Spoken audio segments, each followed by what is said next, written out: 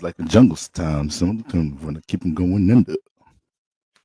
It's like a jungle sometimes. I wonder how to keep them going under.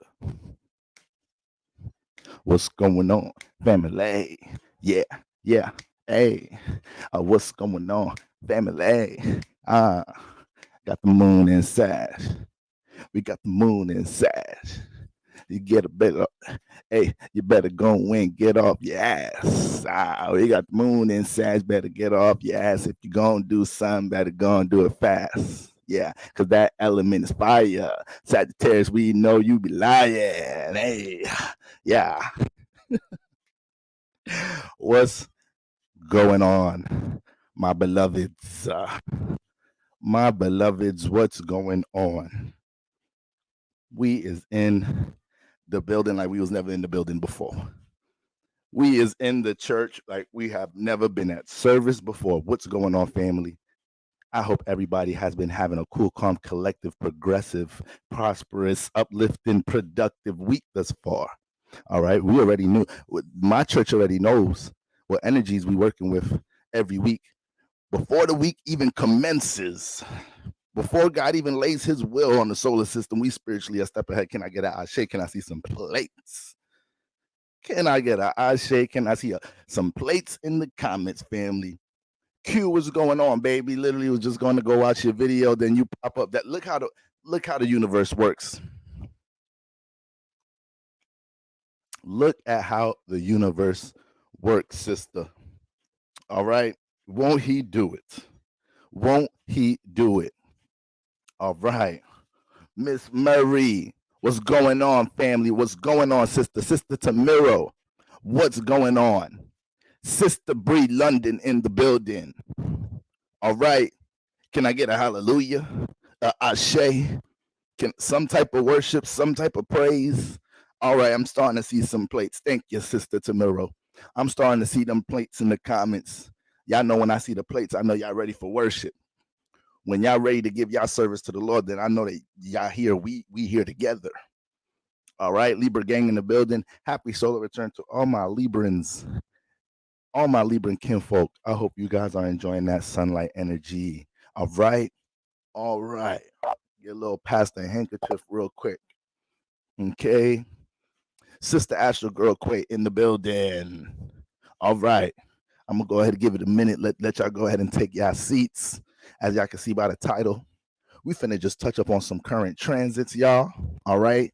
See what's going on going into the weekend with this Sun in Libra, Moon in influence, aka my narrow-headed ass alignment.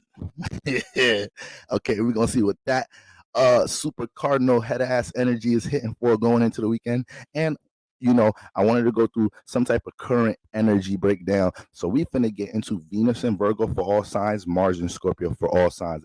Each sign we're gonna see how Venus and Mars is affecting you when the house is transiting, so we can have more of a perspective of how Mars is making the entrance for spooky season for us in our chart where it's at transit in Scorpio. And so we could understand what lessons we need to learn when it comes into our value system and our love language with where Venus is transiting in your chart. All right. So everybody go ahead, continue to take your seats. Continue to take your seats. Pastor's going to go ahead and open up the book of Galatians chapter 33, where we talk about the burning bush. I'm going to go ahead and make that entrance of the burning bush into the church, y'all. Okay. Now go ahead, take your seat, Sister Johnson. You already know what I'm thinking, girl. Do I have to say it? Sit your finance down. Sister Ebony in the building. That sister is a present sister. All right. Some of my congregation members, they're present. They ain't in the past. All right. They not in the past. They ain't in the future. They's in the present. Can I get an ashe? All right. Brother Darren Wells in the building. Sister Neoma Nova in the let me go ahead. Sister Marsha Empress, let me go ahead light the burning bush so we could commence with the service. Go ahead and take your seats, family.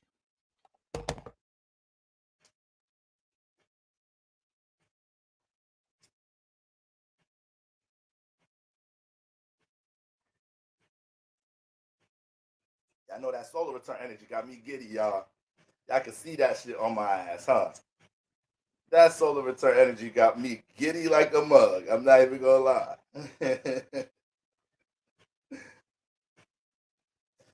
Ashe.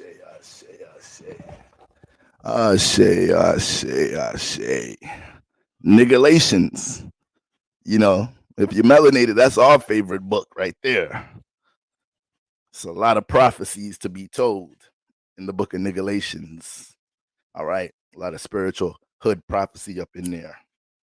The hood the hood needs spirituality more than any motherfucking environment in the solar system.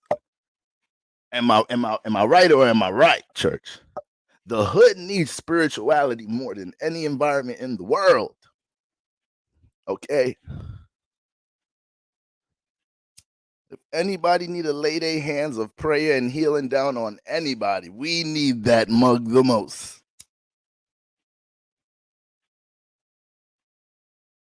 All kids black and 18, all kids 18 and under that are black need to just drop out of regular school and just join mystic schools.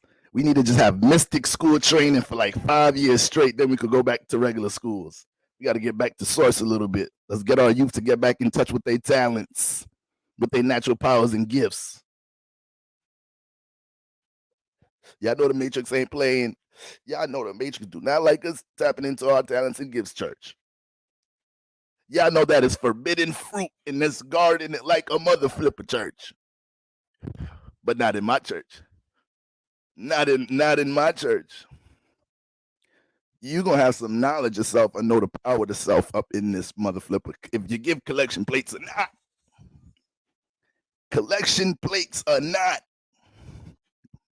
We gonna rebuke any sense of restriction in your spirit. All right. Do you hear me, church? Ashe. Ashe. Sister Jasmine Hobson in the building. All right. Sister Q says she don't got no burning bush.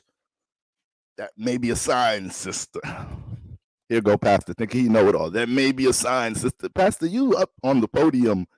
You was in the pulpit smoking in front of us. That may be a sign, sister. You hear what I'm saying?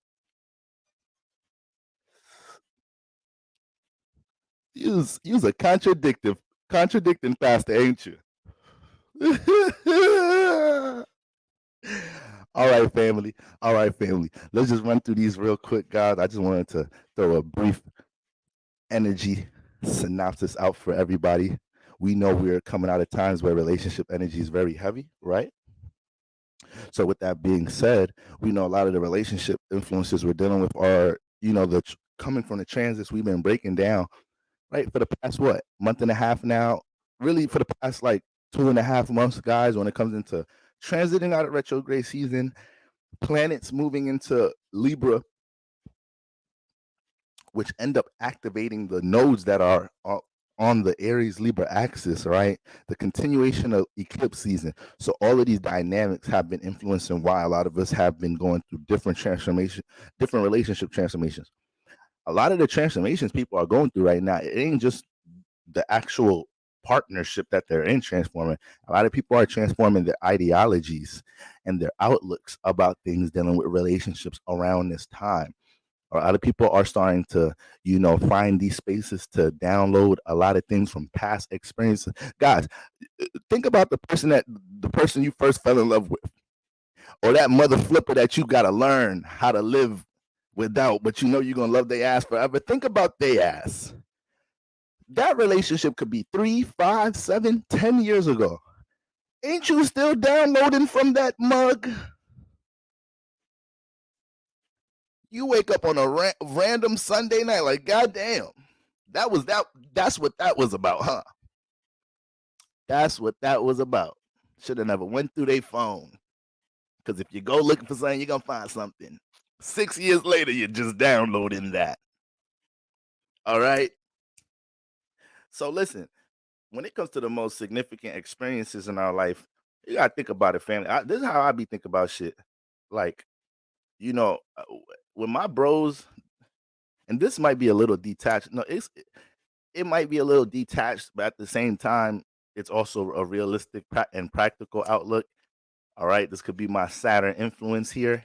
Whenever I'm talking to homies about relationship issues and whatnot, you know, I be wanting, and I also do this with women too, or anybody that seeks relationship advice at times. I be wanting them to realize how much. I be wanting them to realize how much, uh, invested you are into going through transformations with this person, right? Because if somebody could get you out of character or get you in your emotions in some type of shape or form, is either that you're being triggered to grow or they just have negative energy. It ain't really nothing gray about that shit. If your emotions is always getting triggered in a partnership, in some type of intimate relationship, is either you just dealing with some negative toxic ass energy or you getting triggered to develop in some type of way, right? So I usually tell my homies like, yo, listen, man. Yo, listen. If you detach, if you detach, what's the big deal? That'll really show you how invested you really are. You feel me? When you get a chance to separate, you get a chance to understand, how invested you really are into something. And sometimes that could be a real pessimistic way of looking at things because some of us have some tendencies to burn some bridges very quick. Some of us have that tendency. Miss Pluto, yeah, the burning bush. I said in the previous live stream, I needed some extra sanctifying in here. I had to go into the baptism pool because the burning bush came and called my name again. So we trying to make strides with this. I'm working my way to the full moon. I'm trying to give myself grace here, man. These attachments in eclipse season got some hands.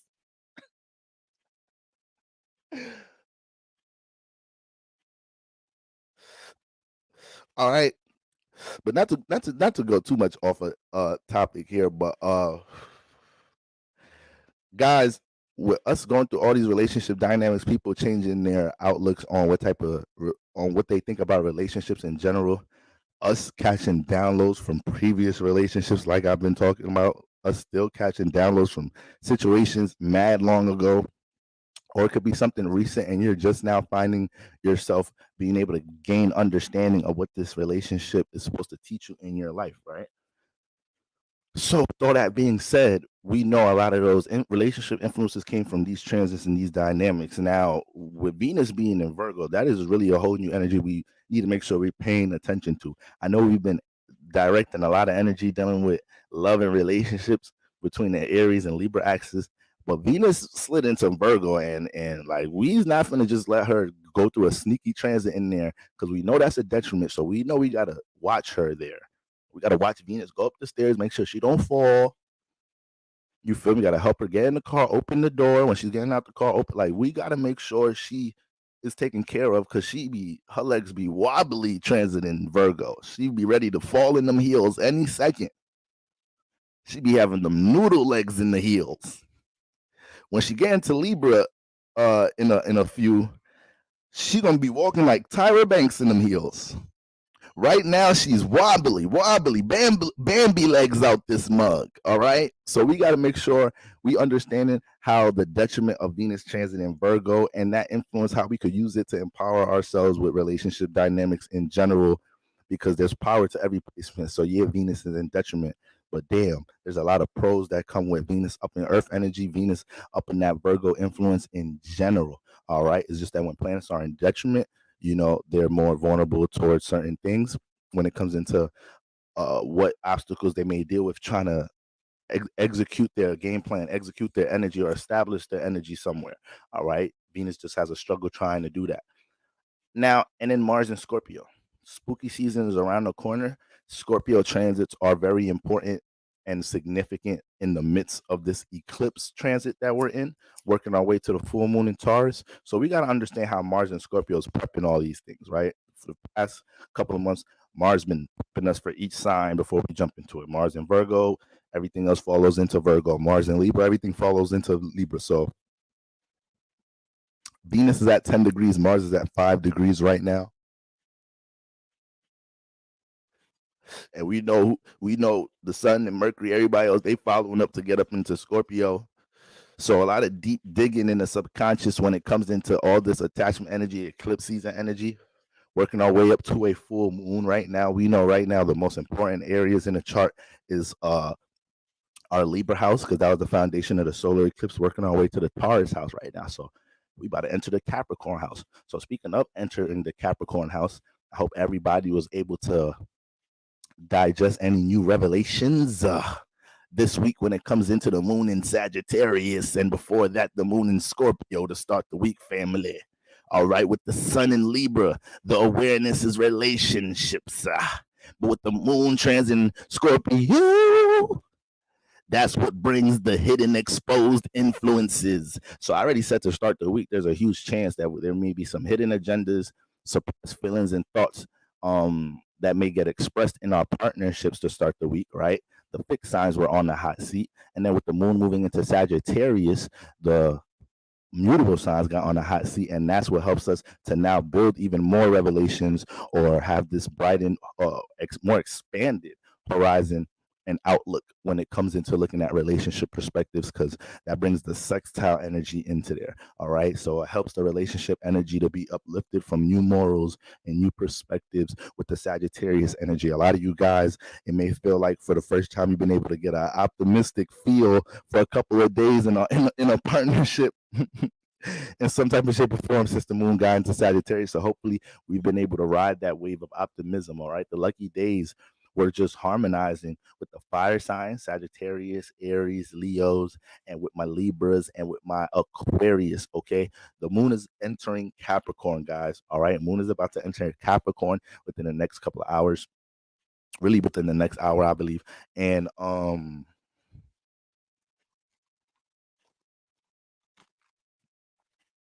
this creates a square alignment. This creates, once again, shout out to everybody in the building. Miss Pluto, Aqua Queen 24, your series on planets in the detriment and fall was so good, super informative.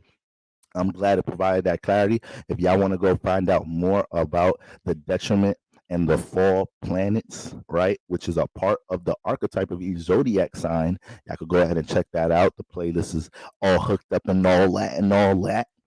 All right, gang. It's important to understand the detriments and falls to each zodiac sign. It's important to understand because those are our Achilles heels right there. All right. Now, Sister Tracism in the building. Almost missed Bible study. What they do? It's all right, sister. We just opening service up and getting into some current influences the Lord has for the church. That's all, sister. All right. Family Skinny Mini OG in the building. All right. You're Skinny Mini family, but your energy is powerful. All right. Your energy's big, it's large. But I feel you representing the skinny representations, the skinny figures out here. Let's get it, Skinny Mini OG. All right. Yo, Tracism. Let me just tell you, when you left a comment on the because we had Sister Tamela Man open up service. All right, we had her open up the previous service. Yo, Tracism, when I see in your comment and you talking about glory.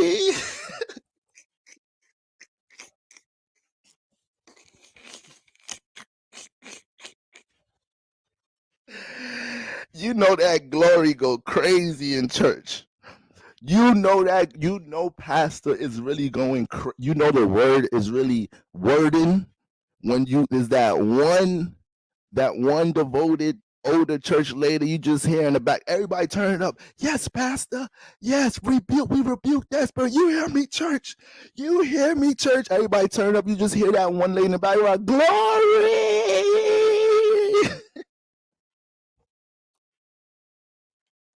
Glory, glory, glory. Glory is all over me, Lord. I'm glorified in your name, Lord.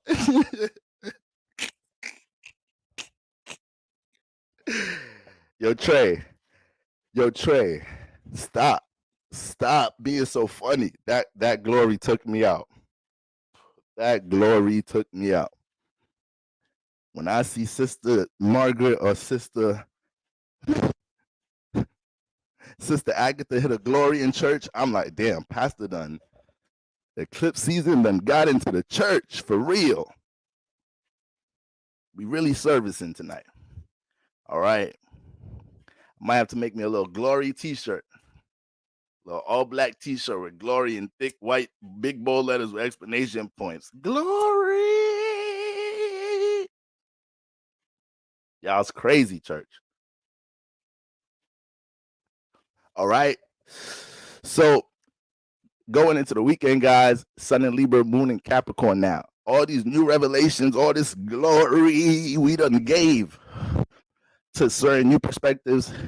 And listen, y'all, the Moon in Sagittarius. Sorry, I feel like I'm breathing all in the mic. The Moon in Sagittarius, you know, that energy,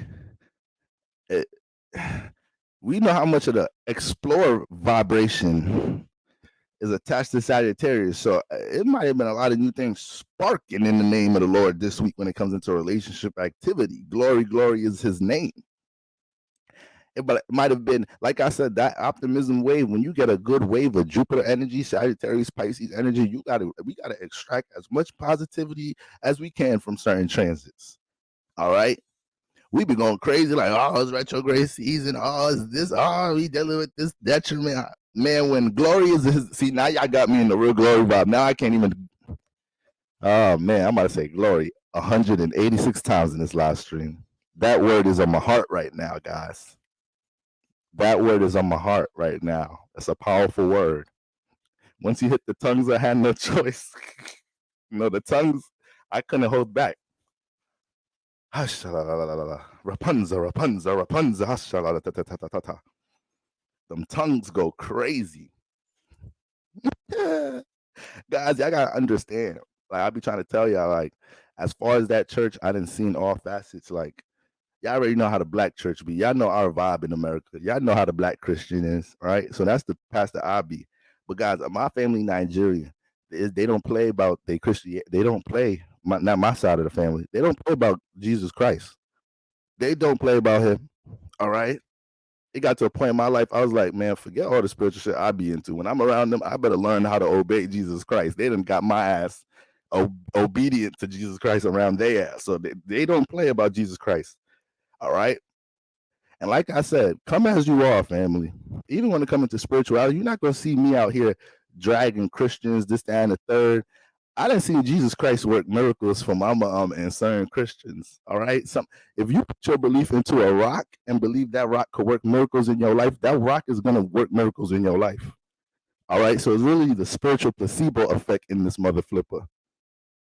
So sometimes when motherfuckers is putting their faith in Buddha, Jesus Christ, sometimes you can't say nothing. When they tell you this is what Jesus Christ did for me, you don't know what Jesus Christ did for something. What you gonna say?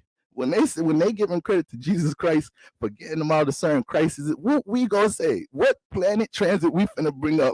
They don't give a damn about Mercury. They don't give a damn about their moon sign. All right. So I learned to give Jesus his respect. I'm dead serious, y'all. When I be back home in Nigeria, my grandparents polygamous, so my mom got 16 siblings out this motherfucker. So I got aunts and uncles for days. All right. So when I go back home, I don't even like falling asleep around my mom and my grandma and my aunts. Because if I fall asleep in the same room with them, it's my ass. Because we waking up 4 a.m. praying. I got to dodge that bullet. If I'm just chopping it up with them, my son is 1 a.m., I'm like, all right, I'm feeling me dozing off. Let me go to my shit before y'all have me wake up at 4 a.m. and I'm mad as hell I fell asleep in here. And I'm talking about glory at 4 a.m. All right. So you got to listen, it's different deities out this mug done, different tools than got people different places to different lands of milk and honey in their crisis moments. Shout out to Jesus Christ sometimes. I didn't see him do some things for my mom too. I had to stop hating. I'm like, you know what? I'm gonna do my spiritual thing, my real spiritual astrology and everything over here. It ain't gonna have to be a competition, Jesus. This could be a mutual, like this could be a this could be a respectable relationship. All right. You keep taking care of my mom now. You keep taking care of her. She's giving up too much damn plates for you not to give her her worship. Okay? All right. Can you smoke weed in Nigeria? If not, that's try. Where can't you smoke weed? Well, don't smoke that shit in Dubai. I know that shit. Listen, I'm a nigga. I didn't brought my nigga ways. They don't call me the hood guru for nothing. When I was in Nigeria, I was doing a bunch of nigga shit in there too. I got a cousin a year older than me. That nigga's the Nigerian version of me too. All right, so any nigga shit I'm into, that nigga could get that shit provided for me out there. So we be having clones out here, family. I swear to God, there's a Nigerian me out there. Okay, I'm trying to help him get to the States. We gonna really get tempted if I get big cuz to the States. But anyways, family. I just said all that to give some worship to that Jesus Christ spirit. I might start fucking with Jesus Christ a little bit. The way inflation and shit been set up lately. You got to pray to a couple of gods out this mug. You got to be into astrology. Get astrology reading on Monday. Tarot reading Tuesday. Wednesday night service worship in a Christian church. Oh, you need to have a couple of different religions out here in 2023. Brother from the hip in the building. Brothers in the building, Sister Belle Papillon in the building. All right. I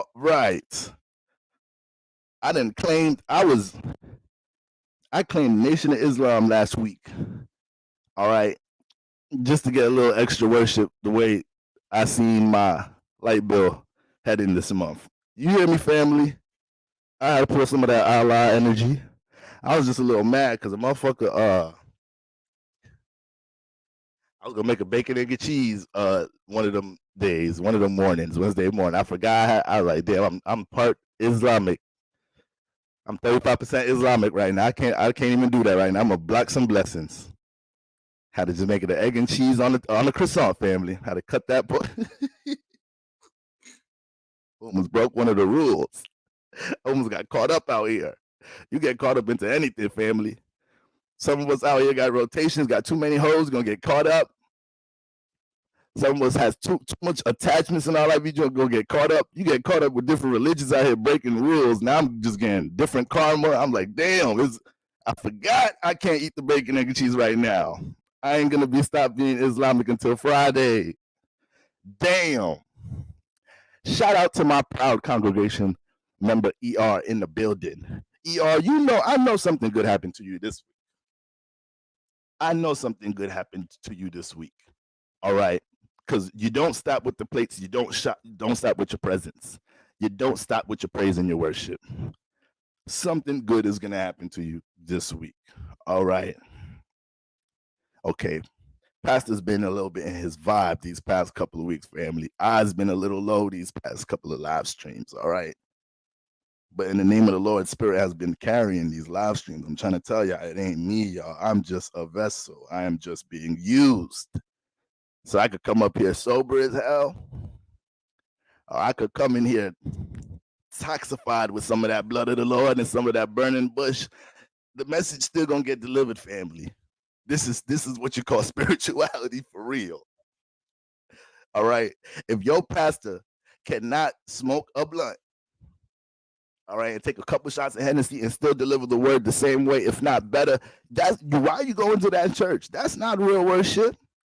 You're supposed to be able to push this word out whenever. You think when Jesus was out here going through doing his deeds, Jesus, wake up. It's 6 a.m. There's 3 niggas out here need some worship. All right, what's up? Where my reading glasses at? Where them niggas at? What's up? Hold on, let me get my sandals. What's up? What you niggas into? Which sermon I got to give these niggas? Jesus ain't fucking around. We giving worship 247. Back in the club, whatever type of clubs they had back then, Mary Magdalene was probably in there going a little crazy. Jesus, they try to hide that part in the story. I got some ancestors that put me on to some of the things Jesus was really doing. That's why he kind of OG to me. That's why I respect him. But back in the day, Jesus was going up in the strip joints, Mary Magdalene in there getting crazy. Jesus in there having a little bit of time, a little bit too much extra blood of the Christ. All right. Jesus in there with the long white garment. Jesus slick. He know what he doing. Jesus going in the club, free balling in the long white garment in the strip club, waiting for Mary Magdalene. It could be 2 a.m. Jesus in there having a great time. If motherfuckers need worship in the strip club, you think Jesus ain't gonna be like, hold on, bitch, hold on, excuse me, sorry, Mary, sorry, too much blood of the Christ. I can't even be talking like that right now. Hold on. I'm gonna come right back. You doing your thing, baby. I'm coming right back. Stay right there. I need to get this nigga some worship real quick. You think Jesus not gonna pull out some worship on a nigga at 2 a.m.? This is for real. When you about the word, you about the word. All right, you gotta be able to put everything on pause. Can I get an shake? Can I see some plates? All right, so I can finally get into this word because now I feel like now we're here. You know, sometimes we got to get the phases going, right? Now we rolling. We're going on to phase 2, family. Okay. Ashe. Jesus, think he's slick. I need to get me one of them white garments. I might post me a little birthday flick this weekend in that John. Feel me? Get a little crown. They ain't gonna have them thorns and shit. Don't fuck up this force. My shit already 4C. I throw some thorns in this motherfucker. Come on, man. It's going too far, Jesus. I'm trying to mimic you and be used, but you went a little too far with. I don't know if that's easier for white people, son. Y'all hear the way y'all shit is. I don't know. I'm gonna be spending days getting motherfucking toothpicks out my motherfucking head if I put that shit on. I'm gonna just fuck with the garment shit. I fuck with the shit. I could get with the sandals too. I could fuck with the sandals. I could do those. All right. I do like letting my dogs breathe. I ain't gonna lie to y'all. All right. Anyways, let's get back into the word, y'all. Let's get back. That's when you know the pastor's really feeling himself when he starts breathing hard on the mic like that. Let's get back to the word, y'all. All right. Get your Bibles out. Get your apps out. That was 2023. Get your Bibles out. Get your apps out. All right. Got your Bible apps out. All right. Sun in Capricorn. Sun in Libra. Moon in Capricorn, guys. Capricorn. Cardinal energies. You are on the hot seat. You're on the hot seat going into the weekend. All right. Now, when we have a lot of cardinal energy in the air, we are dealing with a lot of push out energy. All right. You got to be starting something. You gotta be starting something. That's the Cardinals. That's y'all shit right there. That is. I told you I'm gonna come out with a TikTok with themes for all motherfucking placements in this. It's just gonna take some time because I gotta wait till I just meditate on y'all energy and whatever track come out. Then that's the one. So that's y'all shit right there. Capricorns, Cancers, Libras, and blood clot Aries. You gotta be starting something. You got to be starting. Y'all's always gonna be starting something with your birthing, pioneering, creating selves. All right. And sometimes you be too ahead of your damn self. That's the problem. That's why there's a problem that you got to be starting something. That's why it be a problem sometimes. It be sounding good, right? Cardinal signs, birth. It be sounding good. All right. Till a mug don't see a conclusion to anything. All right. So sometimes cardinal signs, we got to take several seats and kind of take some notes from the fixed signs a little bit. All right. You get a little fixed energy cardinal signs. That's when you start turning into a base. All right. But anyways, cardinal signs are on the hot seat. Really more so Cancer and Capricorn. But y'all been eating these bullets all season. Y'all's getting strong as hell right now. I can feel it. A lot of Capricorn placements and Cancer placements. Y'all just in the gym from a spiritually figurative perspective. Y'all just learning a lot right now, persevering through certain things right now. I can feel it. I feel that from the Caps and the Cancers. I feel it. So stay in y'all bags, y'all. I need y'all to stay in y'all bags. Okay. Now, relationship business. This is the theme going into the weekend, guys. Relationship business. Okay. We know the awareness is relationship activity. When the moon gets into Capricorn, everything is about responsibilities, priorities. You got to learn to take emotion out of things a little bit and see what the reality of things are. So let's anticipate, having to digest maybe some more realistic perspectives to some of our relationship activity going into the weekend, guys. All right. This is not the weekend for somebody to tell you what it is in a business partnership, in a romantic relationship, and you trying to fight what it is with your perception of some shit. All right. We all got, there's multiple placements that show multiple things. Okay. I got a little Delulu energy too. All right. I got a little Delulu energy my damn self. Sometimes it's fun being a little delusional. All right. It's a little spiritual thrill at times. That people don't get that.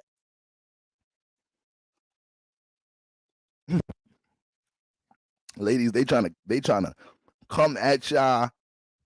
This age so funny. Niggas is saying shit like shit is new. Like people be trying to say a lot of things about relationship like shit is new. It's like nigga, shit always been that way. You just it's the age of Aquarius. You think you just bringing some shit to the internet. Shit always been like that. There's always certain things men have been doing, certain things women have been doing since time. All right, ladies, y'all know y'all love that Delulu vibration. That Delulu vibration is pretty powerful. All right, you just got to know how to use it right sometimes. Sometimes when things too powerful, you overuse it. That's what be fucking y'all up sometimes, ladies. That's what be fucking y'all up with that Delulu energy sometimes. Sometimes it done manifested some gold. And it made you hit one of them glory.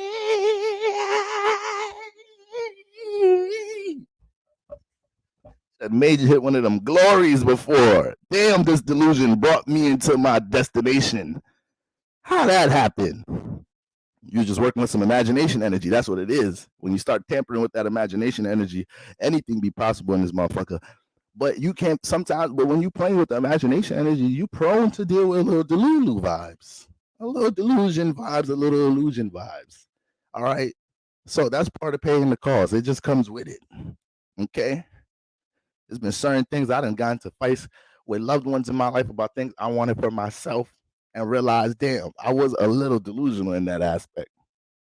It was a little bit more realistic than me. But my imagination gonna get me somewhere one day. It's gonna get me somewhere one day. Okay, guys, so I get it. I get it. I'm a Neptune on my moon ascended. That's me. Imagine, I feel it. I get it. It's the dark side of spirituality. It's the dark side of intuition. It's the dark side to everything out this mug. Okay? Unfortunately, I'm the hood guru, so I like talking about some of that dark side shit to spirituality. But when it comes to our relationships and us dealing with relationship business this weekend, all right, Amber G in the building. I see you, girl. I see you, woman. I see your star. Cancer moon is no joke. Trying Pluto and Scorpio. Glory. Glory is his name. One little person, place, or thing make you feel uncomfortable. That thing is gone. You brought that power here with that alignment. Cancer moon trying Pluto. Boy, and you don't even like the way you transform things when people, places, things get on your bad side. You be scared of your own power, how you transform things at times. It's like, damn, that wasn't my fault, but that nigga, that heifer, that situation got me that turned up. I got a little bit too extreme. I mixed a little bit too much of my goddamn moon manifestation energy with some of that deep penetrative, transformative Pluto energy. And look at the extreme casualty I done caused. And because Pluto a part of it, shit long term. So that type of transformation be some type of emotional turbulence people got to hold for a while with your shit. Preach. Glory is his name. Glory is his name. All right. Through him, all works is possible. Can I get our say? So, guys, when we're looking at the reality of our relationships, this weekend, our business partnerships, don't let things go over your head. Okay, you start seeing the numbers look a little different this time, going over shit in this business partnership over the weekend. You're like, hold up, what's come back over here? What's it? You said all this. You said I was gonna get this much. You go like, don't let people get sneaky. All right, guys, this is my alignment.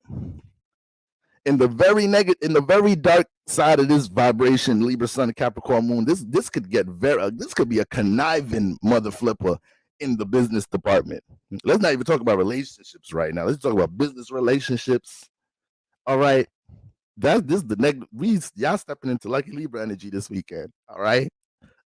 So it's going to be more of a strong arm you're going to want to use when it comes into laying down some type of law when it comes into relationship activity. Relationship activity can also be the same thing because this is a square. So relationship activity can also be the same thing that creates some form of distraction, right? Or influences you to neglect some type of priority, responsibility, or something you should be taking care of your life. So that's the balance we got to find entering the weekend as we get deeper towards the end. Closer towards the end of the Libra constellation as we move into spooky season. I should have some black crows just come and fly out this motherfucker speaking about Scorpio. Scorpio give me real scary movie vibes. Like the shit I just said right there. Like some lights should have started flickering in this motherfucker. Scorpios, shout out to them Scorpios. I kind of been trying to give Scorpios a little bit more extra love these past couple of streams because I feel like y'all is a very I think y'all are the most are y'all the most misunderstood zodiac sign? Who's the who's the top three? What do y'all think, guys? Who's the top three misunderstood zodiac signs? I'm gonna give y'all a couple of minutes in the church to go ahead pass some plates down and throw some answers out there. I kind of want to see what y'all think on that one first before I kind of start throwing my thoughts out there. Top three most misunderstood zodiac signs in this mug. And off rip, when I think of those signs in my head, the first signs that come in my head when I think about the most misunderstood zodiac signs are also the same signs that I say are the black sheep signs in the zodiac. So they kind of fit into that same category. You know, black sheep energy kind of comes as pretty much the cousin of that misunderstood vibration. All right, Scorpio, Leo, Pisces. I think Scorpio is number one misunderstood for sure. Capricorn, because people always think we're mean as fuck and have no feelings.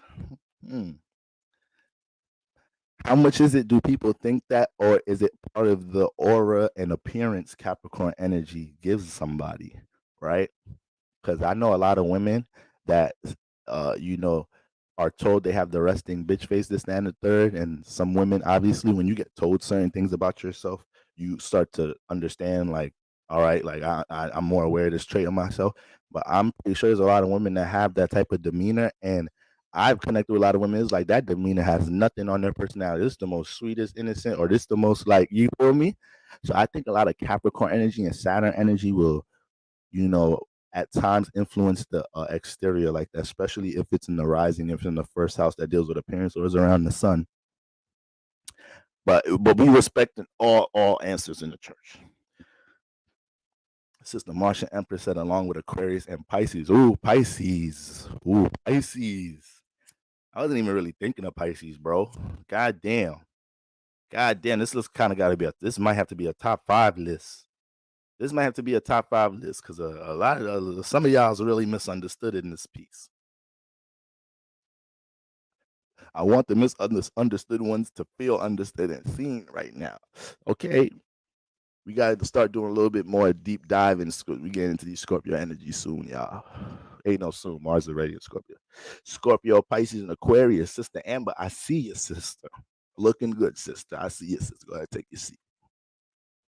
All right, Scorpio, Pisces, Aquarius. Sister Belle Papillon said Libra, Pisces, Virgo. No, Scorpio, excuse me. You know, Virgo and Scorpio symbols, they be mixing you up sometimes. For me, it would be Aquarius. Scorpio, and Leo. Luminous Eyes Tarot, what's going on, sister? How you been, sister? Shining, I bet. You go ahead, sister. Cancer, Pisces, Taurus. Cancer and Taurus? I give you Cancer before I give you Taurus on Misunderstood. I give you Cancer before I give you Taurus, because Taurus to me is a sign that doesn't make things complicated for you, because they don't like to make situations complicated. They like to keep things fixed. It's fixed earth. So when it comes into being misunderstood, that's tough for me to start putting Taurus into that category, because Taurus kind of is the one I look at that don't even like feeling like it's putting you in a position to be misunderstood. Real Taurus energy doesn't even like feeling like in this relationship I'm making you feel misunderstood. It's a very understanding sign. So the way they express themselves, they like to make things apparent. May not communicate things because they're not the most verbal. They don't jump so much into their verbal energy. All Tauruses, from a love matter perspective, have different ways of displaying their love at times, especially through giving how they deal with things, helping you build, structure things, and support you in different ways that they start to show they love and care like that. but they make it kind of clear where they stand with you and where they stand with their values. All right, so that Taurus one is the interesting one. Cancer, I could start to get you some with Cancer though. I could start to get you some with Cancer. We could go there with Cancer in the misunderstood energy. All right, wasn't even so much think about Cancer that deep, but man, damn, Cancers. It's so funny because the Cancers I know in my personal life, they connect with me so deeply because I understand what they're going through. They know I'm into my astrology shit, but I don't bring up this like, bro, you a Cancer moon, so it's because I don't be doing that. But obviously, I know the closest people in my lives, energies, right? So when I think about my Cancer family in my personal life, I know I gravitate towards them so much, especially with them being my opposite as my moon. But they are misunderstood. They are very misunderstood. Damn. Cancers are very misunderstood. Why I think I always say we got to give Cancers leeway for the energy that they carrying. Sometimes you got to let Cancers get into a baby energy. Some of y'all are in some long-term relationships, marriages, or been in some long-term commitments with some Cancers, and you have to learn to let them get their steam off when they got to get their steam off. You can't stop a baby from crying. That's not part of nurturing. You got to let the baby naturally release, and the stages is knowing how to release at that point. All I know how to release is by burping, vomiting, crying, and doodling. That's my release at these stages. I don't know how to release in any other way. This is the most raw it gets. All right. And when we about to get ready to transition out the vessel, we go right back to them stages. All right. You see how life works, family? You see how when one thing comes this way, it's gonna surface back around that way, family. Pastor be having a whole dramatic way of saying a classic phrase.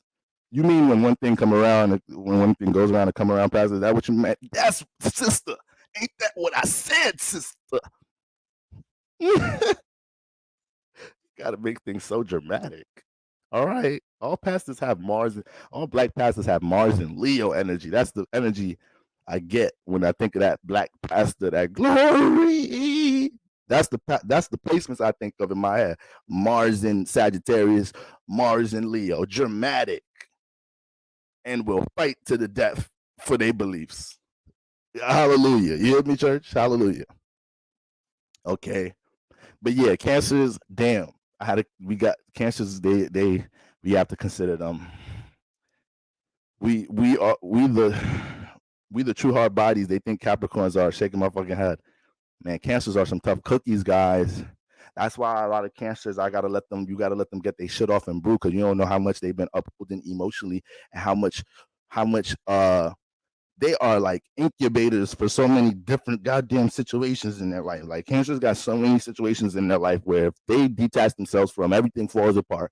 Whether it's the family environment, work environment, a creative thing, something that they got to put their word, their input in, putting an event together.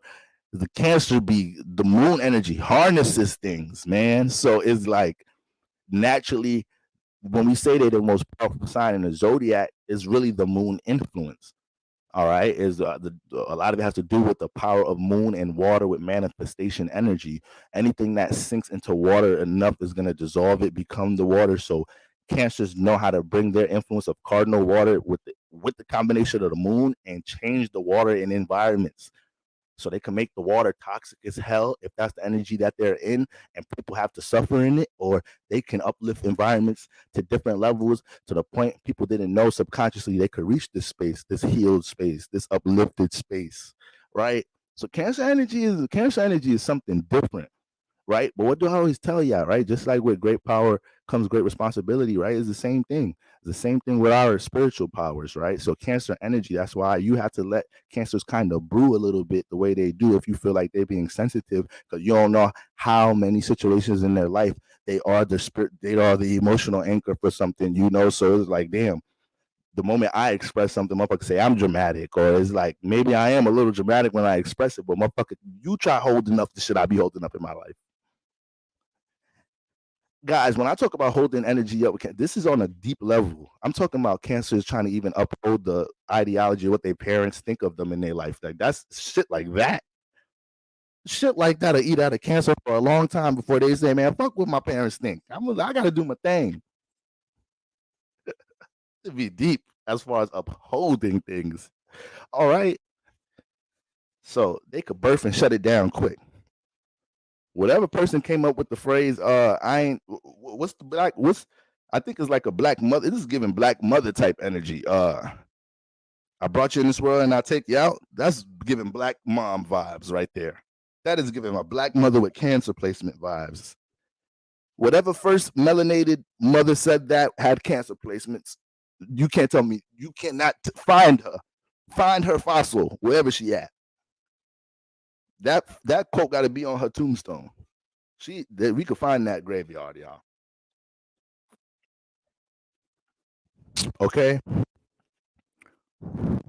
I brought you in this world and I take you out. That's giving Cancer energy all the way. I know whoever said that for the first time was a damn Cancer. All right, guys. So this is what's good. So when we talk about misunderstood, yeah, they are misunderstood a lot in that sense. In that sense. All right. Okay, so misunderstood. Okay. I like those, y'all.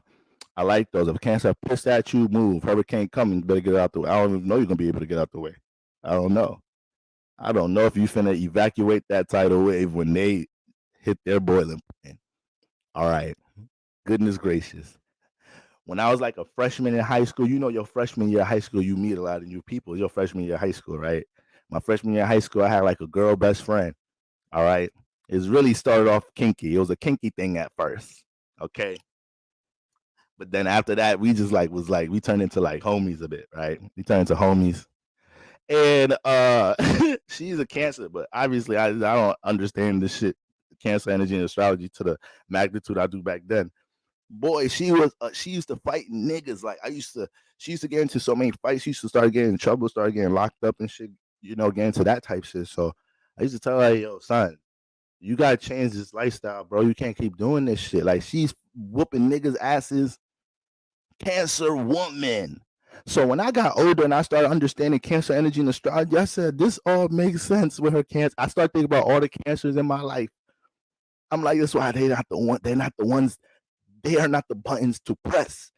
All zodiac signs have their buttons to press. That could be a video on its own.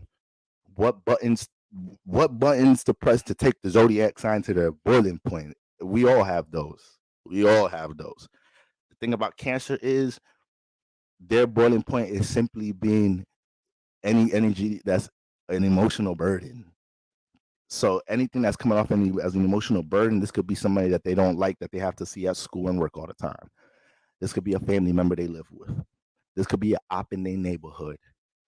Once they get in the environment with that person, place, or thing that's coming off as the emotional burden, I feel uncomfortable in this energy. Now that you susceptible or suspectable to anything. I've been wanting to use that word bad as hell. I learned that I heard that shit the other day. I'm like, you know, I should have been using this word. Nigga don't even know. I even practiced it a little bit. I done stuttered off the mother. The mother suspicious is a mother flipper. Wait, is that the word you want to use? No, I want to use suspectable. The nigga a suspect. Niggas just start making shit up. Pastor, learn the word of the book first. Sorry, I was so passionate about how I was going to deliver the word today. I'm going to work on that word first, y'all. My bad. I'm going to bring it back next week, though. All right. These suspectable mother flippers. Okay. But yeah, once they're in that sensitive bag, they just liable to go off. So you just better hope this Cancer has reached this level of emotional intelligence in their life, because all of them have to reach it at some point. And the ones that don't really understand their energy end up having reckless life, or create not a reckless life, but having reckless situations that have long lasting effects. So that's why Cancers are some of the craziest gangsters, because some of them feel like they're not going to verbalize it like this if you interview them when they're on death row and shit, but a lot of them feel like killing your ass was what I had to do I live a more comfortable existence in jail for the rest of my life than knowing this motherfucker that I don't like for whatever reason, this op in my life for whatever reason is out here living. I actually feel more comfortable doing my bid knowing I took your ass out. Like they take shit too deep. All right. We be talking about the deep shit with Scorpio all the time. Cancers is the cardinal water. It's the start of the summertime. So it's not really the deep water, it's really just the tides and whatnot. But boy, they can a tide to whoop your ass. So they just not the ones, y'all. I don't want to, because I feel like I could just keep pouring out examples of really giving them they just do of why they deal with their misunderstood energy. They kind of got to be top 5 now that I think about it. You see how strong their energy is. I had to stay on this example. Y'all done said Pisces, Aquarius. You see how Cancer stole the show? They energy way that heavy. It's like, nigga, we the most misunderstood. Get it right, nigga. Spirit carried me there. All right, I didn't plan that. I was used, family. What about Cancer Sun with Cancer South Node? Cancer Sun, you gotta be careful projecting you could be big sky. You gotta be careful. Be careful how you project your emotions on other people, because you're comfortable dealing with the Cancer state and making things at home and having the vibration flow the way you want to flow it. So your spirit has got comfortable creating and manifesting through that vibration for a long time. But we could get egotistical spiritually with our powers. So especially with our South Node. I was telling somebody in a reading yesterday about the power of our South Node, how it could overpower our luminaries, right? We're just inhabiting our suns and moons, even though the moon is tied to past life energy, which is the node, but we're inhabiting the new sun and new vessels, this experience. The South Node, you've been carrying this, so why you think it can't overpower placements you have now? So you guys, we got to study the South Node. You got to see how the South Node is hitting planets in your chart. All right, South Node aspects are some powerful aspects. But yeah, so if you got the sun by your South Node, you're very active, pushing out energy that you have to learn how to travel from. You learn how to travel from out of your South Node. So when you got energies like your luminaries, the sun and the moon by your South Node, you really a master at what you do in that sign. So you gotta be careful at how you take advantage of that energy, because you run up and down these spiritual streets with Cancer energy all day, like ha ha ha, like an evil villain in the streets, just blowing buildings down, laughing on some Joker shit. All right, so that Capricorn North Node, all right, you got to pay attention to that and see when you got to, because life gonna create situations where you got to stabilize things, because you're trying to move too much with your emotions, and now you're gonna get into an unstable space, and now it's gonna just activate more of your North Node energy, which could feel tougher to get to having your sun by the South Node. All right, can I get a hallelujah? Can I get a ashe? Stop, sister, stop. Don't you throwing that? Is that Kirk? Is that good old Kirk? Sometimes y'all know I be mixing artists up. Is that stomp?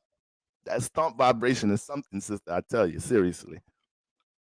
All right, y'all's crazy. I don't even know if you meant to comment that. I don't know if you was corrected. Another astrologer explained to Cancer like, I'll stomp you while I'm crying. Oh, okay. I just seen that stomp. Thought it Kirk. Or is that the song? Or is it Jump? It's y'all know Pastor B out of tune sometimes. All right. Yeah, ta ta. You know Pastor B out of tune. Stomp, jump, glory. Okay, it is Kirk. All right. I just want to make sure Pastor ain't too off edge up here. Okay. I just seen that word, and that's the vibration I call family. Boy, is that a hit. That's a real glorified hit there. Okay. So all right, guys. So that's what we got going on. That's what we got going on with the cardinal energies. That's what we got. 90s shit. That's that shit right there. Stop. We got that 90s bop. That's when you stop, but you got to throw a little short stop. Them 90s choirs is different. All right. Shout out to Sister Ayla Almaz. All right. The first member to join the membership, the YouTube membership congregation family. All right. That was a new thing I presented to you guys a couple of weeks ago. All right, family. Shout out to Ayla. You the first member of this church. You know, women, you know God gonna do something good for you. That's another thing we gotta get we gotta get that t-shirt right there. That's how I know you're really part of the congregation. Did you know God is gonna do something good for you? All right, shout out to you, sister. What's going on, family? What's going on? All right. Sister Scarred Owl in the building. You know Sister Scarred Owl gonna come. If you're really real congregation member, you know Sister Scarred Owl gonna come in the building and start regulating. All right. You know you got that one sister that passed the collection plate that don't play. You know that one sister coming down, Sister Johnson, Sister Agatha. In this case, this is Sister Scarred Owl. You know that one sister coming down with the collection plate. A brother act like he not about to put nothing in the collection plate. Sister like, glory, glory, glory. It's like, God damn it, Sister Scarred Owl. I'm going through something. God said it's okay to skip this week, sister. You're trying to shake me down? Brother Malcolm getting mad. Goodness gracious. You know, can I write a check out this mug? I don't even know. It might bounce out this mother flipper. I don't even know if that's gonna go. You niggas take Cash App? All right. Sister Scarred Owl almost backhand brother in the church. It's okay, Scarred Owl. If they don't have it to give the collection plate or drop a like, all right, it's all right, sister. They still gonna get this worship. They still gonna get the word being here. All right now, glory, glory, glory, glory. Those are the type sisters I like working for the church.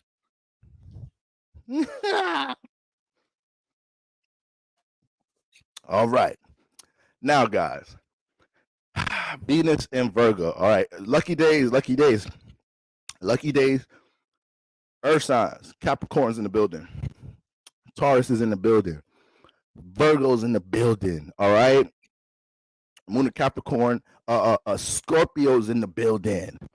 All right.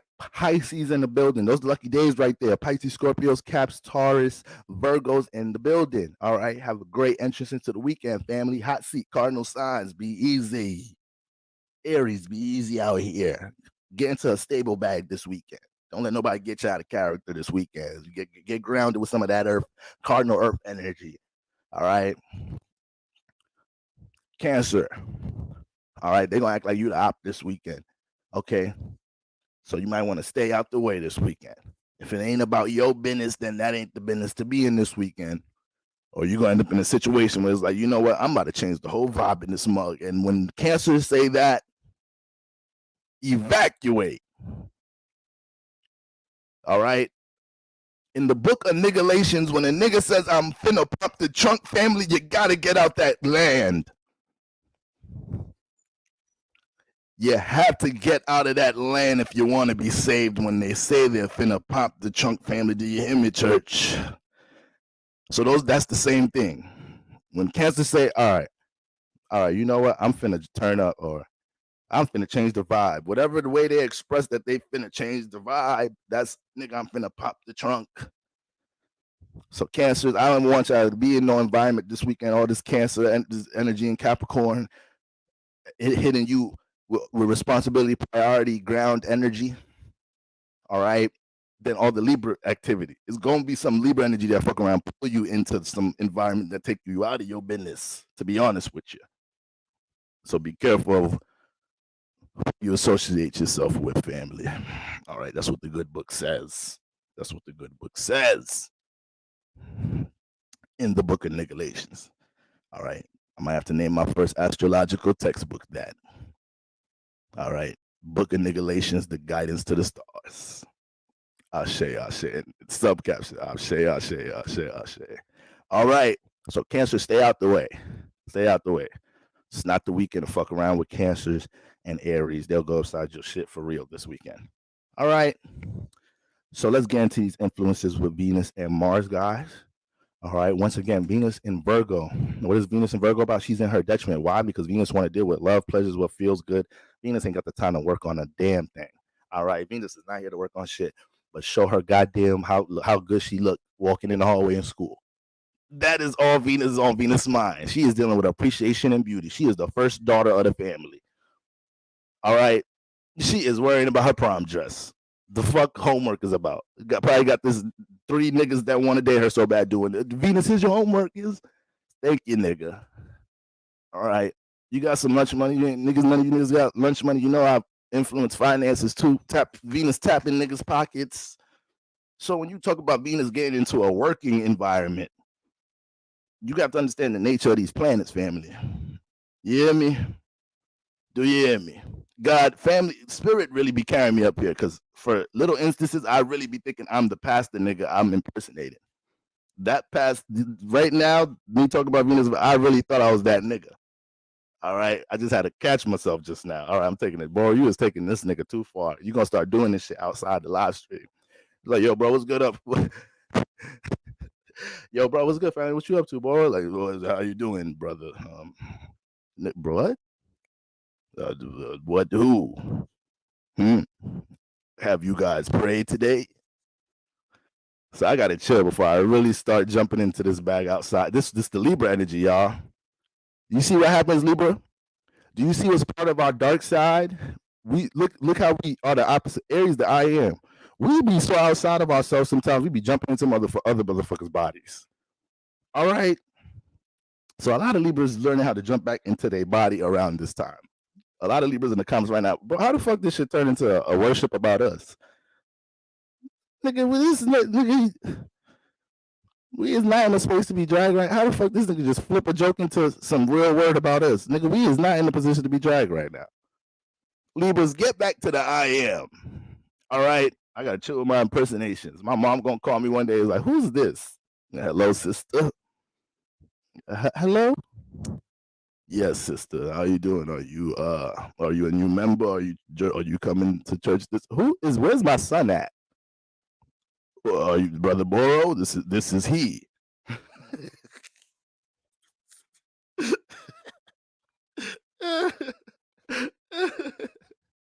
This is he is crazy. Yo, I'm sorry. I know I'm goofy. Like this is I'll be cracking myself up. Yo, I'm sorry. All right, goofy as hell, goofy ass Libra. I know. There's a lot of goofy ass Libras out here. Will Smith, he a goofy ass fucking Libra. Sometimes I see Will Smith, I be like, he reminds me of me when I feel like I'm being too fucking goofy. This is the goofy Libra nigga here, like the smiley nigga. That nigga, we laughing at you. You guys good? No, we laughing at you. There's some goofy Libras out there. I ain't gonna lie, y'all. I'll be able to calm that shit down. Y'all remember when Kevin Hart made that joke about gangsters? Gangsters start laughing or some shit, start getting happy, and they gotta calm it back down. Like, right, fuck shit. They gotta get back to their gangsters. I be having to do that as a Libra.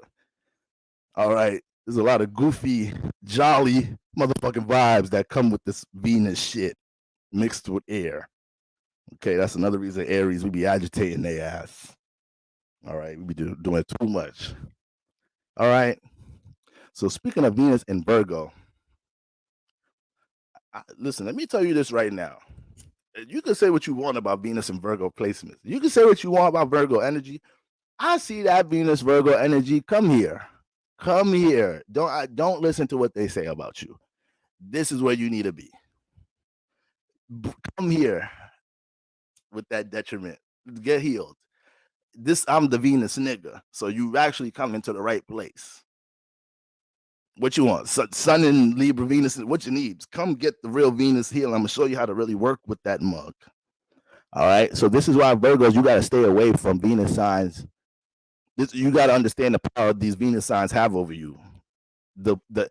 That's low key another video we could get into. Now that I'm gonna have to write that one down. How your debilitated placement, how the fall placement, how your debilitation gets you manipulated by signs that are ruled by that sign.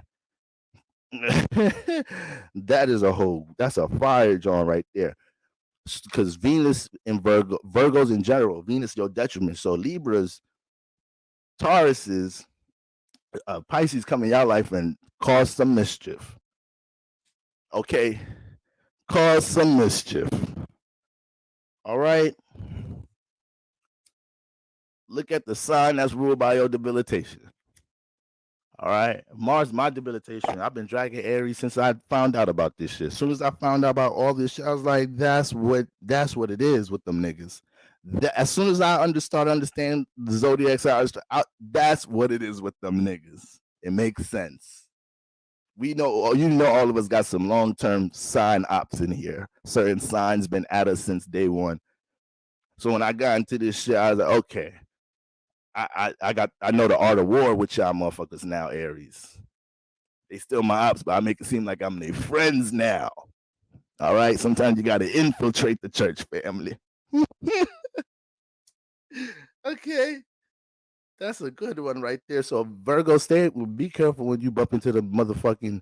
You have a Venus detriment, aka when you get in contact with Venus energy in your life, you get a little extra sensitive, a little nerve wracking, a little your decision making is a little off. You get a little extreme. So it's like, damn, is this love? I don't know. Fuck it, feel like it. Let me jump into it. Yeah, good for that. So it's like all of our detriments. You got to understand how that plays out in your life, Virgo. This is why Virgos are extreme with love matters. We are usually extreme with our detriment. Detriment energy causes you to jump into fight or flight mode. Okay. All right. So Libras might have to get bullied to jump into Mars energy. Aries might have to go through some intense forms of loneliness or long phases of not being able to relate to anybody at all to want to connect now and relate. All right. Cancers have to feel the woes of being too comfortable in life sometimes to go out and start establishing something with some time, sweat, and tears. All right.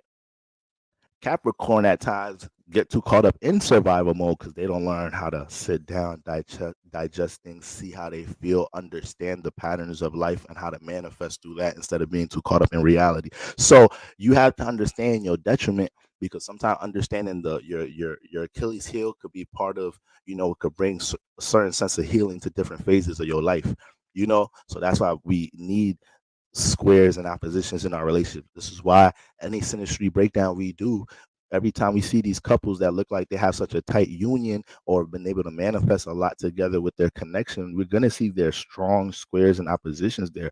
That friction brings development.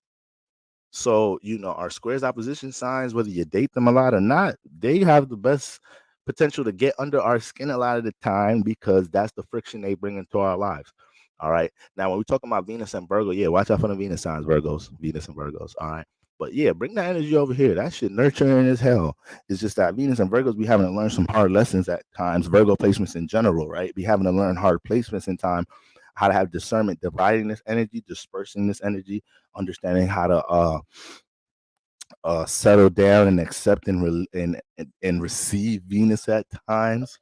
All right. So we all might be a little wacky with love matters, especially with us being in Libra season. We said early in Libra season, there's going to be towards the second half of Libra season, Venus is going to be in detriment. So right now, how we go about working and structuring things, sometimes like because Venus in Virgo picks up Mercury energy and has to learn how to work on love, we could be a little too pressed and extreme trying to work or stabilize and structure things in love matters since Venus been in Virgo. All right. So that it could play out in detriment in our lives in different ways like that. The sense of criticism we're receiving with our love matters on top of the things we truly value too, the things that you value that you're trying to show to the world, connect to the world, establish in your life and be seen for. Some of us is learning how to get critiqued for that for the first time. Sometimes I've been seeing people, whether they content creators or anybody that's doing something where you're gonna receive some type of feedback, get mad at people that either hate on their content, hate on what they're doing, critique what they're doing. It's like, my boy, my girl, that's the way of the world. If you're gonna display something, you gotta be open to the critique. What's opposite to that? What's opposite to that sixth house? All right. The imagination place, the creative space. All right. So people gonna come with their different outlooks and their various different perspectives and whatnot on the things dealing with our creativity and how we express it. If you put yourself on the stage, you're liable for feedback. That's what it is. So that's part of the game. That's part of the game. So being able to decipher bullshit, hate, and criticism, and being able to receive constructive criticism is always something that we got to make sure we know, we learn how to understand on a spiritual level in general. All right. But yeah, Venus and Virgo, those are the energies we dealing with there. Now, Mars and Scorpio. All right, we already know that's the planet, that's the transit, that's the warming up, spooky season, warming up all this Scorpio energy within the midst of eclipse season. We know Scorpio energy itself is dealing with getting to the, subconscious, getting to the root of the subconscious to see what type of influences are deep down here with our passions and motives or things we've accumulated through different transformations in our life. So ultimately, this is where this theme derives from when we talk about Scorpio energy. All right. It's not just because they just want to transform things, it's because they aren't in the discovery of what's in the depth of there. So if you go in that deep, you're going to find some gunk there. You're going to find something up in that shadow if you're the one that's courageous enough to go down in there. And Scorpio spirits are that courageous to go down there. That's why we need them. That's why we need the eighth housers. That's why some of y'all need Scorpios in y'all goddamn life to reflect your attachments. You being around a Scorpio, motherfucker, reflect your attachments in life. Whether you see how much discernment they deal with theirs in their life, or you see how much they overindulging in theirs. Either way, a Scorpio around Scorpio have you just start thinking about attachments in some type of shape or form. Me being around this Scorpio is gonna transform some shit in my life because we just jumping into too much of an extreme energy with the shit they connecting to, with the shit they passionate about, with their goddamn desires. On the other end, all this deep diving that I be getting into with the Scorpio, all the deep conversations about life, all the deep things I be learning about spirituality, all the self-reflective conversation we be having, I can't help but feel transformed meeting this mug now. Every time I go to sleep now, I'm thinking about some shit we was talking about in our conversation. I need to change, transform some shit in my life, find knowledge of self. They teach me about supreme mathematics. They telling me about moon signs. What the fuck is a moon sign? The fuck is that? The Scorpio placement take you there. Scorpio placement start teaching you about some shit with conspiracy theories and shit about the government, and the Scorpio take you there. All right, some spiritual Scorpios don't be knowing they too intense. Scorpios don't be knowing they too intense in general sometimes. Yo, family, I swear to God, like, I wish sometimes I could just like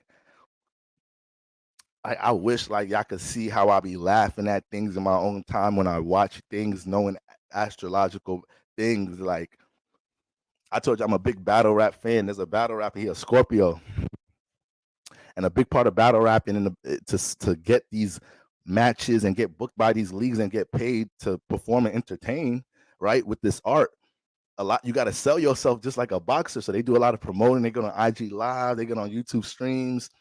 They have their face-offs, their debates, their arguments, and battle rap is no filters. Disrespectful. All the most disrespectful things I ever heard and seen in my life have happened in that culture. So there's just one battle rapper. He a Scorpio, right?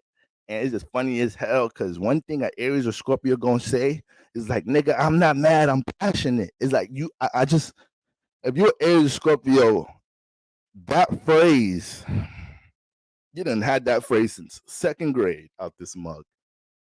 So I was laughing like shit the other day watching him get into this debate, and he was getting hot about something.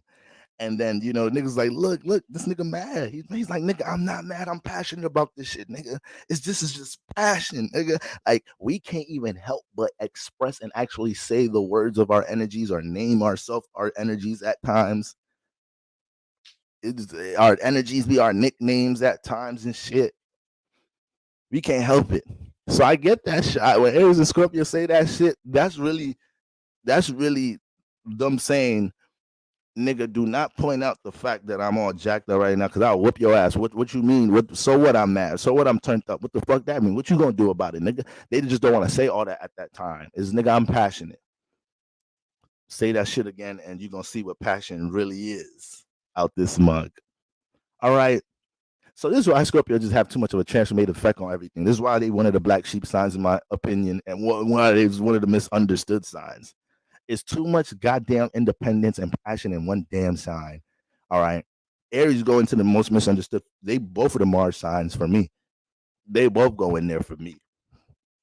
Okay. You can't be the leaders, have so much individuality, energy, and not be misunderstood. You're gonna be misunderstood in the world where we programmed to follow suit. All right. So shout out to all my Scorpios and 8,000s. Okay. I know y'all be jumping on that cross energy in many different situations in y'all lives. They be trying to prosecute you, but I ain't letting that rock in my church. That prosecution is rebuked here. all y'all trying to do is bring somebody to a deep place. Just that pastor got to just train y'all a little bit with your energy. It'd be a little bit too forceful sometimes, a little bit too intense sometimes. My dear Scorpios, you got to gradually swim there. Why don't y'all come in here in the weekend? And you know what I want you to do? All my Scorpios in the church, stand up. You see Sister Agatha in the corner. She's a Pisces sister. That's your mutable sister right there, your mutable water. This Saturday morning, I want you to come in and get some sessions in with your mutable water sister, because she's holds some of the same power, some of that same water power substance you guys have, but she's a little bit more poised at leading them to that place you be trying to lead them, family. I want you guys to come get some extra sessions in with Pisces. All right? I would tell you guys to come in with Cancers, but I know those are the water signs you be having some beef with sometimes. Pastor be knowing about the beef in these streets. All right? All of us got that one zodiac sign in our element. We you know, we get into some little fits with from time to time. In the name of the Lord is okay. It's natural energies. But that's what it is between the water signs. That's why Pisces be having to get in the middle of the Cancer and the goddamn Scorpio at times. All right? That moon energy don't feel too good about that Mars energy. That's what it is, family. That's what it is. Jupiter could do better with that Mars energy. Not so much the moon, family. Not so much the moon. Moon ain't as forgiving as Jupiter may be at times, family. All right. So when you meet people, you see siblings or something, you see two siblings, they Cancers, you see two siblings, sister, brother. They could be, now I'm talking about they could still have unconditional love for each other, but the sarcasm in their relationship could be so high about like, man, I hate this nigga. But they love each other though. But they may play their relationship out like that if they're Cancer Scorpios. Or you may see relationships like this. If you're a Cancer dating a Scorpio dating a Cancer, or you know somebody like this, they may play their relationship out like they don't be liking each other at times and shit, but throw subliminal jokes at each other because it's mad heavy water energy. So they be throwing shots at each other in front of people at dinner time. Shit. Scorpio husband say something about the dinner, right? Say something. Cancer wife don't take that shit the right way. Scorpio husband like, these vegetables a little bland. Scorpio know damn well sending that wave at dinner. Everybody at the dinner table know how mom, being her Cancer self, gonna receive that. Everybody don't even want to eat no more. Because now the vibration of the food done changed, because mom is in a certain vibration. She the one that cultivated this motherfucker now. So her strong ass energy, that shit, oh, bland. In her head. Oh, bland? Oh, I'm going to show you bland, mother flipper. I don't even want to eat no more, being the Libra sun and caught up in that mess. And I'm a Libra, so I got to be the one to mediate something. All right, mom, hold on. I think all dad was saying was, and then you know I got to jump into that 7th house bag for that shit right there. I might have a Leo Sagittarius sibling. They want to instigate it. Might have a little Pisces sibling.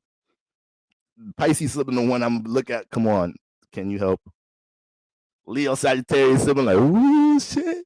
You gonna let dad get that off, ma? I ain't gonna lie, these vegetables was tight black. I was gonna say something first. Here go Leo Sag. I ain't gonna lie, like that's the first thing said after dad say that, throw the subliminal shot. Start laughing like I ain't gonna lie, I was gonna say, but they gonna do it with the light humor. That's the good thing about the Leo side. They gonna have the light. It's gonna be instigating, but it lighten up the mood a little bit. Oh, I need to get into these scripts, y'all. I ain't gonna lie, I was gonna say something first, ma. I just know usually your shit be seasoned, but damn, what the hell, ma? Like, you stressed about something today, ma? This shit is, ain't no melanin in this. Dad just real blunt. He's a Scorpio. He not having it this week. He already mad about some shit. So he gonna throw that subliminal ass bullet. Angry water sign. There you go. Subliminal shots.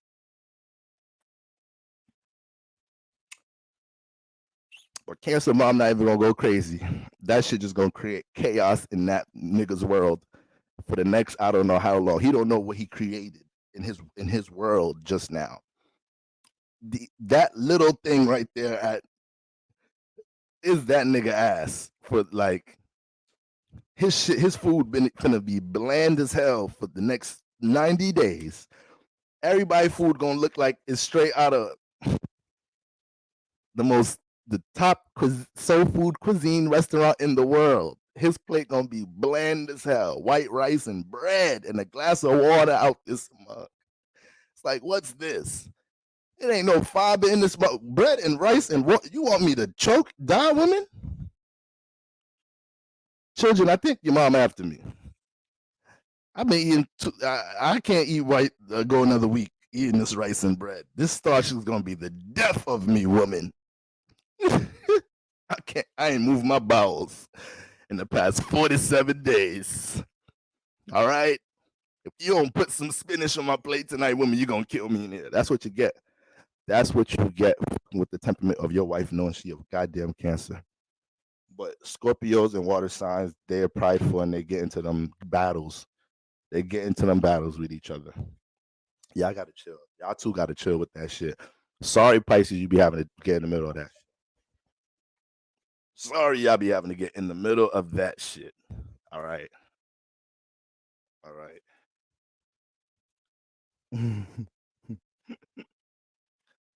Libra is the mediator sign for the air signs with Gemini and Aquarius. Libra is the mediator, but the thing about the air signs, those that element, the air signs, they probably the tightest. They probably the closest out of all the same element signs. They're probably the closest together. They probably make the most best friends and close friends out of all the trine signs. You feel me? Then when it comes to fire signs, Leos and goddamn Aries, their blow up moments, Sagittarius be having to come heal that shit a lot of the times, have to come uplift that shit some of the times. But people don't even be wanting to get in the middle of Aries and Leo fights. People don't even want to get in the middle of them shits. That's how dynamic that fight is. You get hurt trying to, somebody be like, break it up. Nigga be like, who? Nigga, you break it up. Then stop screaming, break it up. You go get in the middle of that Sun and Mars battleship war. I ain't breaking that up. I might lose a limb in there. These niggas is fighting to the death. These niggas' egos, Leo, Aries arguments, egos are just something else. They're just way too fucking much. Sometimes it's just like, guys, let's go to the party already. Come on, we late now. Can we leave to the event? It's like, nah, we not leaving this fucking house until this nigga put some fucking respect on. Like, yo, bro, it's not that serious with y'all two niggas, man. Shout out to that 1111 blessing in the building. All right, shout out to that 1111 vibration. All right, we in the building, church. Okay. So those are the signs that beef between the fire signs. Then the earth signs, between the earth signs, it really be Taurus and Virgo be the one keeping the harmony for the most part. You know, anybody beefing in their ass, it really be Capricorn and Taurus. They the ones that's gonna beef with the earth signs, and Virgo gotta play mediator. So a lot of mutable signs is playing the mediator within these mugs. Because that Saturn energy is gonna end up clashing with the moon. Mercury could find his way moving with Saturn. Mercury could find his way moving around the moon. But the moon and the Saturn clash a little different now. It's a little different now. That get a little different now. Y'all know how Taurus like to experience the earth realm. These are all earth signs. Taurus rules materialism, but all earth signs have influence on materialism, but Taurus is like ruling the experience of it though. Like there's Venus moon energy. All right. So that's why they could be superficial or into like name brand things. Like they may not be the best dressers, or they could be the best dressers, but they really wearing the most name brand shit. If you realize that it's not about them being the flyers and they be into fashion a lot, but they just into nigga, these shoes cost 800, nigga. They into that shit. I'm a Libra. I'm that side of Venus. I'll be more into how the shit fit and look A nigga shop at Marshalls and Target wouldn't even know. All right.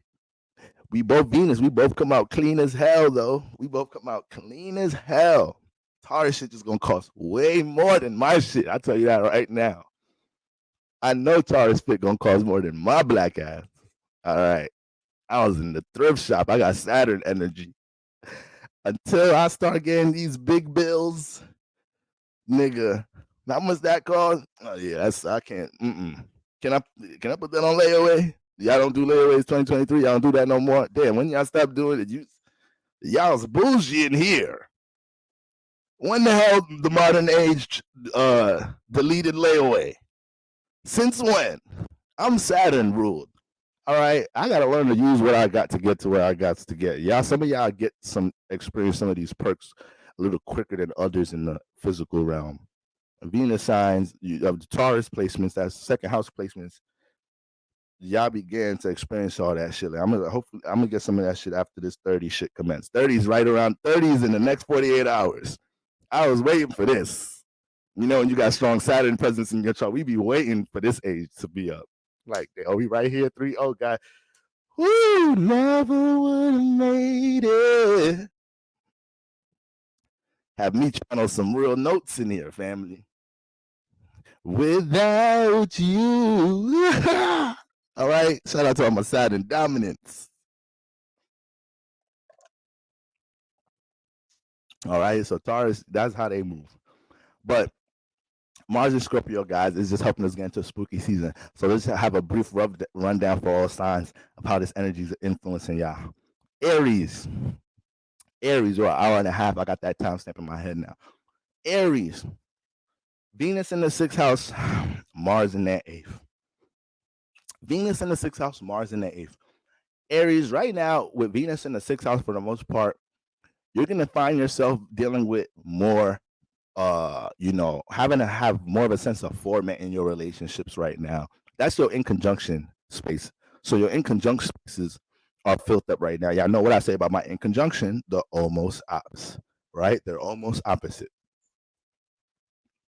So Virgo, Scorpio, they right next to your opposite sign, Libra. So them 6th, 8th house spaces, you could be in a little bit in an unsettling space right now and having to learn to do a couple of things that you feel uncomfortable with. On one hand, it's going to be Venus in the 6th house, learning how to value and love some of the intentions you might have set for yourself in this house a few ago. When the retrograde, see, this house been buzzing not too long ago. So it may be some new things that you established in this house as far as projects, things that don't work in the past couple of months, and Venus getting here like, all right, let's see how much you really love it. Let's see how much you really appreciate it. Let's get to the nurturing. So a lot of your frustration may be coming with, once again, right now, everybody, Venus and Mars has a lot to do with any levels of frustration we're dealing with right now, because these are energies that channel emotion outside the moon. All right, on top of any other friction that cause emotion, any other transits that may put us in certain situations that make us feel a certain way, Venus and Mars is straight up channeling feelings. So a lot of frustration right now could be coming from these spaces. Okay, so Venus in the 6th house, you have to understand this is right now you're learning the process of nurturing a project, nurturing something in the workspace, and it's going to do a lot with you sustaining that type of process there. But your discipline is being challenged in different ways. You may be having to say no to a couple of different pleasures. You may have kind of had your access detached from a couple of things that make you feel good, or you're realizing when you connect to things that make you feel good, person, place, or thing, or when you jump into any form of indulgence right now, it really impacts your agenda and routine. All right, so karma is strong from that perspective. All right, if it's a true love matter in your life right now, they're willing to work with you. They're willing to work around your schedule and your agenda and honor that right now. That's how you know that love matter is in a healthy vibration. Okay, it's also Venus in your 6th house, so it could be a lot of new fruits, a lot of new opportunities to with a person, place, or thing coming to support something that you have in motion, that you're watering, you're nurturing from a project perspective. The 6th house is dealing with wellness. So any lifestyle changes or new things you've been trying to establish in this house within the past, of the course, these past 3 months, these things can get supported around this time. All right. You started going to the gym around retrograde season, this, that, and the third. Around this time, you learn something new to support that, whether it's a new trainer or I don't know, a new schedule or something, but something opens up where, from a supportive perspective, in that journey or something that was already in motion, especially in the workplace. All right. Venus transit in the earth houses, you got to see when there's some fruits that pop up in the workspace. Okay. So we got that going on there. But remember, love matters. It's gonna take time. They have to get worked on. You have to see the detail to them. Maybe situations your impulsive expression may be calling your name, but your spiritual higher self is calling you to sit back and reflect and jump into a little bit more Mercury energy to help stabilize your outlook on something that you may be tempered about, have a high temperament about in your relationship activity. All right. You already know we're in a cooperative space, with your opposite energy being in Libra season, but having more of a Mercury sixth house influence around love matters around this time, it really slows up some relationship matters and make it have to, you're building more of a foundation and format for any person, place, or thing situation that you value around this time. All right. Now, Mars in the eighth house.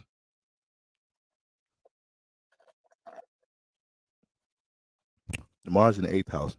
I gotta get some water. So when you got Mars transiting in the eighth house, man, I mean, you've been in the midst of transformation, but this is kind of the placement you've been waiting for spiritually, because you've been dealing with a lot of op energy. You've been dealing with a lot of op energy. Mars was in Libra in detriment.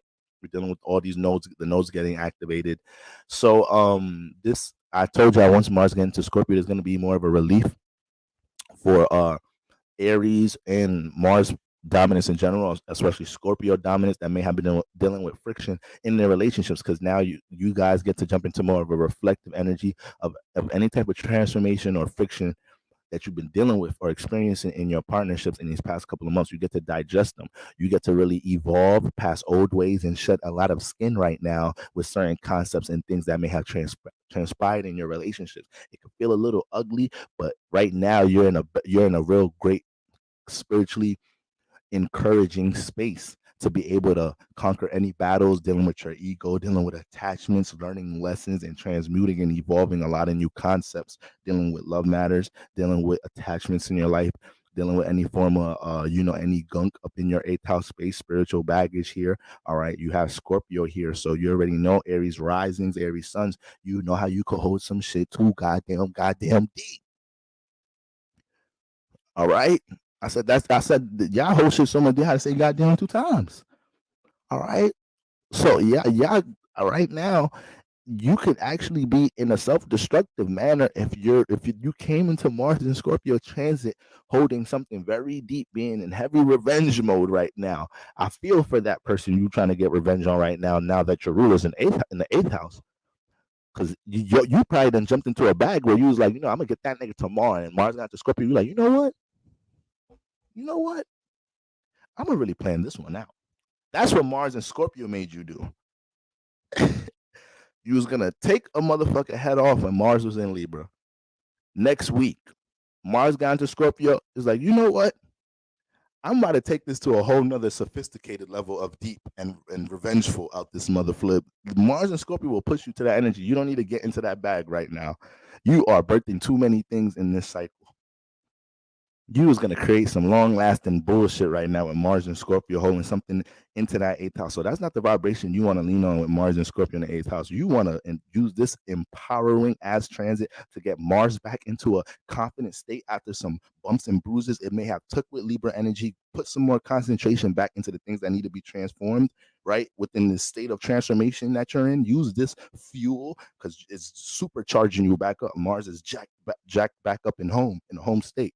So any form of once again battles, attachments, you're in a space to really conquer a lot of these things and bring a lot of understanding towards transformations y'all been experiencing recently. All right. So that explains a lot of your intensity lately. All right. This explains a little bit why you've caught yourself holding something a little too deep and might have told yourself in the past couple of weeks, you know what? I have to learn I have to acknowledge that I can't keep this in a deep space. I can't function like this. I can't function like this. I got to learn to transmute this mug. All right. So you may have been dealing with some of that energy. Hold on, yeah. I just need to get a cup of water. All right.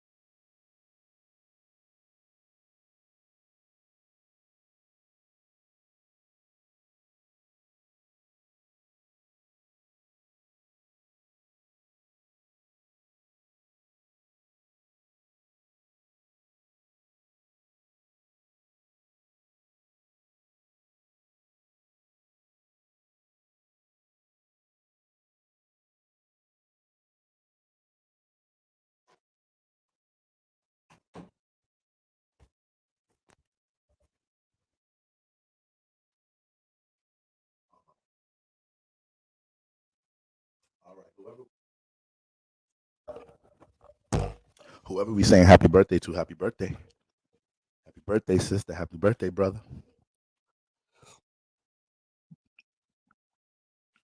All right. Now, so Mars and Scorpio, eighth house. So yeah, Aries, you are in a space where you getting things dealing with your passions and your personal growth, since Mars is your ruler, back on track or more in a progressive space. All right. So, and holding anything deep, you have to identify these things right now. You're in a space to transmute these things, not to make them deeper. That is the very dark side of eighth house, strong eighth house transits like this one, right? This could be used to empower yourself, right? And start to accept new beginnings after transformative states or in the midst of a transformative state, right? Mars helps you to actually embrace. A lot of y'all might have been fighting changes in your life, right? If you're in that type of space, Mars got you into this space, and Mars got into Scorpio, and it got you into a space where it's like embrace the change, embrace this transformation. Come on, we got to get this gunk in here out in the first place. So it's kind of gonna, Mars and Scorpio only highlights more of why you need to deal with any form of attachment the way you need to, why you need to deal with any form of an emotional burden the way you need to.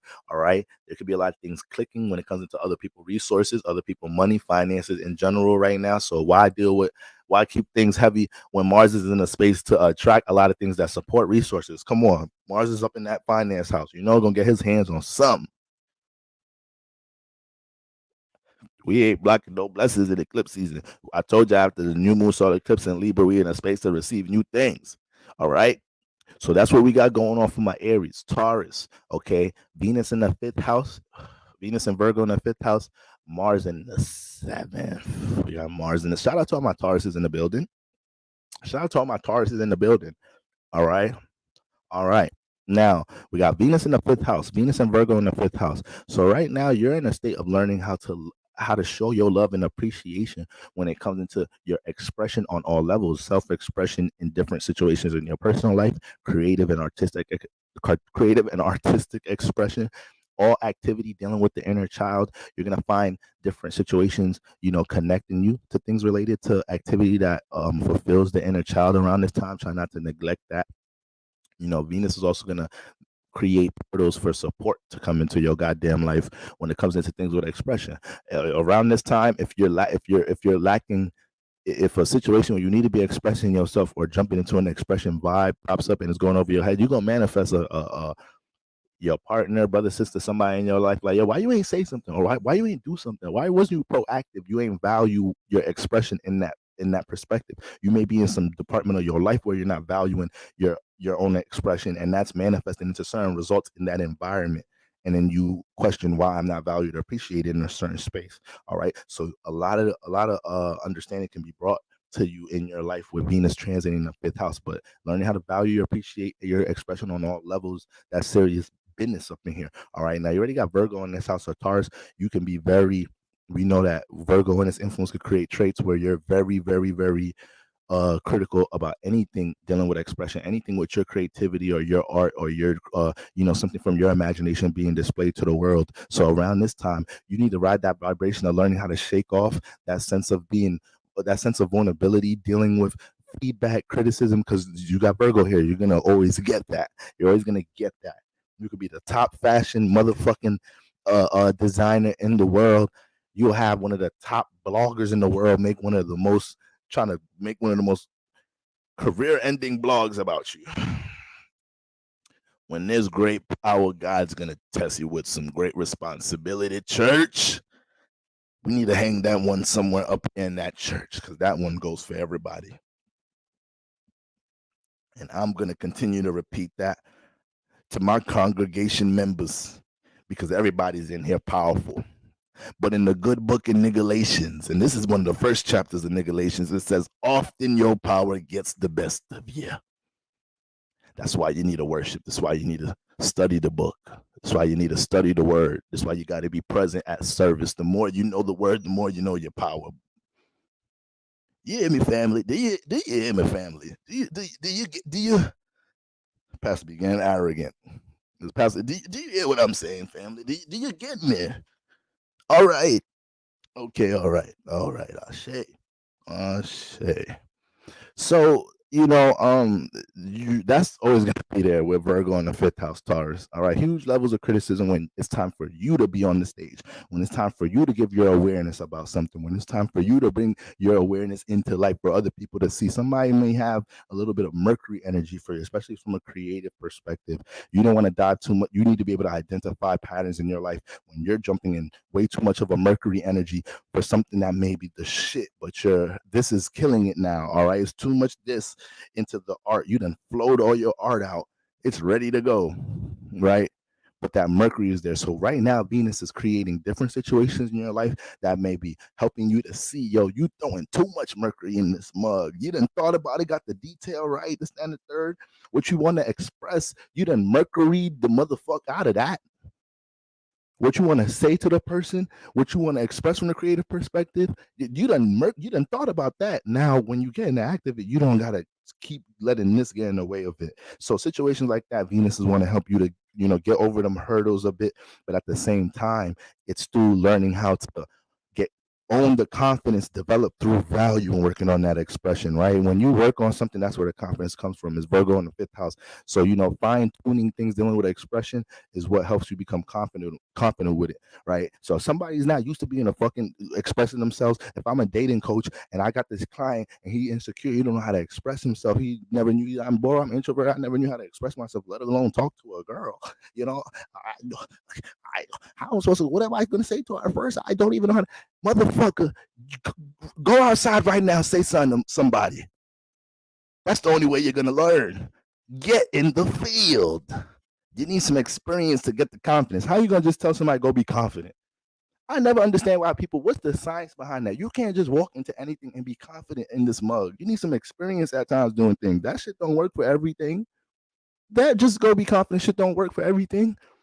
Everything that everybody's confident about in this chat, right? Everything that you're really confident about doing in your chat, 9.5 out of 10 times is coming through a series of experiences. Ain't nobody gonna tell you about certain things in your life because I didn't experience too much of this shit. I'm way too confident in the knowledge and wisdom I have about this motherfucker.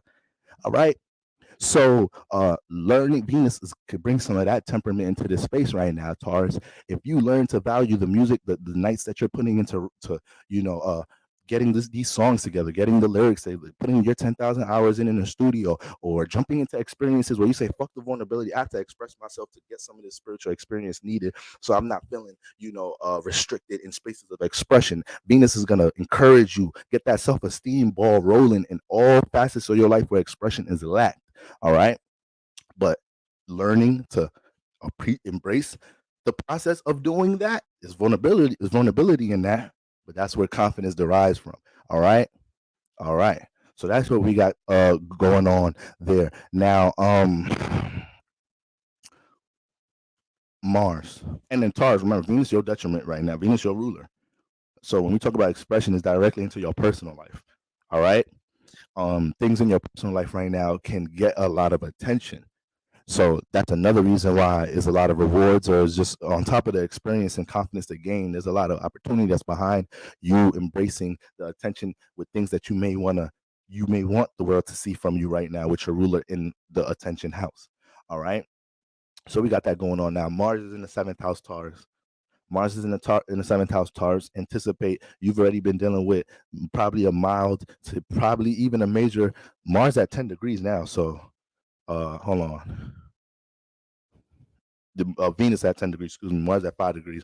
So you might have already been picking up a little bit of hostile energy in your relationships, Taurus, Sun, Horizon.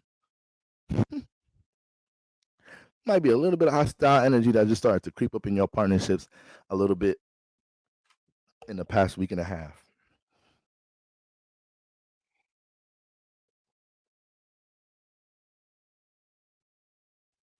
So you got to make sure you're not off your rocker right now with Mars in that goddamn seventh house. We getting ready to have a lunar eclipse in your sign.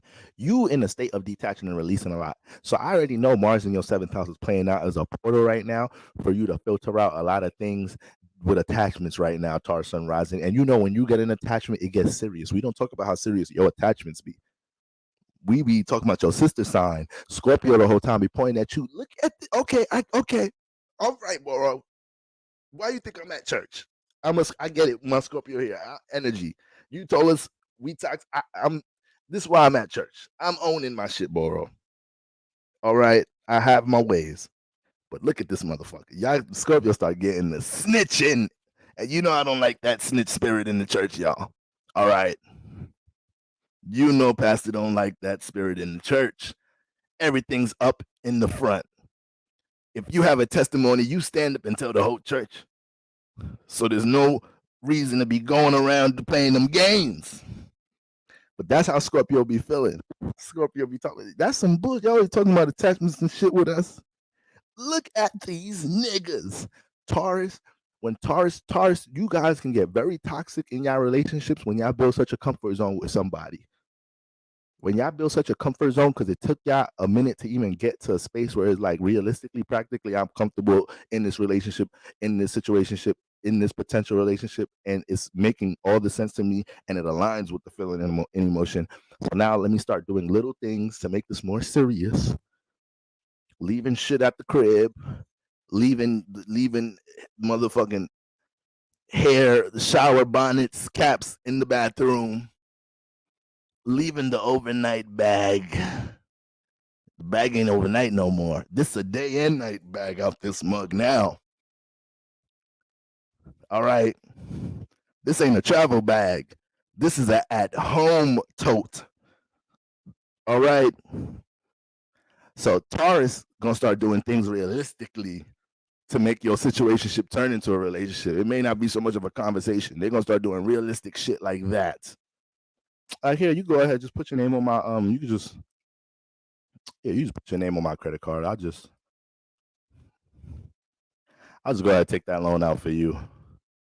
I'll go ahead and be a authorized user on that on that card.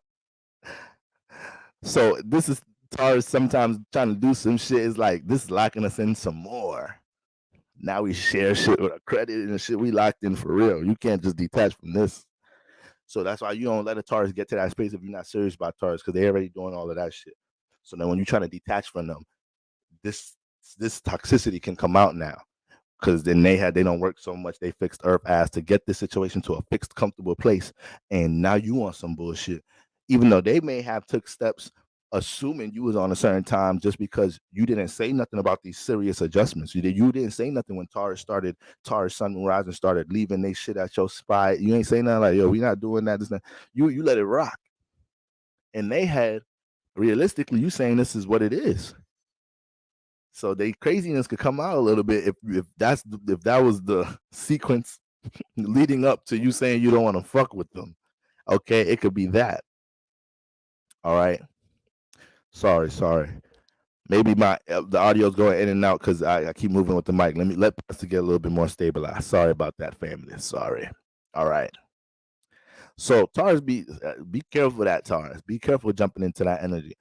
We dealing with the lunar eclipse making its way. Cosmic Dreamer in the building.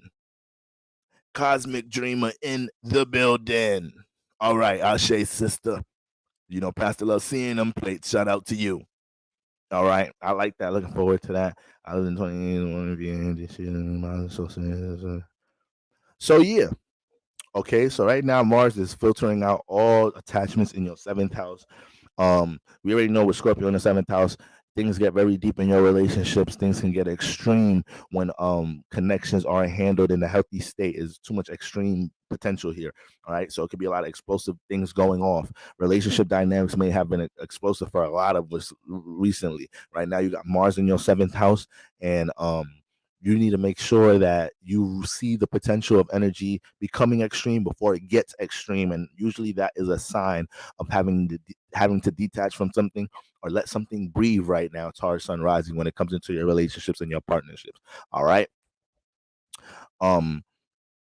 Remember when I say extreme energy, like you gonna be Mars in Scorpio likes to get to the crevices of things, likes to get to the foundation of things. So if anything you highly curious about, you need to know, right, to make you feel comfortable in your relationship partnership around this time, Taurus Sun Rising. You got to make sure you're not doing extreme shit to find it out, to activate that in your relationship. Mars in Scorpio could do that in the seventh house. Anything that you need to know that's behind the scene is gonna come to the light in your relationships right now. Anything your ass hiding right now, you just liable to you. Oh shit, I forgot. Left my. Who the fuck is Stephanie? Wake up. Who? Huh? What time is it? Nigga, it's first 48 time. Who the fuck is Stephanie? Who's this? This position right here. Whenever a nigga is in this position at 2-3 a.m., eyes blurry and the hand up. This ain't doing nothing. She got a phone and a sledgehammer in her other hand. What time is it? Oh, Stephanie, who that? That's my mother. That's her middle name. Ain't nobody talking to their mother with their middle name. Mama Steph. I call my mama right now. You ain't never heard me call my mother Mama Steph. All right. That's a good one, fellas, right there. It's my mom's middle name. That's a good one. Ain't that a good one right there, fellas? I'm serious. You just got to talk them down a little bit, make a little fake birth certificate. Look. I shouldn't even have to do all of this to prove something. Look. I done went home and you got to crumble it up a little bit. You got to make that shit seem old. Let it sink in some hot dog water a little bit. Get that brown tint. That's how you know the birth certificate. Oh, that shit brown. This shit was really out of 1940 something like a mug. How old is your mom again? It's old ass birth certificate. I smell like that. I don't know. I don't know. I had to look hard for this. I shouldn't even have to do all of this to show you this. Look, Steph, what that say? Scorpio season, y'all got to be careful. Motherfuckers going the long route to hold a secret in a relationship or fight for some secret in a relationship. But this the season. Placements like this, Taurus and Rising, your shit coming out. Or whoever you dealing with, you don't have to go too hard to get their shit. I'm telling you. All right. Shout out to Steph. There's a Steph in the building right now. Look how I got that spirit out this. Okay. All right. So that's what we got going on, Taurus. Gemini's. Venus in the 4th house. Shout out to all my cousins. Shout out to my air cousins. Every time I meet somebody, this is how I know certain signs begin to drag too much. Because every time I meet certain signs, as soon as you ask them, like, what's your birthday? They're like, May 25th. I'm Gemini. But I'm not like how they say. It's like, damn, they done traumatized some of y'all asses. God damn. There's some Scorpios, Geminis, Pisces out there really traumatized. I be seeing y'all way y'all react to things. It's like it's okay. I'm an astrologer. I'm understanding. No, it's okay. I get it. The way you could be you here. I get it. They don't know you. You misunderstood. It's okay, Gemini cousin. I ain't gonna judge you here. I know you're crazy. I'm a little crazy too. Ain't we all a little crazy? Okay.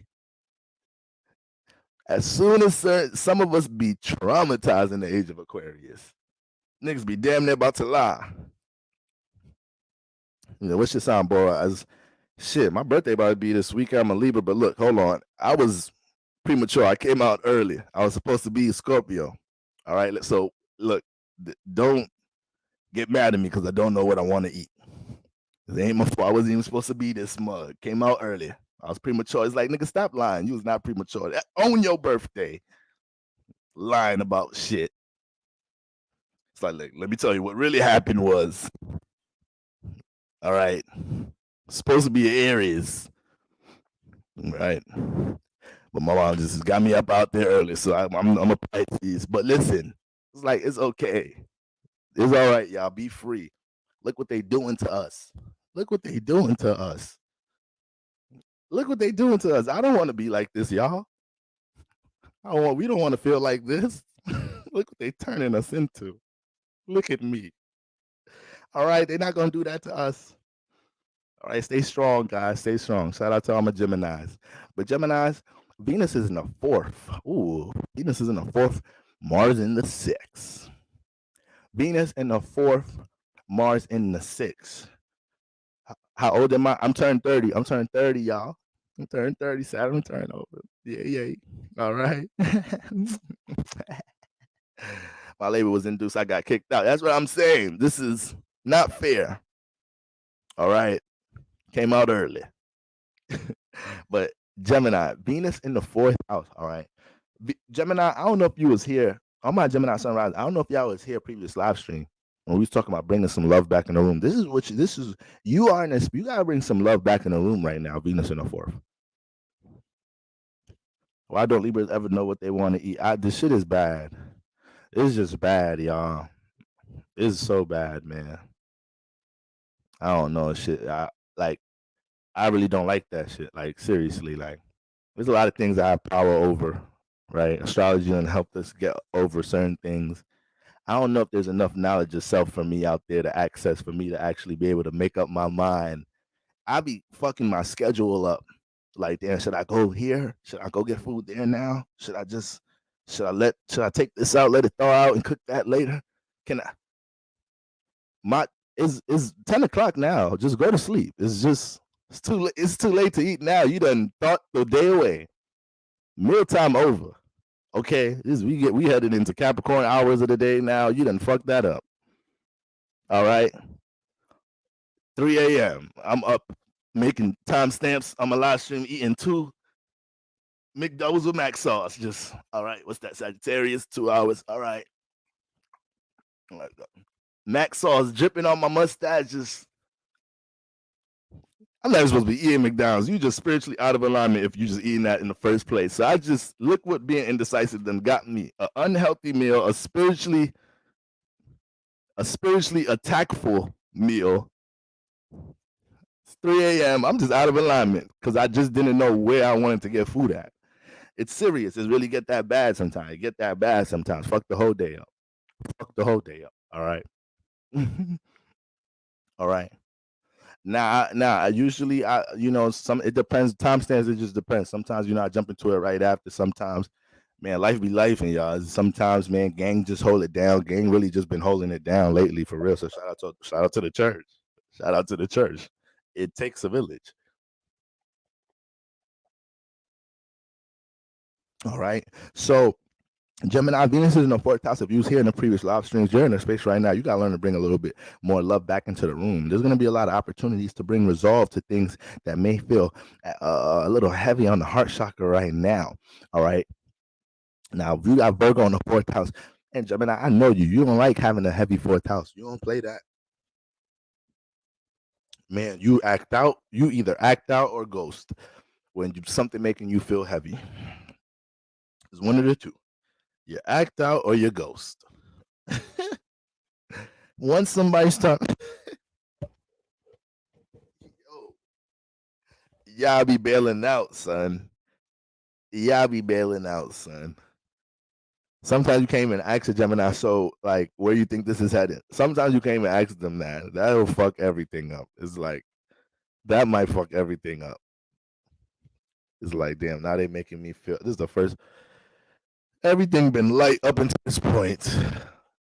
Now I really got to sit and go through emotions. Gemini moon energy ain't its most like, it don't like dealing with too much moon energy for real. So when you start having a Gemini having to navigate a lot of feelings and emotions and shit, if that shit ain't also mentally stimulated or whatnot, or if it ain't coming from a source that stimulates them on a heavy level, that's gonna start feeling too heavy. They could ghost. All right. So Gemini, some of y'all got to work on that because y'all be ghosting motherfuckers. Y'all be liking and loving too. That's the crazy part too. You feel me? Be ready to jump right back on the train once y'all reconnect. Like nothing changed. Then the motherfucker be like, "Why you left in the first place?" It's like you started to make a nigga use too much moon. I'm a Mercury nigga. Once you start mixing Mercury and the moon, I get confused. You start mixing too much emotions and thoughts. I don't even know how we got here. Yeah, this is AKA Gemini moons right here. This is the life of a Gemini moon right now.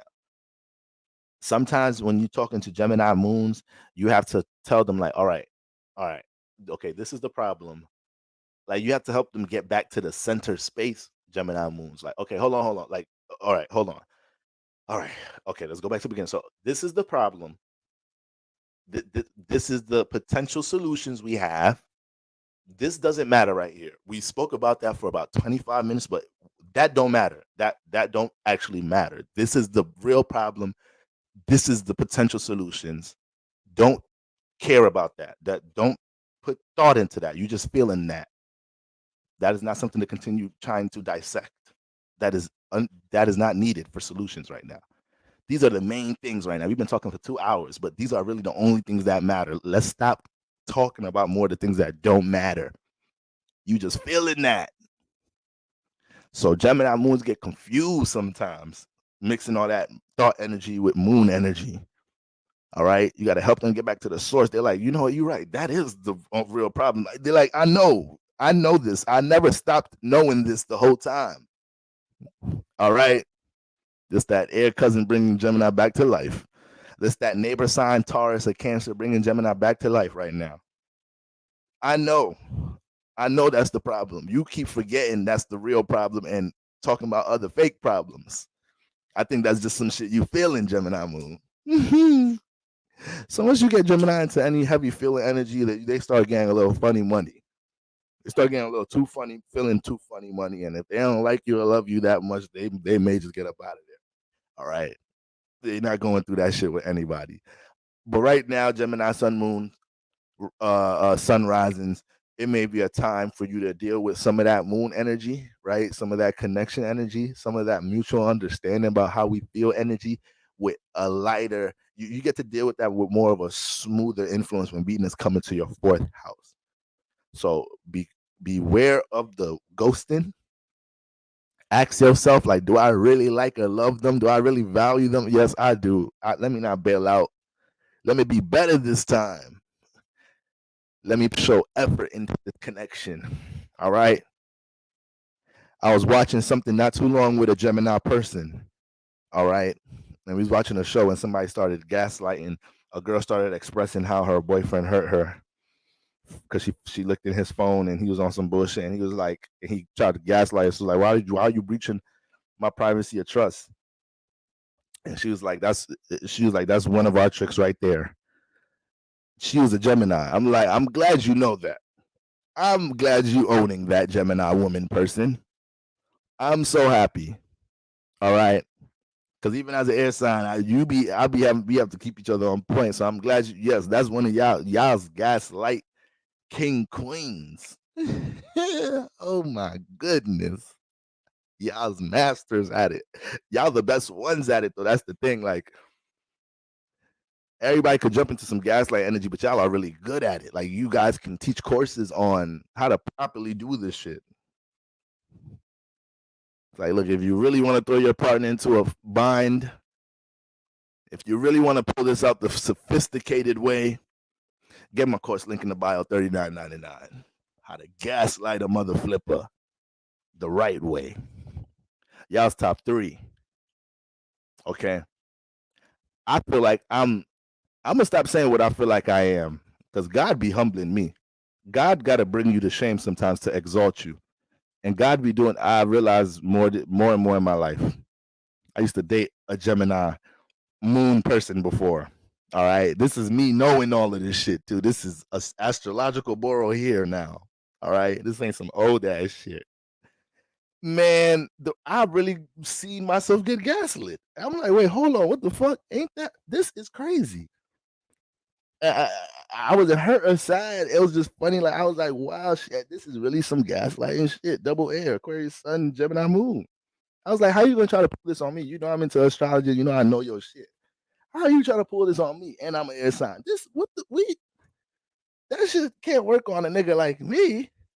I'm like, wow, I can't believe you try to pull that one. But I see how that would have easily worked on somebody though. You're really good though. I had to give her credit a little bit. That was pretty good. Like you almost had me a little bit. I almost had to make a testimony in church about this Gemini woman that gaslit me, but it didn't get too far. You ain't turned into a testimony. All right. So shout out to y'all. Get y'all money. Put that motherfucker out. Put that ebook out or something. Y'all help a lot of people learn how to do that shit. Like for real. People be fucking it up a little bit. So Venus in our 4th house, man, Gemini sunrises, you better be open to receiving some love in your 4th house. Right now, you're going to be seeing what's hurt in your 4th house. So is there something you connecting to, liking and loving and valuing? that uncomfortableness of that attachment is going to be very loud and vivid around this time. All right.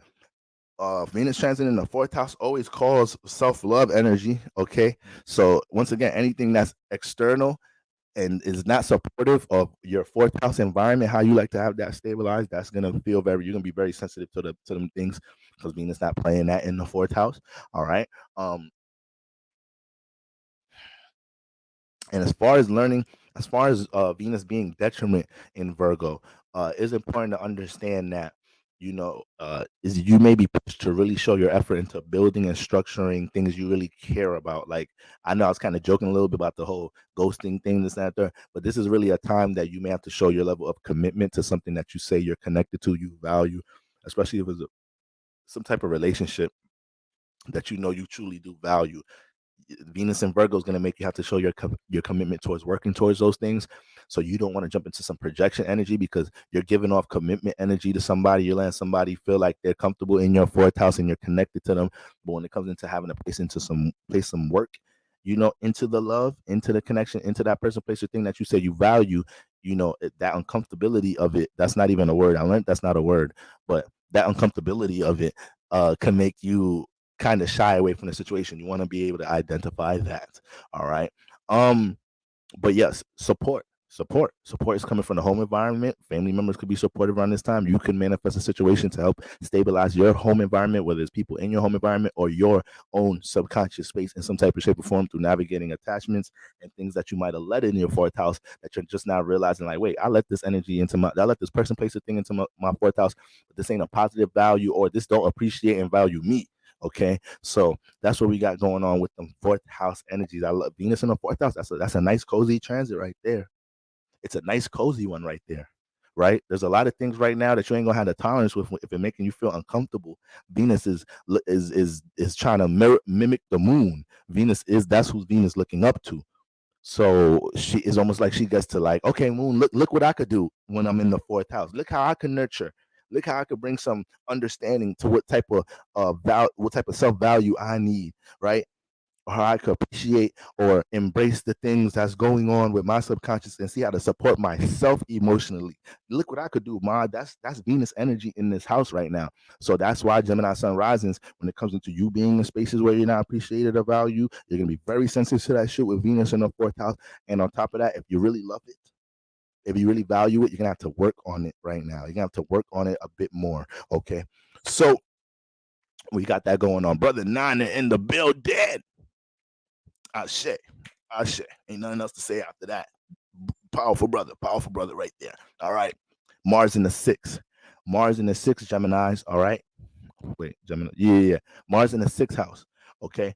So with Mars in the sixth house, man, Mars gets turned up in the sixth house when it comes into routine, schedule, agenda. Y'all's waking up every morning with some pep in your step. You got to kind of pace yourself with this placement, because you're going to try to save the world in a day. You go, feel me? You try to clean the whole house in an hour. Like, you want to make sure you pace yourself with the new surge of energy you're getting towards transforming, and a new sense of determination when it comes into building anything, and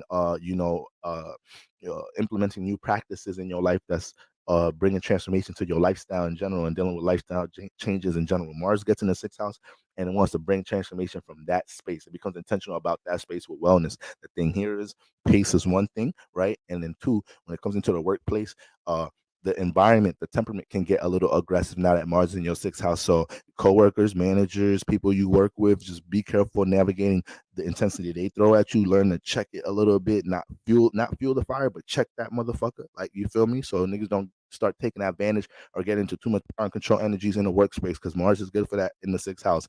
Talk to somebody that got Mars in the sixth house. Let them tell you, Mars in the sixth house, Mars and Virgo, how many times they had to go upside somebody's head in the name of a group project, in the name of a workspace. Go ask Mars in the sixth house, Mars and Virgo, how much bosses they had to cuss out, managers they had to ask after work, see me outside, how much projects they blew up and said, fuck this shit I'm trying to build and stabilize is not moving in the time frame I want to move it, not knowing the shit was moving in a progressive space, but Mars is too passionate. Every time Mars get in the Earth house, it could really bring transformation with stability, but it has to honor the pace. It has to honor time, the time that moves with the Earth element. Mars don't be trying to honor that. All right, it does a better job honoring it in Capricorn, where it's exalted at. But sometimes in Virgo and Taurus, it has to get that reminder a little bit more to pace itself here. All right, so we got that going on there for my Geminis. Now, Cancers, Venus in the third house. All right, Venus in the blood clot third house. Shout out to my Cancers in the building. Yeah, man. All right, and we'll have Mars in the fifth house. Okay, so okay, Cancer. Venus in the third house, the love, the support is coming from your surroundings right now. The love and support is coming from your surroundings right now. Relationships with close friends, siblings, these relationships are highlighted right now, Cancer Sun Risings. These relationships may need your love and support. You may need their love and support in some type of shape or form right now. You're gonna probably realize why you love your best friend, why you love your cousin, sibling around this time. Because y'all may have to come through for each other when Venus come in that third house. Whenever I see a Venus in third house transit, somebody gonna pop out in the woodworks or some type of opportunity or something gonna like something be popping up in your third house, in your neighborhood, in your environment that was not there yesterday. And it's like, where you been at all my life? So you want to be looking out for whatever blessing opportunity that may be, because Venus got to drop off her gifts. Venus got to drop off her gifts. Some of y'all probably already run into that energy a little bit. Somebody in your third house, you got Virgo in here too. Somebody in your third house trying to come help structure something for you, stabilize something for you, something you're trying to build, something you value and appreciate, maybe something that you brought back into life during retrograde season in this house within the past 3 months. Somebody in your neighborhood you mad close with, you ain't speak to them in a little minute, you start chopping it up with them like, yo, what you into? Cancer Sun Rising, like shit, life be lifing. Same grind, just a different day. But I do got this joint that I really value, and I got this emotion. They like, word, that's what you into? You really value that? Like, well, yeah, I really do value this. Like, I appreciate this like a mother flipper. All right, I didn't have testimonies for this in church and everything. I want to see this seed grow. You feel me? We started from a mustard seed. You gotta have the faith of a mustard seed, family. Mustard seed this goddamn small.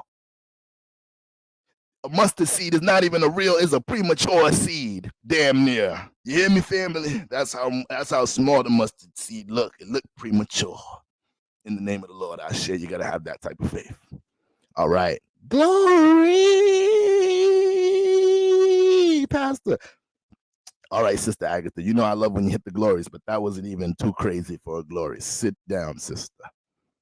Relax. All right. Save some of your energy for real worship, sister. All right. I know the Spirit of the Lord be running through you, but sister, that you are not in your younger days anymore. You need to save your energy and preserve it for when it's really meaningful. Can I get an Ashe, family? Do you get what I'm really trying to say? I ain't coming at sister in her old age. I'm empowering her with wisdom about her old age. Don't get past the misunderstood now, family. All right. I care for Sister Johnson and her glory. All right, Ashe. Sister Shell, I see you, Sister Shell. All right, go ahead, take your seat, sister. Looking good. All right. So where was we at in the word cancers? Yeah, cancers. Niggas act like when they get back on topic, the Holy Ghost come back. Now where was we at? Okay, cancers. All right. The word, yeah, that's where we was at. All right. It's like nigga.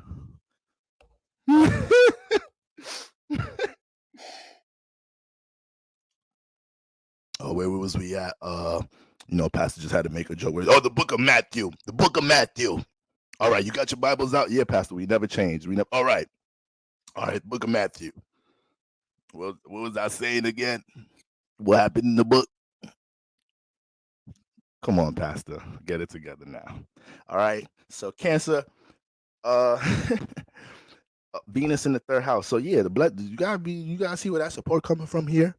All right. One thing about Venus in the third house, though, is when you come to your love language, when it comes to the people, places, and things that you love and you like, you're gonna have a tendency. This is actually something I didn't say about Geminis right now.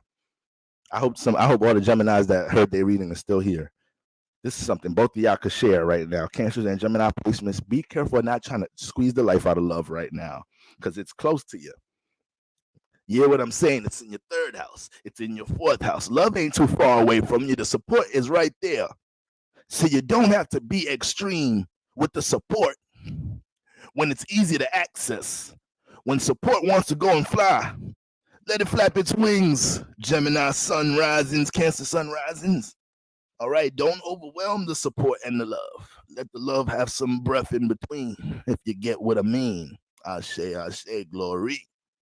All right, so be careful of trying to keep the love so close This could be a situation you connecting with somebody. You high off the love. You high off the like potential vibration, but you could be a little bit on top of the connectivity right now. You might manifest the receiving end of that, and you might have to be like, all right, hold on now. Don't scare me away now. I like you. Don't scare me away. Please don't do that. I already like you. Now we could just flow. We established the like part. Don't scare me away. It's one thing if we got some disagreements and this ends up fizzling out. But let me at least see state chapter 2 of this. Don't scare it away now. The likeness is here already. We got that established. So y'all might have to manage the space between things y'all love, but this kind of reflects back to attachments in general, in which Venus is good for. All right. So yeah, Cancer, Venus in the 3rd house, but Mars in the 5th house. Cancer sun rises, Mars in the 5th house. So shit, when it comes to expression, y'all already turned up. I already know y'all agitated by some of the transits going on. Regardless of like, Cancer's got the most successful things going on in life right now, but just all the activity from Libra is just annoying right now. It's just a little bit annoying, like little things people are saying and communicating and how they're just throwing their thoughts in the air and whatnot. Like those little things. Cancer's making little complaints like motherfuckers just be talking. Like a lot of cancers are saying shit like that right now, whether it's in their head or out loud. Like, y'all niggas be so ignorant. Niggas just be talking or saying whatever. Like people get on the internet and just be what, like, cancers is in that bag right now. All right. So you know, they're sensitive to all dumb shit related, all dumb air shit. Okay, all dumb air shit is real agitative to Cancers right now. So Cancer, don't let that have you jump into any extreme energy, because Mars in the 5th house is extreme expression. We want the extreme expression to be delivered in its proper places. All right, whether it's into a creative dynamic, all right, or whether you got to put somebody in their place in the name of the Lord. Sometimes it's spiritually called for some extreme expression. Okay, but just know you're working with that potential energy. Okay, and it's Scorpio here. So you know, at times in your life, it could be a sense of vulnerability. Cancer sun rises when it comes into dealing with expression, with your creative expression. All right, and you already can develop an intensity when it comes into the inner child, right? Whether it's your connection to feeling fulfilled through inner child activity, or the knowledge of self, understanding what the inner child needs. So while Mars is in here, that journey gets deeper, right? You're going to expand more on understanding what that child needs and how that activity, you know, can help fulfill you in different ways in life, right? It can be certain things dealing with your creative outlook. This is the birth house, so it could be certain things with your creative outlook on things that you're able to kind of, you know, transform into a new perspective of how you look at it, but also help you fight battles with things dealing with any vulnerabilities, insecurities, with expression in your life. Okay, it may be all different type of things you're working on in your life, and you got to learn how to be the face and embrace some 5th house energy right now, and that's what Mars is helping you overcome any battles dealing with that shit. All right, I know how low-key y'all Cancers like to be. I remember when we was doing signs through the 5th house series, and I was doing Scorpio in the 5th house for Cancer risings. I remember bringing up Weekend as an example. I was a huge Weekend fan when he first came out. Like when he was the underground nigga. When all the real Weekend fans remember them days. The real Weekend fans, remember them days when we were trying to figure out who the nigga was. Y'all remember them Weekend days? It was new music coming out every other week. We was like, all right, where you at? Because this is too good. This is too good. I think this is Michael Jackson, y'all. Remember when we thought it was Michael Jackson reincarnated? And that's why he didn't want to show his face, because we thought it was Michael Jackson. Once I heard the song Valerie, I was convinced by the Lord. This is my God. Or either you done messed up, you made an accident, you made Mike again God, and you forgot. I swear it is. Y'all remember them days, Weekend days? I ain't saying Weekend ain't all that now. His music changed from that dark, real, that just super 8th house-ish, to get into the real 8th house blunt directness of love matters and intimacy. Like, damn, you're really exposing how we really feel about things dealing with connections, but we can't say these things in real life. Can I get an ashe? That's what a Scorpio placement is good for, church. That's why niggas love me. This black ass nigga is entitled to say anything in this stream tonight. Let's tune in. All right. So sometimes let's go. That's why some of us be Scorpio placements be having some intrigue to shit. you don't know what the fuck, how deep some shit might get, what might get exposed fucking around with an eighth houser. All right. So but anyways, I remember saying in that video, using him as an example, and I was like, a nigga like Weekend would have a placement like this, Scorpio in the fifth house. He's creative as hell, but may have his uncomfortableness. Don't know if that's a word, but he may have his uncomfortableness when he's dealing with his vulnerabilities, dealing with being seen for his creativity, being owning the stage, not making it, owning the stage, being the face. And then I looked up after, or I don't know if I looked up in the video, he's a Cancer rising, so I make all the sense in the world. All right, so it's this type of energy. Mars is coming in here to help you overcome any battles dealing with this, or is also helping you understand just different ways to navigate this. So you might get the weekend idea, like, yo, you know what? I don't have to show my fucking face, but it's not gonna hold me back from not putting out the art, the energy, though. All right, so you know, deal with different perspectives and outlooks of things like this, while Mars is helping to transmute energies that maybe have been developed in this house from an insecurity perspective.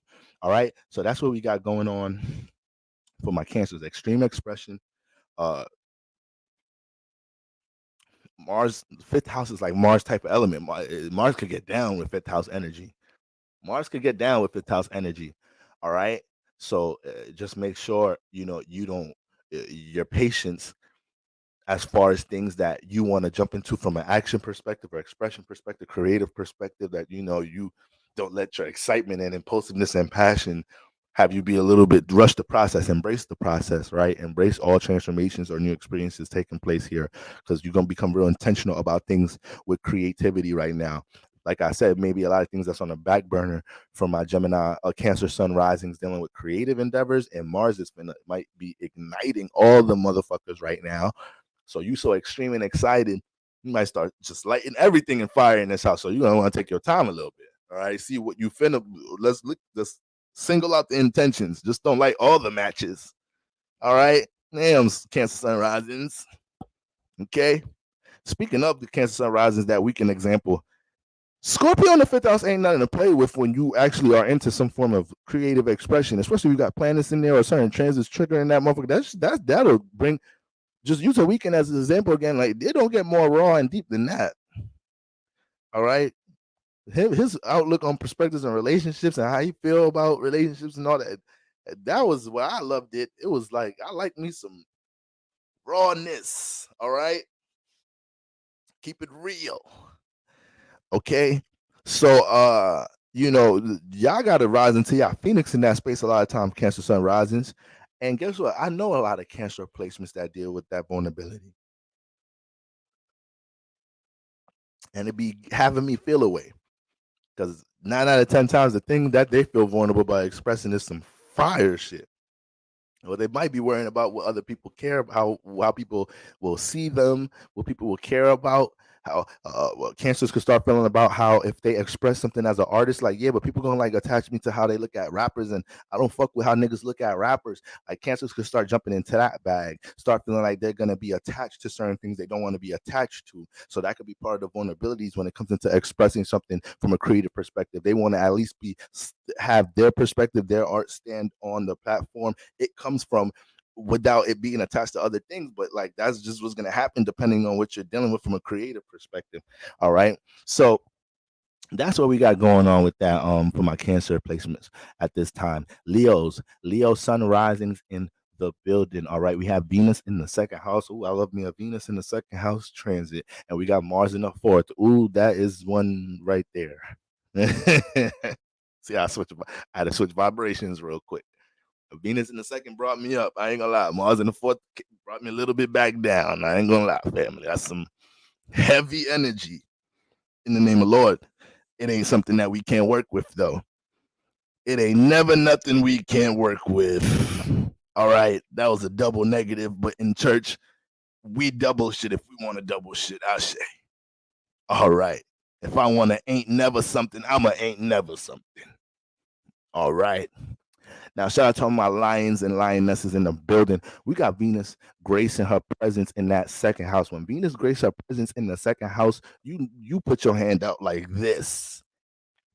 Whatever blessings I deserve, I'm here to receive, Venus in the second house, because I know you finna exalt me when it comes into the realm of materialism, in the realm of finances, in the realm of experiencing the earth realm and getting the brother budget together. All right. All right. You know when a brother, you know when pastors start talking about that finance vibration, spirit really start using me. All right. So right now, Venus transiting that second house for my Leo Sun, Leo risings. If there was something that was hesitating to progress when it comes into the finances, you'll start to see them things starting to be supported. Ashe. God is helping you right now to develop new perspectives on how to value things in your life to see that positive result in your finances, family. The second house not only represents our values, it represents stability and security. Venus don't play about that when she transits the second house. Do you hear me, family? So a lot of things that y'all value in yourself are going to start to create opportunities right now. So eventually these can yield some results dealing with stability and security in your life. Right now, there's being a little fire ignited in a lot of my Leo suns and risings when it comes into Venus transit in the second house, realizing, yo, there's something that I value within myself. I know this is something I should be connecting, this, that, and the third. I know this is something I possess, aka talent, creative attribute, something I could connect to the world. When am I going to start displaying my value and my appreciation for it? By working it in the ways I know I could work it, right? Venus in the second house can lead you into an extreme of overindulgence if you have access to certain resources, which it can provide access to resources. But at the same time, when it comes into your foundation of stability and security in your life, any forms of friction you've been dealing with in this area, things that you kind of got to resolve in that department, Venus can bring some type of progress here, can bring some type of solution here, but you can't be you need to work with Venus at the same time in this house. So it's like if Venus is transiting your second house, trying to get things in order, dealing with stability, security, finances, right? If you still valuing negative things, if you're still not really making an effort to budget this, that, and the third, or understand what you are valuing, where your resources are going, this, that, and the third, is like it's counterproductive towards what Venus is doing. May even create an extreme situation because Venus is gonna get agitated and be like, motherfucker, damn, I can't even get how I like to experience the physical realm stable here because you jump in this here, this there, and there with the value system. All right, this is a negative value. All right, so what you're valuing from a positive negative perspective is very loud and vivid around this time, and you are getting access to both. Actually, whether it's positive or negative, you're getting access to it. Venus is going to support you in that way in the second house. So you got to be careful here. You got to be careful here right now, Leo Sun's risings. This could be a moment in your life during this transit, especially with eclipse season moving into a full moon taking place in the sign that's ruled by Venus. You could be realizing around this time that you don't want to be attached to something that you've learned, that you've over time placed some value on, right? Virgo also deals with that was a good exhale. I didn't want to let that one out in the mic. When it comes into Virgo in the second house, right, you can jump into heavy thought and criticism, Leo Sun risings, when it comes into what you value, right? We know you're the sign that represents the example of displaying yourself on the stage, but people don't see how much of a critic you are in yourself. People don't see at times when you don't feel as confident because you're a sun in Leo. Your energy is not built to be expressed like that. So you guys are top one, definitely top three of not letting that shit be seen. Now, actually, when y'all are in y'all can jump into a heavy projection mode energy. So there is some Leos out there that when y'all fucked up, the whole room feel that shit. All right, but that's when y'all want to sink into y'all fucked upness. All right, y'all mad about some shit, this, that, and third. We gonna feel that shit just like we'll feel it with a Cancer. So the sun is like that. The sun will give that shit off too. I'll be like, okay, this nigga in this mood today. All right, I'm gonna holler at you niggas. I'm out of here because I ain't being around this shit. This nigga moods is contagious. All right, Sharice Fierce, what's going on? All right, shout out to everybody that's making their way into the second part of service right now. I don't care if you come in when there's only 5 minutes left in service. Come get the worship. All right. You ain't got to run from God. All right. All right. So Yeah, so that's what's going on with my Leo sun's rising sometimes. Okay, with that Virgo in the second house influence, you don't see how Leo criticizes themselves like that. Some of y'all got some Leo partners, right? And y'all be like, yo, damn, boy, you right. My Leo girl or my Leo partner or my Leo sibling, I be having it like outside the house, everybody think they the shit. Outside the house, everybody think this motherfucker is the shit. And not saying they not the shit, but they don't know I be the one that's close to their ass. That's the one that they could put their ego down around or put their how they want to be seen in the world. They could put that away because they put that away when they're with the people that they're really close with, and they're the ones that'll pour. Leo pour all that shit out to their ass, right? Leo not gonna just come out and do it, like come out and be like, "Yo, this shit was really bothering me." This that, but they gonna throw it through. You may have a conversation with them about something that they should be expressing or birthing or being or should be pushing out some more, something they talented or good at, and you'll see it with how they'll start reacting to how they feel about it. It could be something they know they're good at. It could be something that the whole world knows they're good at. You know that they know they're good at it. They know you know that they're good at it.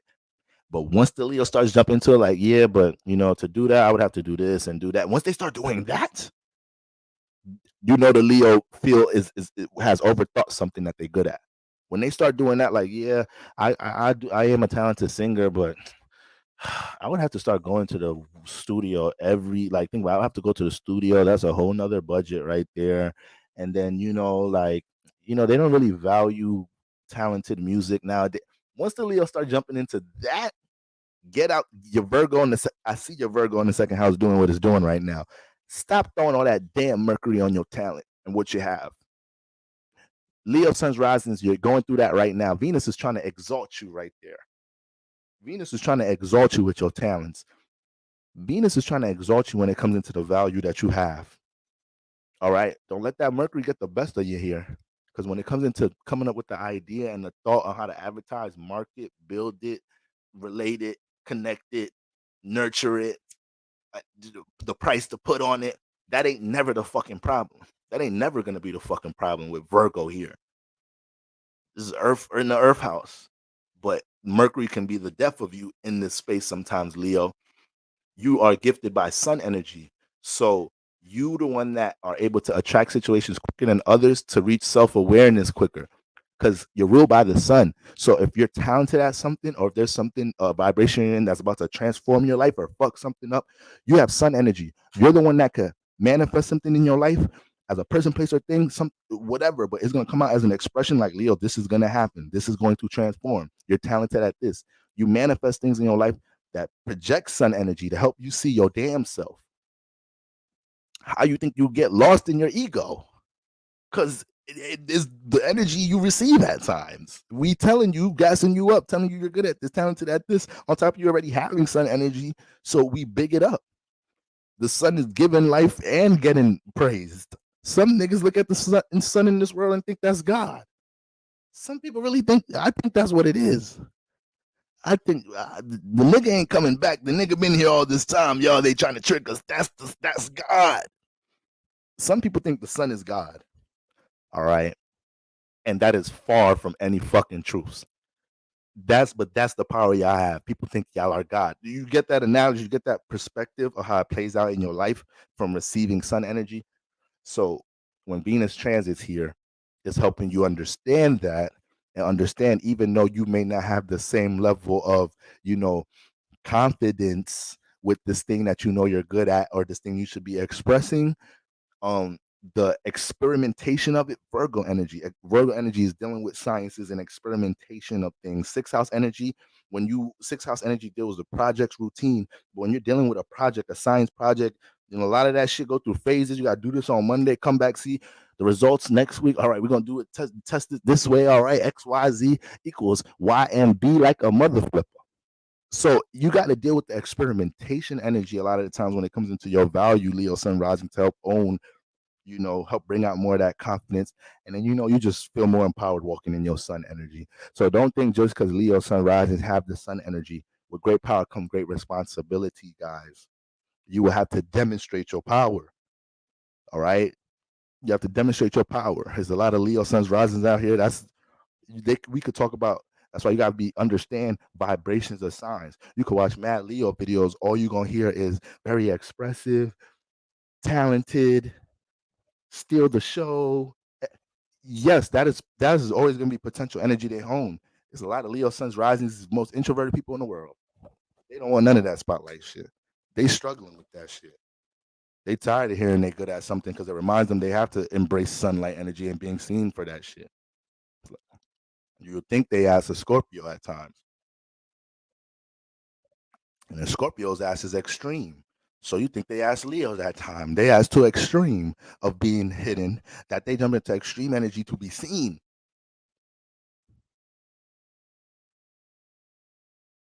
Why you think crazy shit comes together when people have these alignments as they sun and moon? Leo, sun, moon, sun and moon. I mean, Leo, sun, Scorpio, moon. Scorpio, sun, Leo, moon. Do you know what type of shit this motherfucker would do to get attention? Do you know what type of extreme dramatic? I think this is Scorpio. I think this is Young Thug's alignment. I think this is Little Uzi's alignment. I don't know which way, but I think that's some of their alignments. Look at these niggas. Talk about attention. Motherfucker put a diamond in his head. Every time I see the nigga, you still see the marks. The nigga done fucked this whole shit up in the name of attention. You too extreme. You too extreme. So if any of my congregation members want to look up their alignments real quick and let me know if I'm right on all that, I think one of them, because I could remember think about Leo, a Young Thug or Lil Uzi and seeing their alignments and like, oh, there's a Scorpio energy behind the Leo energy, or there's Leo energy behind the Scorpio energy. That's why they're extreme, because they deal with vulnerability of being seen, but when they get into the light, sometimes that's vulnerable and they jump into fight or flight mode, so they get used to being extreme in the light, doing dramatic shit or doing things that just spread a lot of light in an intense way. So that's what we got going on with Leo and the Venus in a second. I keep saying everything in one sentence. That's what we got going on, Leos, with that Venus in the second, man. All right. Mars in the fourth. A lot of transformations taking place when it comes to things close to you. All right. If it matters, it's going to be something that you're more passionate towards, connecting towards it, nurturing it, understanding it around this time. Your patience dealing with placing connection and nurture into things you're passionate about around this time is being challenged. When Mars gets into the fourth house, it brings a sense of intensity when it comes into the home environment and how you react to things that are burdens in your home environment. You can have a passionate and intense reaction to any form of emotional burden. So it's not saying your intention, Mars, your intention to eradicate and delete that burden in the fourth house is not a issue. That's not the problem. But having discernment about your approaches with things that are heavy on the heart and how you go about navigating the issues, that could turn into the problem around this time with that form of intensity here right now, Leo. All right. You got that going on there. It may be some intentions, all right, maybe some intentions with energy, people close to you that come out the woodworks around this time. That could be one of the things that lead into extreme reaction. You got to be able to digest that and not get out of character in that space. But Mars gets in the fourth house and is just very sensitive towards things that are emotional burdens. So that's why sometimes Mars is just way too intense to be in this house. It is not going to slack on once again transforming negative energies in this house. It's not going to slack with that. It's just, it could be like, all right, let's go get the guns. It's like, wait, hold on. I think we could just fight them regularly. Mars want to do that. Look, you got extra ammo. We good. It's like, wait, hold on. Why y'all doing all of that? It's just the neighbors. It's like, no, we're going to get rid of them for real. It's like, Mars, you've been at the military for a couple of years now. All right. This is not the first house. You can't just be doing shit the way you want to do it all the time. It's the fourth house. The shit we do here have an impact on our children, the siblings. All right, we gonna fight these niggas at home. We live here. They know where we at. Young Thug is a Leo Sun Scorpio moon. Thank you. Look how if you know Young Thug's behavior, is this nigga not a troll? Is this the nigga is wearing dresses for album covers? He's saying crazy things in songs. He has a mysterious. He tries to project. Well, I ain't gonna say try. The nigga got a mysterious ass personality that had just got forced to be accepted. Like when he came in the game, niggas had mad question marks about this nigga, but he stayed here though. We still give him sunlight. The nigga locked up and he's getting a bunch of sunlight. I already told people that nigga getting out of jail. Don't ask me how I know, but he not doing that sentence. I just remember that. Remember I said that. I've been saying that every time we bring that up. But anyways, man, Lil Uzi is a Leo sun with a Jupiter, Pluto, and North Node in Scorpio. Okay, I thought Lil Uzi had more Scorpio placements, but thank you for that congregation. Thank you for that church. All right. But yeah, that nigga Young Thug's mad extreme. My nigga is a super troll, and they could troll the hell out of you. All right. But yeah, that's what's going on with that. Mars in the fourth house, Leo. You could be once again very intense, getting to the bottom of the things when it comes into people, places, and things you feel deeply about. You emotionally connected to parents, family members could be going through some transformations right now. They could be going through some fights in their life, some battles in their life that might subconsciously get projected on you a little bit. Gotta be able to filter and navigate that. Be careful not jumping into any self-destructive energies. And Mars in the fourth house. Mars in the fourth house can be a little self-destructive when it comes into being intense about getting to the answers of something with the emotions and the subconscious. All right, approach is everything. Your approach to your solutions is everything, because Mars could get to the intention of what needs to be taken care of is about the approach. Okay, so that's what we got going on right now. Leo suns risings, Virgo suns risings, Venus in the first house, Mars in the third house. Venus in the first house. All right, Venus in the first house, Mars in the third house. Now listen, with Venus in the first house, man, Virgo, Virgos, all the Virgos stand up in the church. Can all the Virgos stand up in the church? All right. I'm sorry, guys. I know we're going into the weekend, guys. I want to let you guys get out and have fun for the weekend. You guys are young. You need to get out there and do your young buck thing. All right. Go ahead.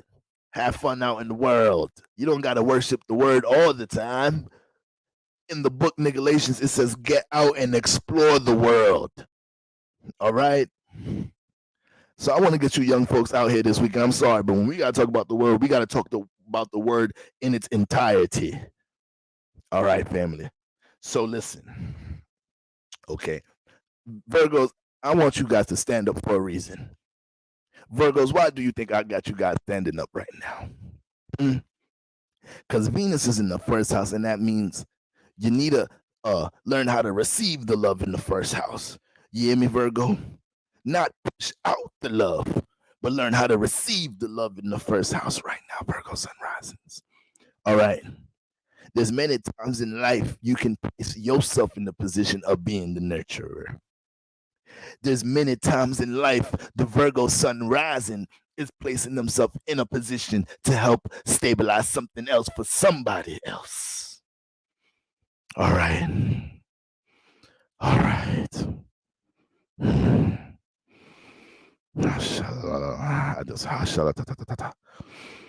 Sorry, guys. The spirit just. So you understand, Virgo. So sorry, guys. I had to do a little inside prayer in my head just now. Sometimes prayer will be so deep, I have to get it together within myself before I give y'all the prayer. You feel me, family? That's all I'm saying. Thank you, Sister Tracism, with a glory, Pastor.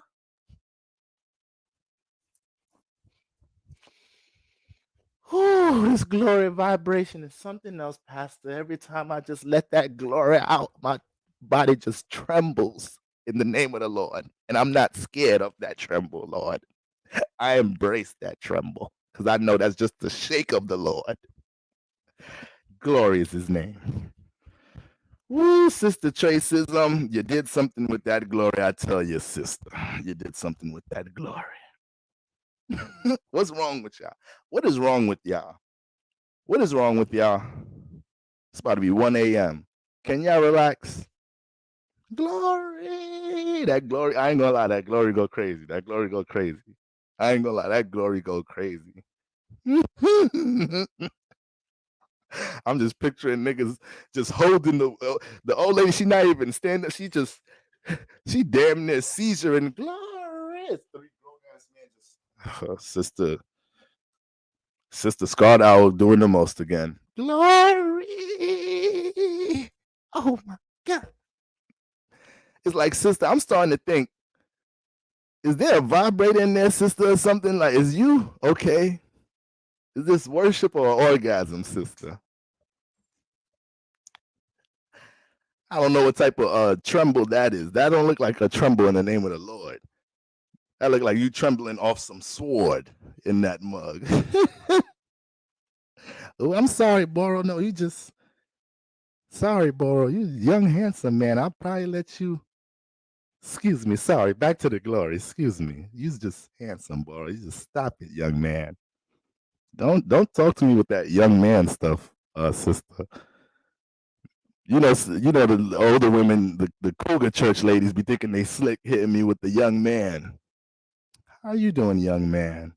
It's like, hold on, that young man be sounding a little too crazy. I'm not the young owl. We could do something tonight, sister. I'm not that young. A nigga turned 30 on Sat like a nigga turned 30 this weekend. That shit don't work no more. You used to tell I didn't been coming to this church for 6 years now. You've been telling me that bullshit. No, sister, I want to fuck now. I'm ready.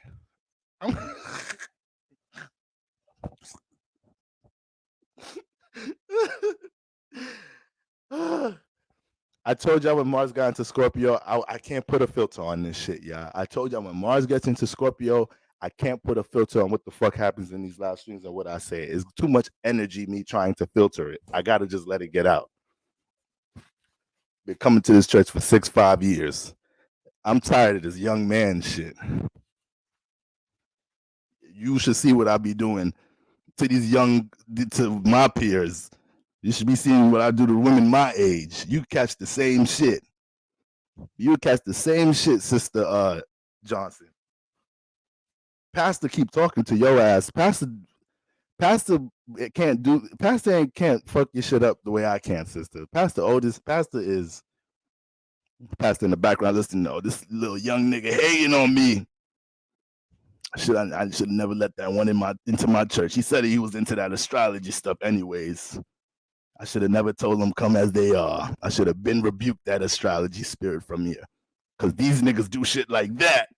I got Pastor cussing.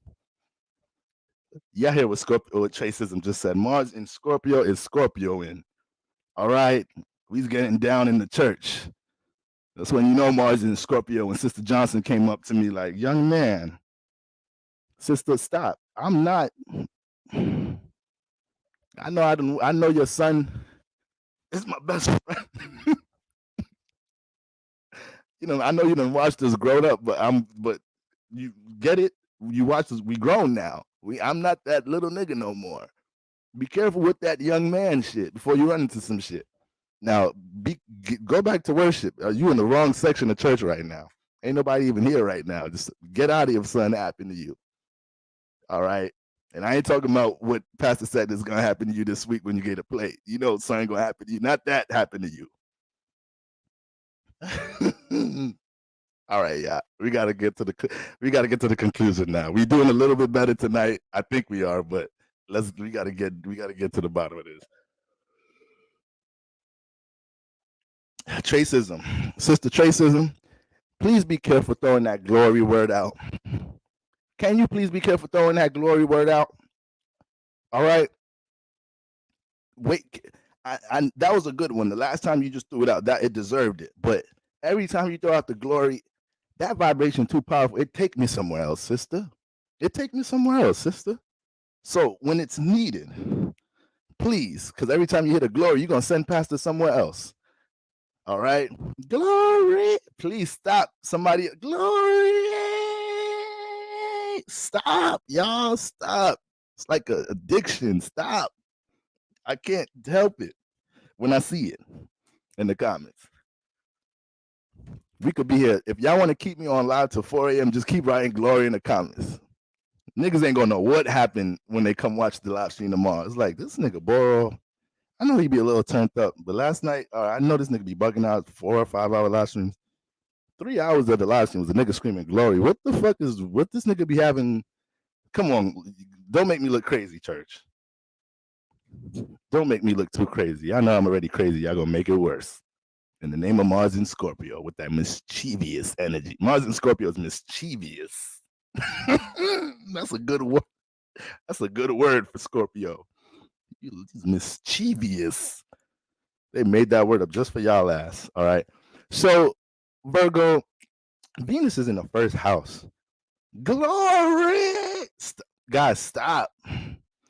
Scott Green. Stop, y'all. Sister Shaka Khan in the building. Get you, yeah. Ta-ta. All right. All right. Word, y'all got me. Word, the little, y'all know the sweat, the little pre-pastor sweat is liable. I wouldn't be a real pastor if I couldn't hit one of these. You're not really worshiping. What word are you really giving if you're not hitting one of these during the word? All right, family. You're not really worshiping shit. So the pastor handkerchief is always on deck.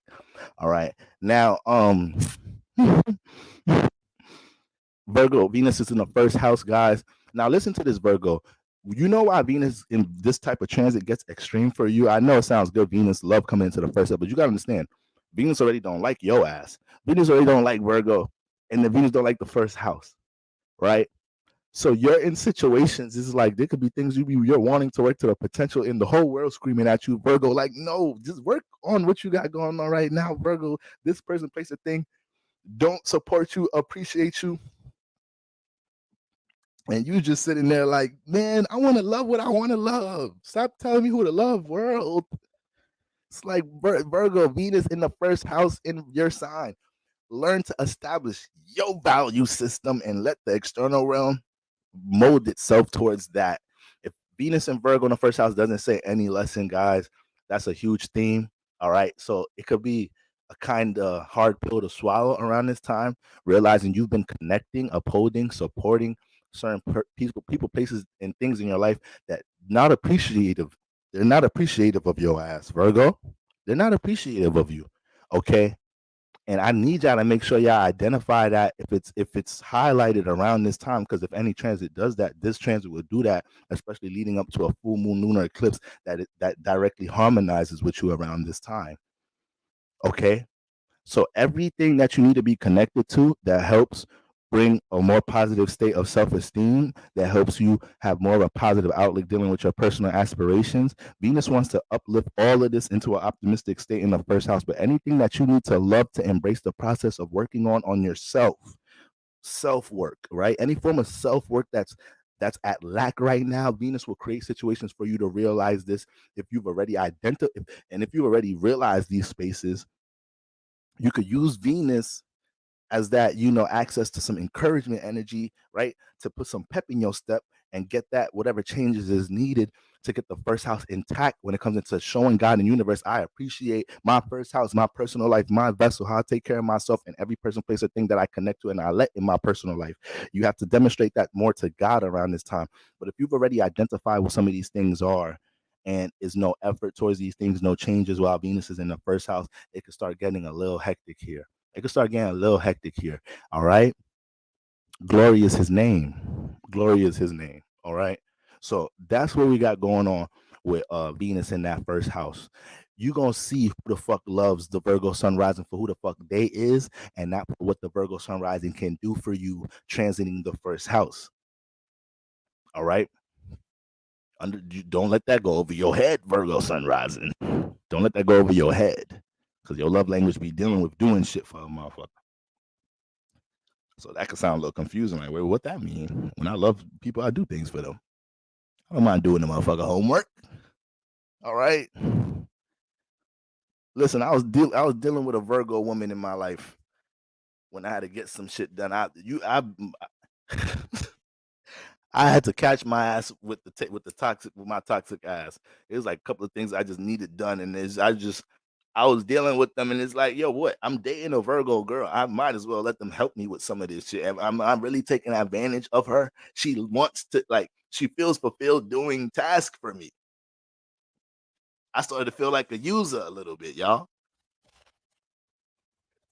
But when Virgo's on that type time, they wait. They like, oh my god, I was waiting for you to call me with something today. What you need? What you need? What do you need? New roof? Hmm? What do you need? A new girlfriend? Let me go ahead and change my hair. What you need, Boro? So you could say what you want about the Venus and Virgo. They'll turn themselves into a new girl for me. What the fuck else you want? You niggas is too greedy. That's your problem. 2023 got y'all ass too motherfucking greedy. Y'all don't know how to just have some shit and accept some shit. This Venus and Virgo woman ready to be a different woman 365 goddamn times in a year. What else do I need? She was Amber Rose on Monday, Jennifer Hudson on Wednesday, Tyra Banks on Sunday. It was just a wig change. All right? Perception. Okay? So that Venus and Virgo energy gets sacrificial for that love thing. Get sacrificial for that love thing.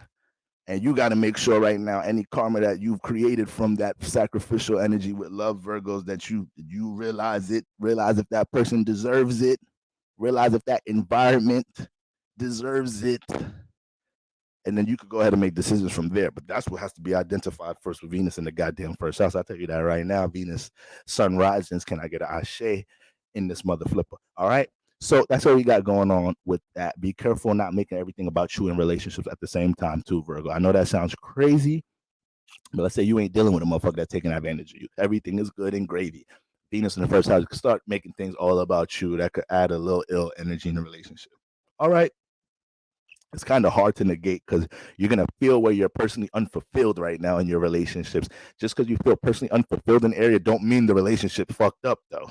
There's one department of the relationship, all right? Just because the motherfucking toilet they ain't working, we ain't got to put the house on, like, slow down. It's just that we could get a plumber for this mug. I know, but it's just we just get a new house. Virgo, Venus, and Virgo placement. Sit your Bob the Builder ass down. All right? Want to make a new house. It's just the toilet, woman. Okay, Ashe. God will make a way for that toilet. All right, so we got that going on with Venus in the first house and Mars in the third house. All right, Mars in the third house, Virgo sun rising. When it comes into your close relationships, siblings, they ass is all turned up right now. They getting into fights, may try to bring you into a fight. You getting into fights with they ass. Disagreements, individuality clashes. You get into riled up situations trying to defend your friends. So right now, friends that you got, we know we having certain friends for certain things, y'all. We know we have certain friends for certain things. This is your spiritual friend. This is your fifth house party friend. This is your deep diving, self-reflective friend. Every time this friend see you call, they know you need their counseling. That's the role they play in your life. This is your mischievous friend. When you're in some 8th house activity and you need somebody dark to get into it with it, that won't judge you for it. So this is your mischievous friend. So we all 7th houses have different departments.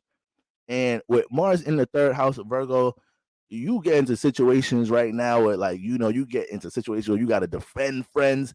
But if you feel any type of energy where, like, my friends could get me into some bullshit right now, or I feel like I'm gonna get into a transformative ass space right now with one of my friends, that Mars is trying to let you know something ahead of time.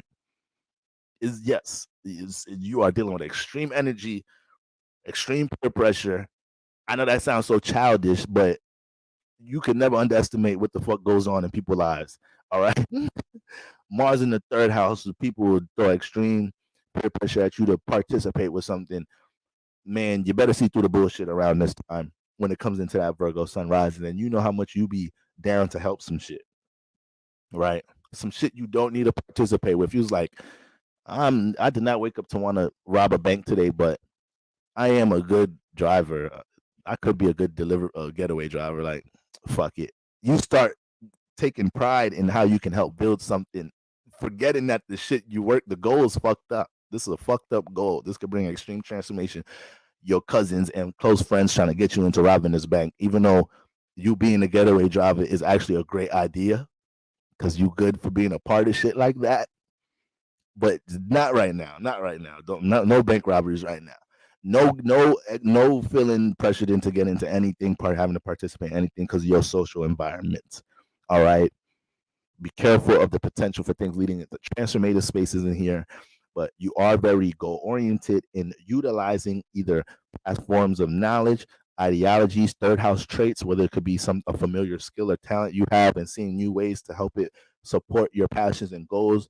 Um, the third house relationships, if it could deal with intense individuality clashes, but it could also deal with situations where your passions and goals and intentions being supported by these people. All right. So it's just the different scales, different sides of that vibration.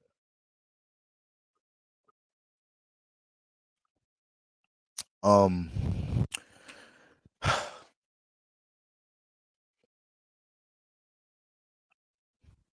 we are working up towards a full moon time. We're all working up towards a full moon time. So with the accumulation of energy that's starting to get pent up, that we're building from relationship activity and whatnot.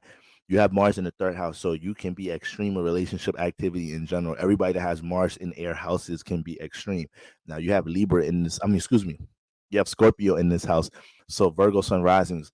You can write a lot. 9 out of 10 times, a lot of y'all could write books about intensity y'all experience dealing with close friends, siblings, abusive situations, bullying situations, intense neighborhoods, manipulative energies within your close surroundings.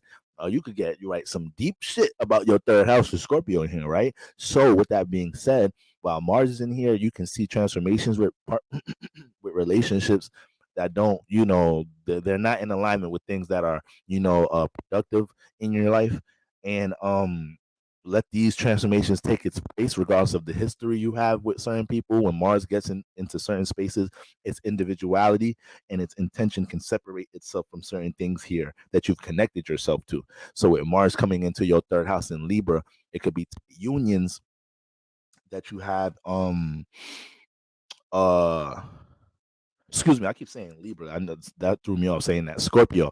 With Scorpio in your third house, tight unions, because Scorpio is loyal. Scorpio is loyal, right? Scorpio is very loyal when it gets into when it feels like it builds that type of relationship.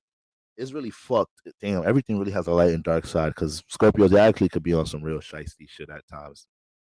You actually could fuck over it. It's like a little asterisk by y'all name when we put loyalty there, because y'all really will ride out some shit to the death. But Scorpios that are lost in their desires will fuck over people that they love and become self-destructive in their life over desires, right? So on some Rico and paid in full shit, kill your mans because you trying to get over in the drug game or something. That's like a Scorpio lost in their desires, and that creates more baggage in their life now, because they have to live with that. That they know their desires drove them to those type of things. All right, so Scorpios, yes, the potential for loyalty in the third house is there, but Virgo Sun risings can tell you about the breach of trust with that loyalty being established there. They could tell you about that shit with Scorpio in the third house. All right. So I say all that to say, with Mars there, that's why you got to be careful any extreme decisions you make with relationships around this time, especially with close relationships. All right, because we could already feel a way about making space with relationship activity, especially in the times we're in, leading into the full moon.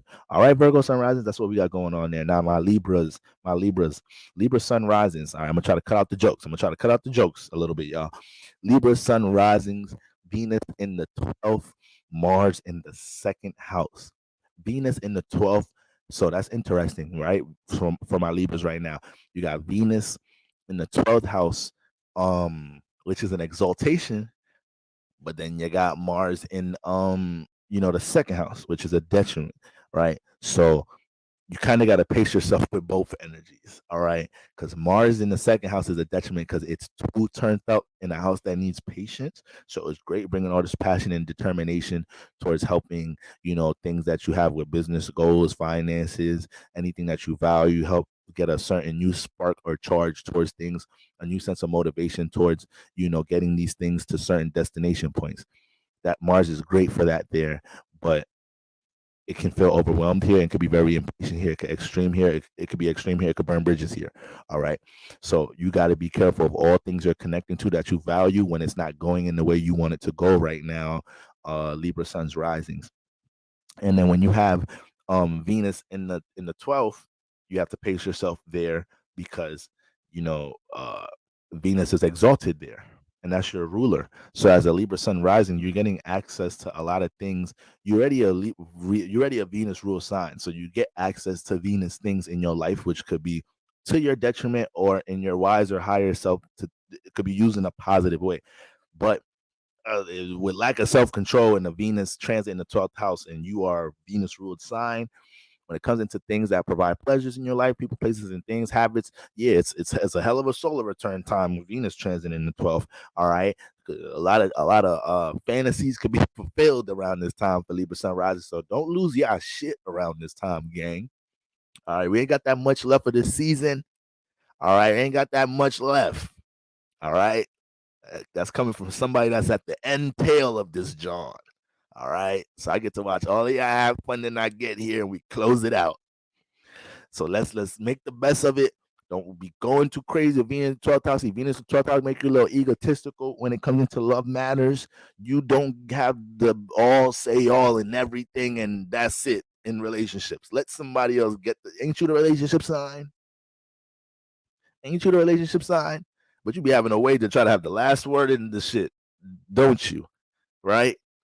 So, anyways, Venus in the 12th house, when it comes into the things that you value, Libra, you're already you're trying to get exalted right now. You just got a new foundation in your sign. So a lot of things dealing with expired relationships, partnerships in your life, you having a different perspective being developed about a lot of these things. Because some of these things might not even supposed to be in this cycle right now from what do I value perspective.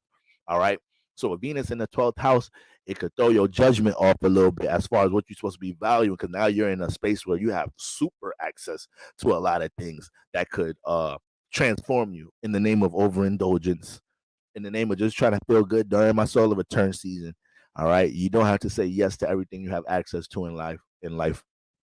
And also, you could be trying to ride you could be riding the high of things dealing with love matters right now. So anybody saying don't date, anybody saying a situationship is the worst thing in the world. All right, so some situationships turn into beautiful matrimonious family.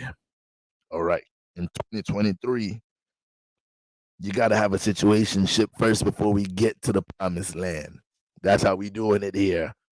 All right, let's fuck around for a little bit and see where it goes. Let's fuck around and find out. Ashe, ashe, ashe. All right.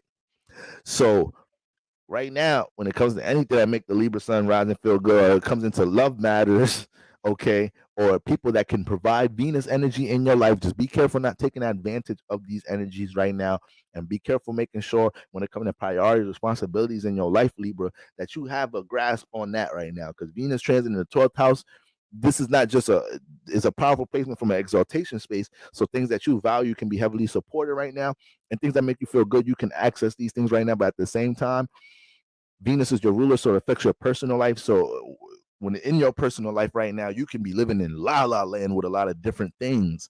All right, you can be living in la la land with a lot of different things, and being able to have any form of agenda or law or structure, or be able to pour into the new format of certain things that you established during solar eclipse time. Right, that stuff could go neglected right now with all the fun you may be having, or with something that you may be drifting off to. When it comes into Venus in the 12th house, be careful of escape mechanisms in your life. Be careful of you just detaching in general right now, basking in some 12th house space.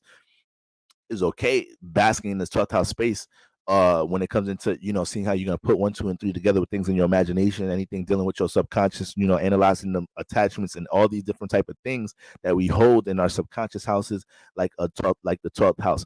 But at the same time, just be careful not being too high. All right, sooner or later, that being too high on that motherfucker gonna lead to some crazy ass transformation during Scorpio season. All right. So that's what we got going on for my Libra Sun's risings. Sagittarius, excuse me, y'all was about to get me. Scorpios was about to be on my shit. Because I think that was going to be the second time I did that to y'all ass. I think I skipped Scorpio on some shit. I'm so happy I seen the comments that day, because I know Scorpios would have been at my door the next day. Mask on. I'm like, who the fuck is you niggas? We Scorpios. All right. The fuck y'all want? Nigga, you skipped us yesterday, motherfucker. We take shit deeply. You should know that, Mr. Astrologer man. It's like, all right. Getting on live right now. Put the gun down. I know you guys are some sensitive beings. Take the mask off. Come in and have some breakfast. All you guys be needing some love and attention. I understand y'all. Y'all ain't have to come to a brother crib and stick me up. All right? You guys are so intense sometimes. All right? Extreme. Coming to past the house, riling me up like that. Come get some worship, some love, and breakfast. All right. Today I'm a Christian. We got some bacon, egg, and cheese today. I ain't claiming I was part Islam last week. I could get back to the pork today. All right. But Pastor is on a diet. So this turkey bacon. You guys eat turkey bacon? All right. I say. Shout out to the Scorpios. Scorpios. Glory.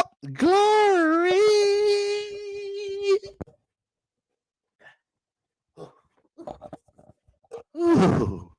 Sister Johnson, but you be getting off to that glory. Look like a sexual spirit is coming upon you when you hit that glory, sister. I think that's why you like hitting that glory. Whatever sexual spirit you be summoning in the air, you like when that motherfucker come around.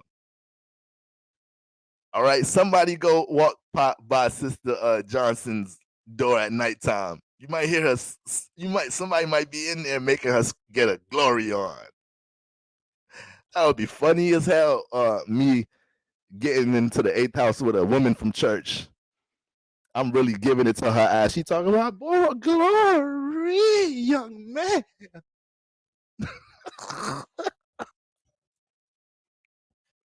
Young man, glory. You got me feeling so alive, young man.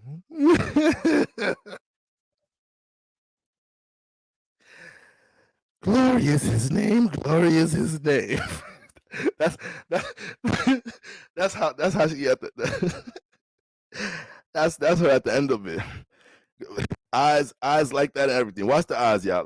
Can I zoom in some more in this motherfucker? Glory is his name. Glory is his name.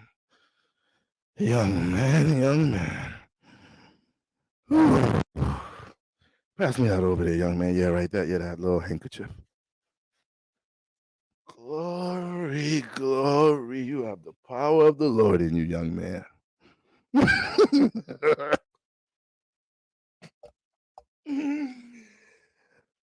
I don't know if I'm going to be able to keep this to myself. This feels like I got to let the church know, young man. Oh, I feel like a testimonial's coming upon me every time you lay your hands on my vessel, young man. Glory, glory is his name. Yo, y'all got to relax. It's 1 a.m. It is 1 a.m. Relax. Stop hitting the glories. I'm about to turn the comments off for the rest of the shit. Relax. Told you that glory spirit is strong. I'll be able to get myself together with that glorious spirit. All right. Pastor, get a little bit of this holy water.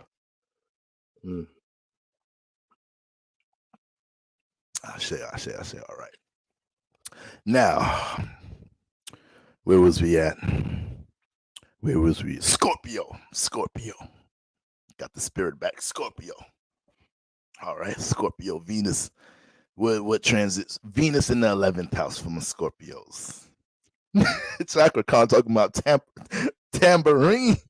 That tambourine go crazy in church. The tambourine, you ain't never see a tambourine until you go to a black church. I don't even think that instrument probably was not invented until the white man gave black people the Bible. We made that. Somebody look up the history of the tambourine. That motherfucker came out of slave days. That is a slave instrument. All right. That motherfucker be going crazy in church. So Scorpio. All right. I just said I was going to start with the jokes. I guess that's a lie. I guess I got to stop saying things like that. Venus in the 10th house. I keep jumping to Sag. Venus in the 11th house, Scorpio. Venus in Virgo in the 11th house. Mars in No, that is an error. That is wrong. That is wrong.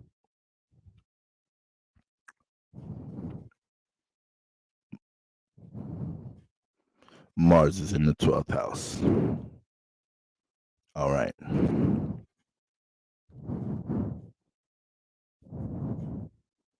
Wait, I'm drunk. I'm fucking drunk. Damn, I am drunk right now. Let me get it together, y'all. I'm sorry. Mars is in the first. I'm drunk. Scorpios. Venus in the 11th house. Venus in the 11th house, Scorpios. Let's start there. Let's start there. All right, because you guys already know a lot of the good stuff with Mars. But let's start at Venus detriment ass. And you know you don't like Venus energy, so you need to know what's going on with Venus transit in your charts. All right. So first of all, Venus is in the 11th house, gang. Now, listen, Scorpio sun rising, you got Virgo in the 11th house. A lot of times y'all go through all different type of criticism when y'all are amongst groups in this mug. That's why y'all ass sometimes don't be want to come outside. I be knowing. I be knowing. That Mercury energy be on your ass when you step outside. Why the fuck everybody looking at me? Ever never seen a motherfucker dressed in all black and wear a mask before? What the fuck? It's 2023. Y'all niggas giving everybody grace but us. The women is empowered, LGBT community empowered, everybody empowered. You still judging us. We want to be accepted. All right. It's time for us to. It's time for the world to accept the Scorpio. Stop, understand them. Learn to understand the Scorpio. All right. Learn. Y'all be running from the 8th house. That's why a lot of shit be happening in y'all lives. You don't know how to do laundry from a spiritual perspective. You don't know how to do emotional laundry. Real shit. All right. So Venus in that 11th house, Scorpio, regardless of all that Mercury energy you be catching out in the world and whatnot, all that critique and intrigue, you fluster up in every department in your life. With all that being said, right now you got Venus transit in the 11th house. So even though you might have a vulnerability dealing with a lot of people that ain't, because the 11th house is you gotta understand, this is how I put this is a interesting house to deal with for Scorpio placements, because when it comes to relationships for Scorpios, they're not, it's Mars energy. So this is one of the signs that could only like be up in the air in relationships and shit for so long. Like, if Scorpio really love a motherfucker, they could do some up in the air shit. They could go through the toxic shit with you, or they could go through the back and forth with you. They kind of be down for that shit if they love you. All right. But you going back and forth doing a lot of crazy shit with Scorpio is kind of your way of letting them know you invested. So don't think that is like making them want to leave. That's in a fucked way. They think you down for the cause going through some extreme back and forth shit with their ass. So you got to understand that with the Mars signs at times. They got a different way of looking at love. All right. And when it comes into Venus being in the 11th house, regardless of the vulnerability you may pick up on dealing with motherfuckers you don't know, Scorpio, that's why this house is a little funny house for you, because sometimes you see the potential in dealing with the motherfuckers you don't know, associates, networking opportunities, but it's like, I don't know these niggas though. Like, so when it comes to relationships, everything, they're not great. They can't do great energy. Is you in or you out? Which one we doing? All right. But in the 11th house, they kind of gotta sometimes have more patience dealing with connecting with other people, for having a common goal with different personalities and whatnot. Scorpio be having to learn how to have patience for that shit and remind itself why it's here in the first place. Right.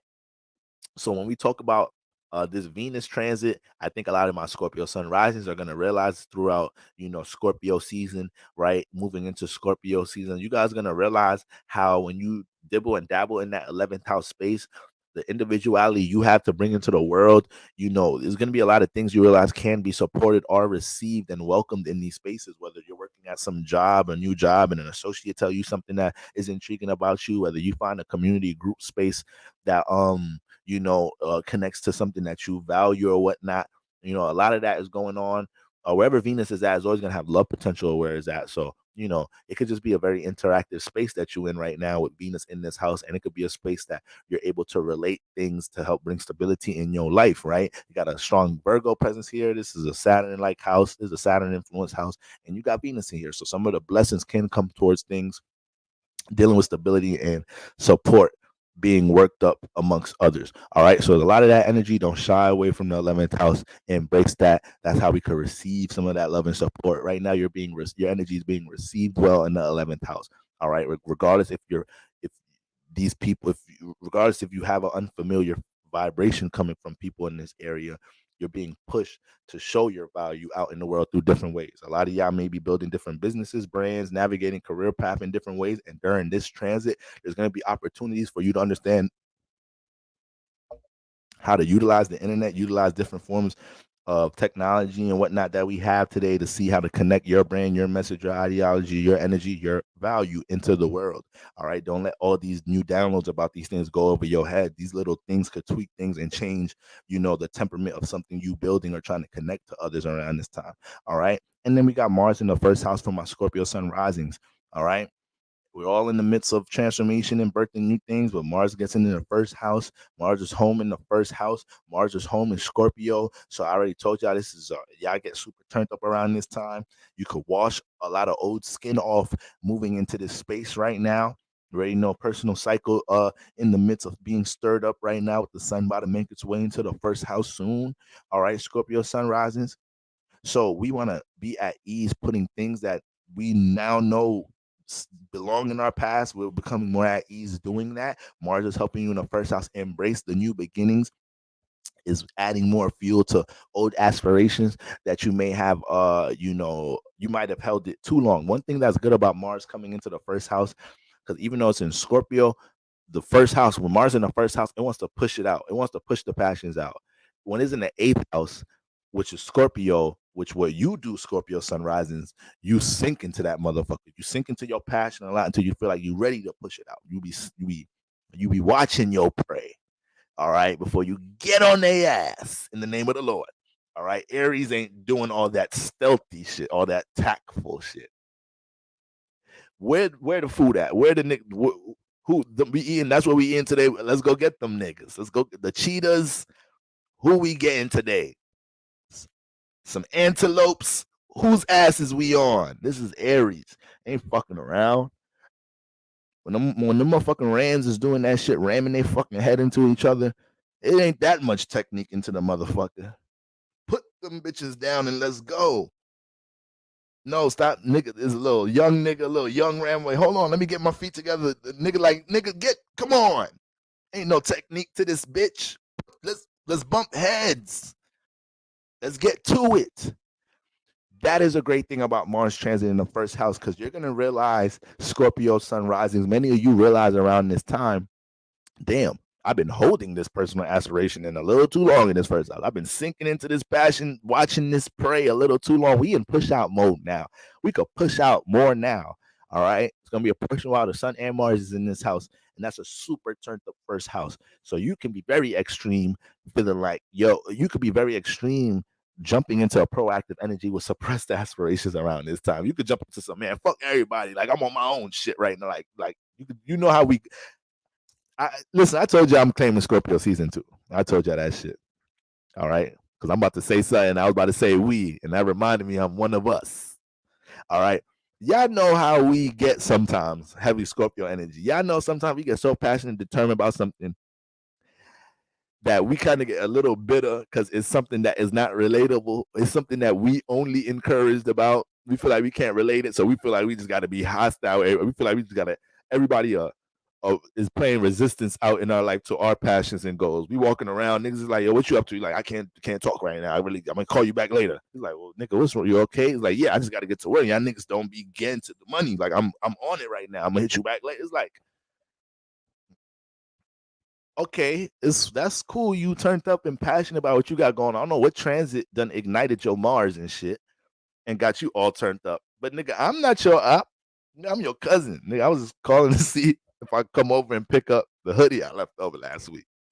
Nigga throwing all this intensity at me because you all charged up about some shit going on in your personal life and you feel like you got to detach and transform everything. So Scorpio, you dealing with this much goddamn power and charge about to come into your first house. All right, make sure you keep direction of where that intensity is going in your first house. Make sure you're aware of the approach of going your approach towards transforming things that you don't want in your first house around this time. So it's a deep spiritual cleanse here. And you know, like I said, this is, once you start acknowledging things in the first house that don't got no life, and you gotta charge them up. Mars don't play about that shit. Mars get in his bag trying to bring that John to life. While I'm at the Virgo part, I can't believe we are that lame over dudes. Pathetic. Shout out to my Virgos, man. Shout out to them, man. A lot of the things we call lame in love is really just us being too prideful, y'all. Too prideful to be put to shame in front of our partner. That's really what's going on. Okay. Pastor had to beg for his girl back before. I've been in that position before. It's not a position I'm trying to experience again. I'll tell you that. I told God there's a time and place for everything. I think I'm good on this one. I don't like being in that position. So shout out to everybody who's had to experience that a little bit more than once. But I've been there before when you have to beg for your one back. I've been there before. Love will bring you to your knees like that sometimes, family. Yes, it will. Ashe. All right. So that's what we got going on, my beloved Scorpio. That's what we got going on. Mars in the first chakra. Glory. Stop, Chakra Khan. Glory. Woo. Yeah, damn, that spirit powerful. But we did just do the Scorpio reading, so they deserve that one. They deserve Mars in Scorpio is powerful. So that one deserved the glory. It's okay. It's all right. Glory. Okay. I'm about to just change the YouTube channel to Glory. Just like that. A whole bunch of motherfucking R's and Y's. So you know I'm holding that bitch. It's not a glory. It's a glory. I might as well put some I's and E's at the end of that motherfucker. All right. Sagittarius. All right. Sagittarius, Bagatarius. Okay. Speaking of Bagatarius, where's Venus at? In that 10th house. Speaking of Bagatarius, that Venus is in that 10th house. What does that mean? That means when it comes into the themes of your social status, how you're seen in the world, how you're navigating career path, the different decisions you're trying to make to get to different places in your career path. All right. That stuff about to get some loving. That stuff about to get some support, and you about to catch some new downloads. You've been catching new downloads of how to support and appreciate this area. You're understanding where you need to put your time at, where you need to put your nurture and all your love at in career for something to blossom and grow. All right. So some of y'all could be catching these downloads of, setting a new precedent in this house of how you're gonna value a certain concept to transition into something in career. You guys could just fall into, like, this could be promotion time. This could be all different type of positive shit happening in the career space in general, especially if you the more fruits come if you've been, like, from a workspace perspective, like motherfuckers that have been at their job for some time now. Y'all the ones are the one that don't. If you just been at that motherfucker, this is the Saturn house. Only the ones that put some time into some shit is getting the real fruits in the workspace. Not saying Venus in the 10th house ain't bringing fruits for a career path for everybody here.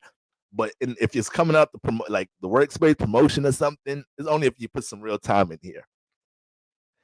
It's gonna be some shit going on with, like, who's this again? This is the Sag. They're gonna start giving out checks at job. Like, are we giving out bonuses at the end of this week? Everybody like, oh, everybody getting turned up. But it was like, your shit ain't gonna come. It's like, where the fuck my shit? It was like, oh, the bonus only for people that been here 5 years.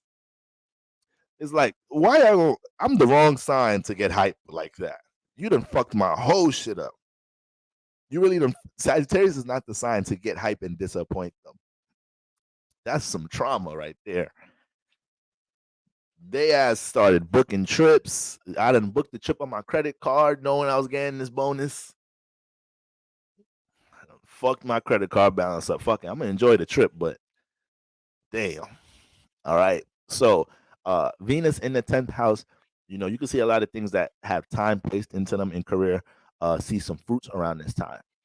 Trying to get situated and stabilized in the career space in general. You can see a lot of progression with these things. But you may get reminders to work your values around this time, though. So for people that feel like they're in a space trying to initiate new things in the 10th house, it's going to be different different influences in your life from people, places, and things, even in your workplace. It may be your own coworker, since Venus is in the 10th.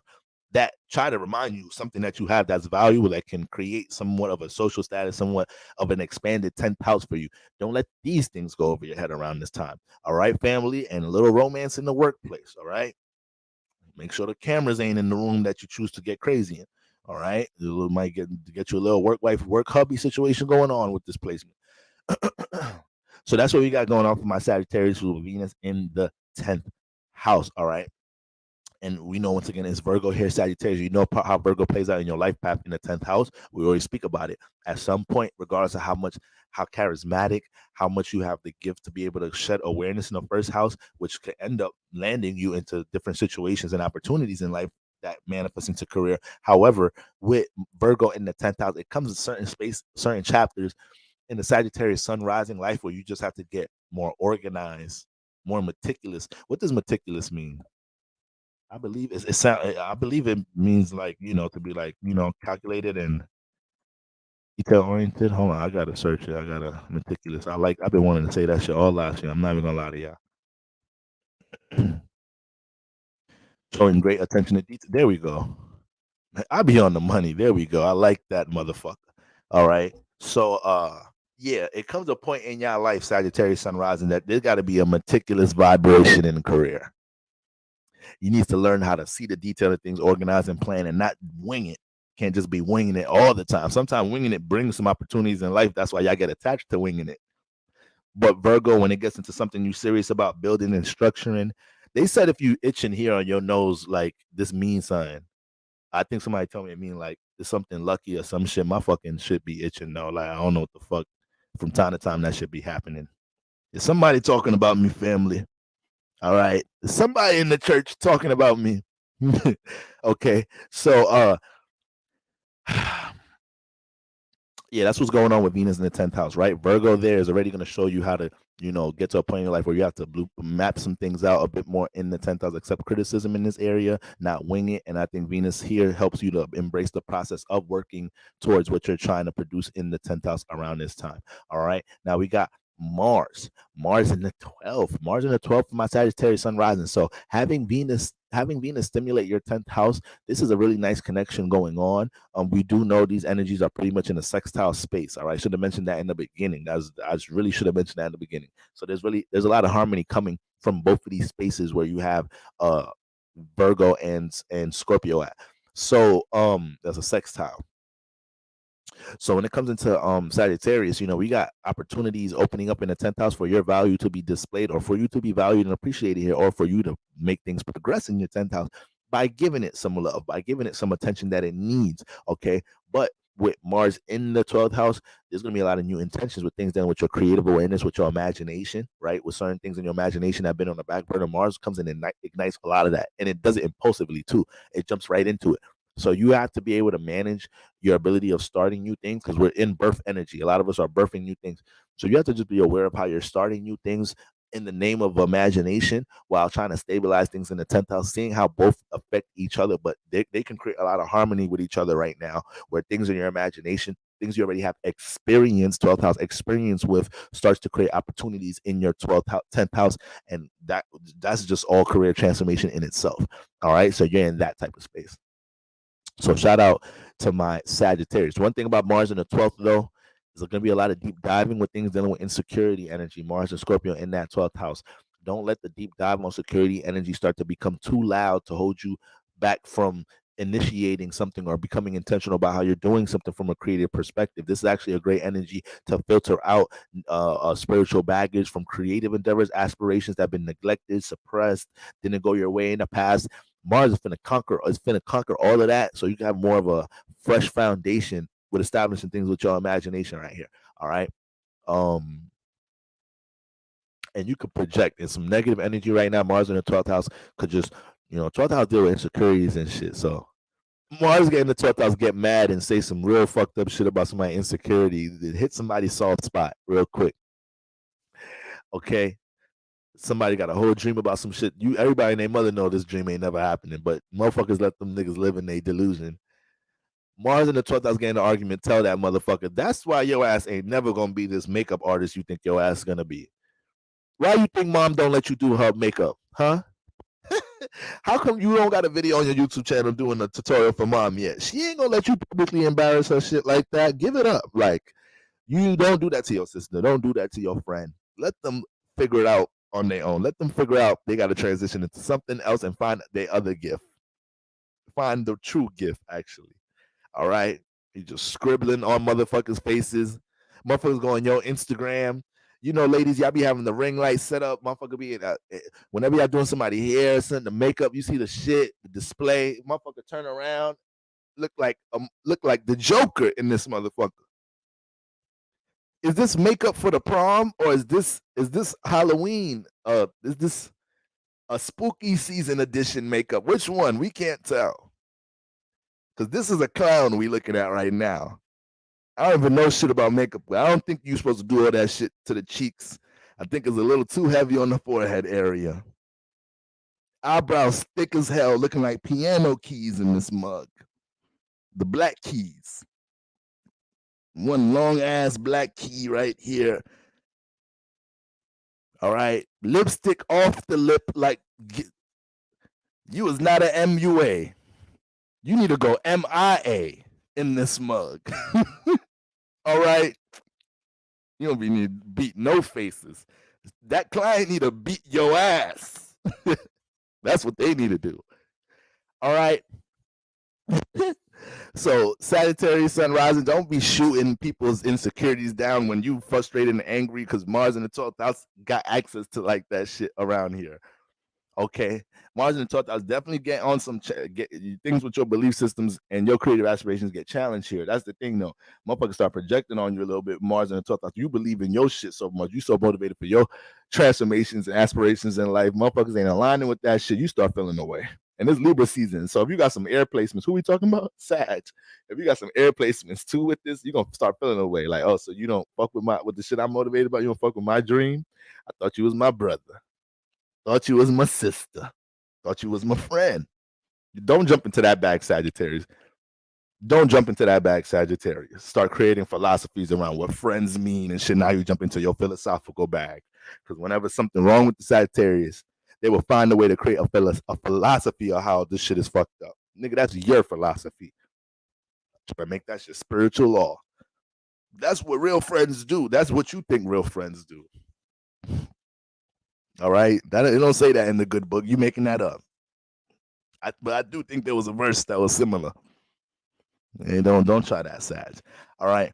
But that's what we got going on with my Sagittarius. Capricorns.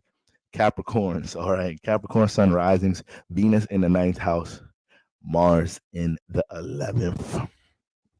Venus in the 9th house, Mars in the 11th.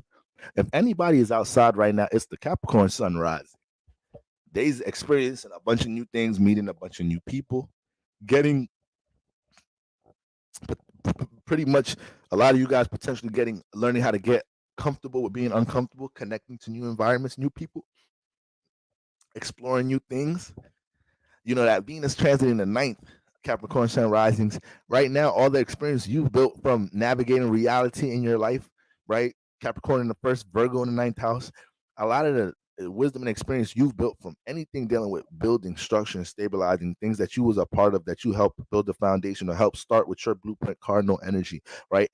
Things that you may be in motion with your business brands. Right now, you could be in position where your knowledge and wisdom for these things can show and create opportunities. Venus transit in your 9th house in Virgo. It could jump you into an energy where you feel like you really need to explore something new, explore new things when it comes into love matters. If your partner's down for the cause, try not to just throw that energy too heavy on them. They said they down to take the trip and do the new things. All right, relax. They said they'll let you the threesome and everything. Okay, you got to do something new, babe. We got to spice it up. So Venus in the 9th house, don't be pressuring your partner now. All right, your partner saying they got to think about it. You're like, come on. You want to see her? Let me show you who I'm thinking about. Let me show you her Instagram. It's like Sagittarius sunrises, relax. Excuse me, Capricorn sunrises, relax. You doing too much. Your partner is looking very uncomfortable right now because you're trying to explore and experience all these new things with love matters. All right. So be careful of that energy, but also be careful of your discernment dealing with exploration with love matters, because Venus getting to the 9th house, and it's just a free for all when it comes into things. Like I said, the exploration energy, experience energy, have you doing things that you lose your discernment, doing things where love matters, and everything turns into an experience, and now you just is no discernment with anything. There's no judgment with anything. Now you Venus get a little too free in the ninth house, and she be needing some order. Venus be needing some damn order. All right. You know how to lay some order down, Capricorn Sun rising. So make sure your partnerships do have a sense of stability to it, even though it's maybe a time to bring new experiences into your relationship. You may find love outside of your surroundings around this time. The love and support is actually going to come through things related through educational matters, environments, people that can relate to your form of your belief systems, or things that you're very studious about in life, right? Things that you like to learn about in some type of shape or form. So environments related to these things could bring supportive influences into your life. A lot of is there.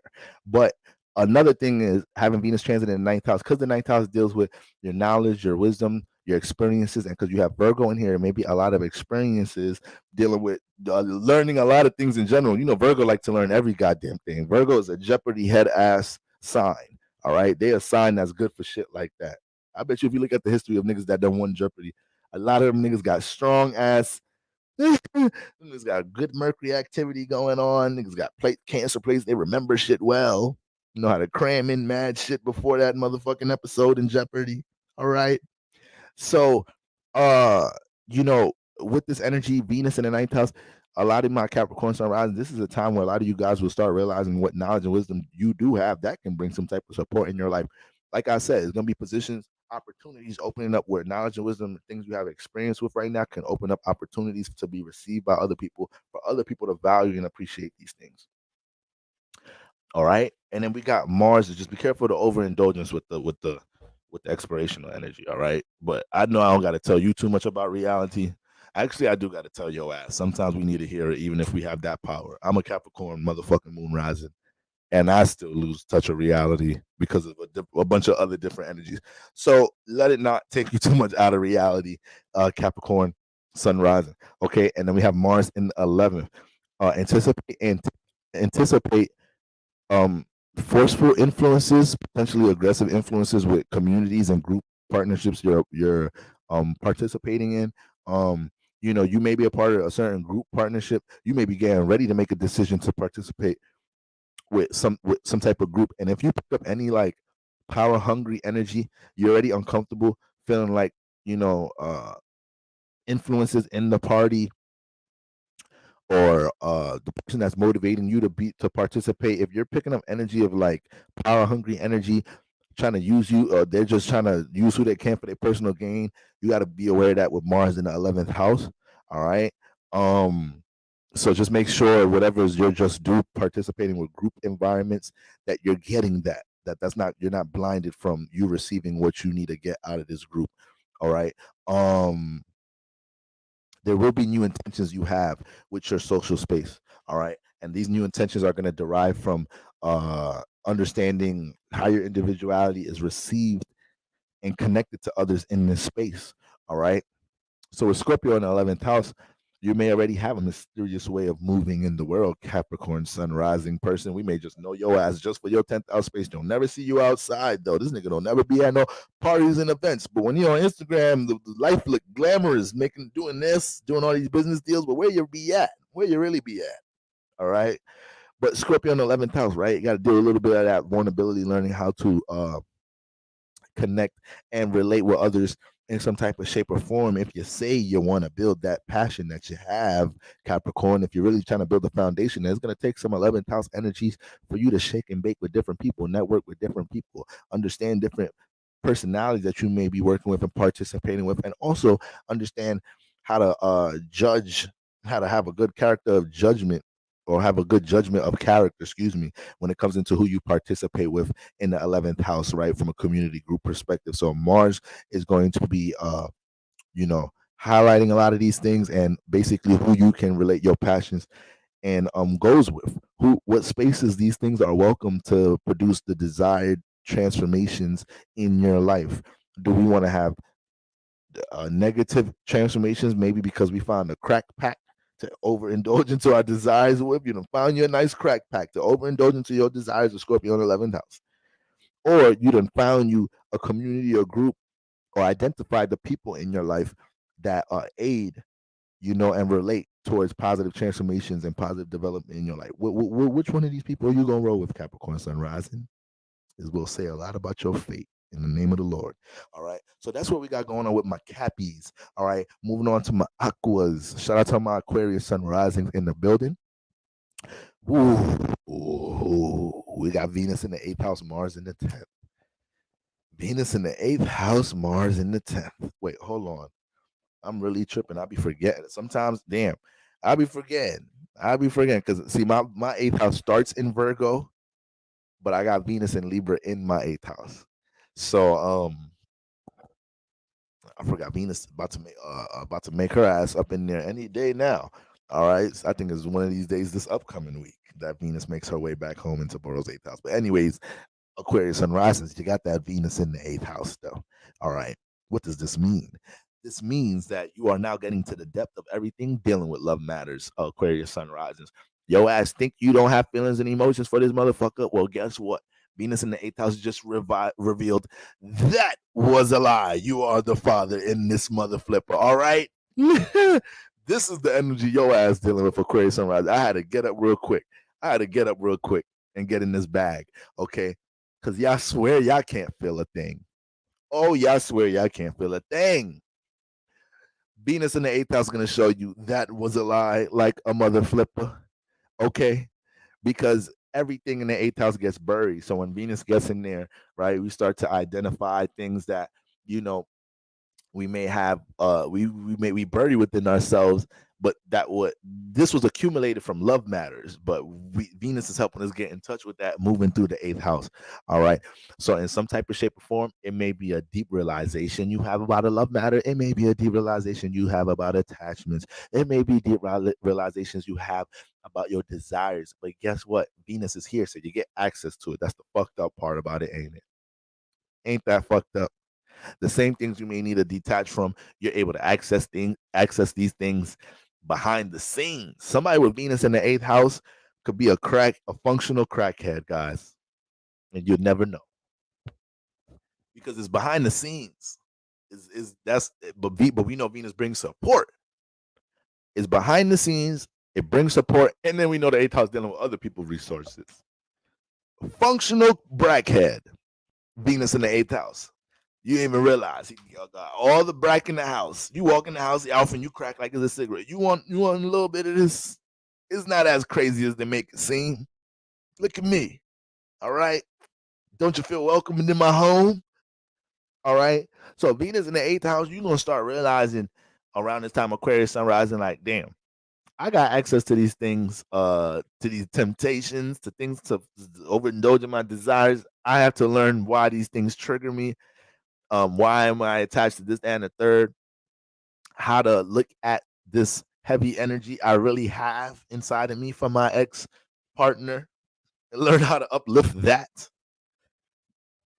Okay. Shout out to Sophia in the building with the collection plate. Eighth house lord in the fourth house. You got the eighth house lord in the fourth house. So you're going to see a lot of eighth house themes. Wait, eighth house lord. Oh, yeah. So you're going to see, first of all, you make what's behind the scenes feel like home. First of all, what's home to you is dark in the first place. If you can't relate the depth of yourself to somebody else, you feel like you can't be at home with me. So that's first, that got that off rip. Your home environment go through a lot of transformation. I got this connection, but the other way. So I got my fourth house lord in the eighth house, right? I got Venus in my eighth house and Taurus in my fourth. So my family household, like anything dealing with transformation, right? Death and all of that, like you're gonna experience a lot of that, all right, in your home and family dynamic into things close to you. So you have to learn how that energy affects you. At times, you have to learn how to deal with some shadow work and healing in your life and understand how to process. Because you can start to feel like when things get close to you, they're gonna transform, depending on how much activity you've been through with transformations with things close to home. All right. So you have to be able to identify if you deal with that type of trauma response to the point you deal with vulnerabilities, connecting with things, bringing things in the home, because you don't know how stable it is. You don't know if it's gonna transform. You don't know if it's gonna, you don't know if it's gonna be. It's just gonna fizzle out one of these days. So it's important to identify that, but it's also important to understand that you have the power, right? You have a lot of properties to unlock some real powerful, deep diving tools when it comes into your subconscious. So you're able to really diagnose up a lot of times when it comes into your own triggers, to your own eighth house spiritual baggage. And it's very easy for you to identify this in others, especially when you see people deal with intensity in their lives, or you see people deal with lash outs or extreme moments. A part of you be knowing, all right, that wasn't, this moment didn't make them release that. Something else is pent up. This is like, you're good at seeing this type of influence when it comes into people's spiritual baggage. All right. Shout outs to you, Sophia, with the collection plate. So yeah, Capricorn. Okay, so we're on Aquarius. So yeah, Venus in the eighth house, Aquarius. And maybe some people you realize, damn, I do love this person. I do love this person. I do like this person. I do want to, I want to get back with this person. Or damn, I think I should reveal how I really feel. I like how that sounds. Got to reveal how you really feel. Aquarius sun risings, but it could come with a huge sense of vulnerability. You are liable to have somebody drop some motherfucking emotion on your ass like a motherfucker. Like, but Aquarius, you don't like that shit though. The Aquarius is pouring the water out the motherfucker. It's the water bearer pouring that bitch. It ain't pouring it on the motherfucker. It ain't even pouring on his feet. Ain't washing it. It's pouring this motherfucker out. My thoughts is helping you motherfuckers deal with your emotions. I don't get lost in mine. That's the water bearer. That's the real shit going on. That's the symbology behind the pouring out of the water. I've reached a space mentally, or more so in my mental bodies, to be able to understand how to navigate this emotion energy, feeling emotion energy, understanding just different dynamics of how people process things mentally. So I could allow myself to look at something, think about something from a certain perspective where I'm not that's why Aquarius will say things to you like, you emotional, or you letting your emotions get in the best of you. They'll be the first ones to say things like that because they want you to get to a point where you could look at it, you could think about a situation, but think about it from a high point, from a high sense of thought, not lost in the emotion you're in or lost in the current thought. Look at this from a high perspective. Look at the bigger picture. All right. Let me pour this water out. Shout out to Knowing with the collection plate. You always bring the real shit, and my Scorpio moon is here for it. From a Scorpio dominant to another. Knowing, do you know God is going to do something good for you this week? Did you know that before you sent the plate? Because he is, woman. He is.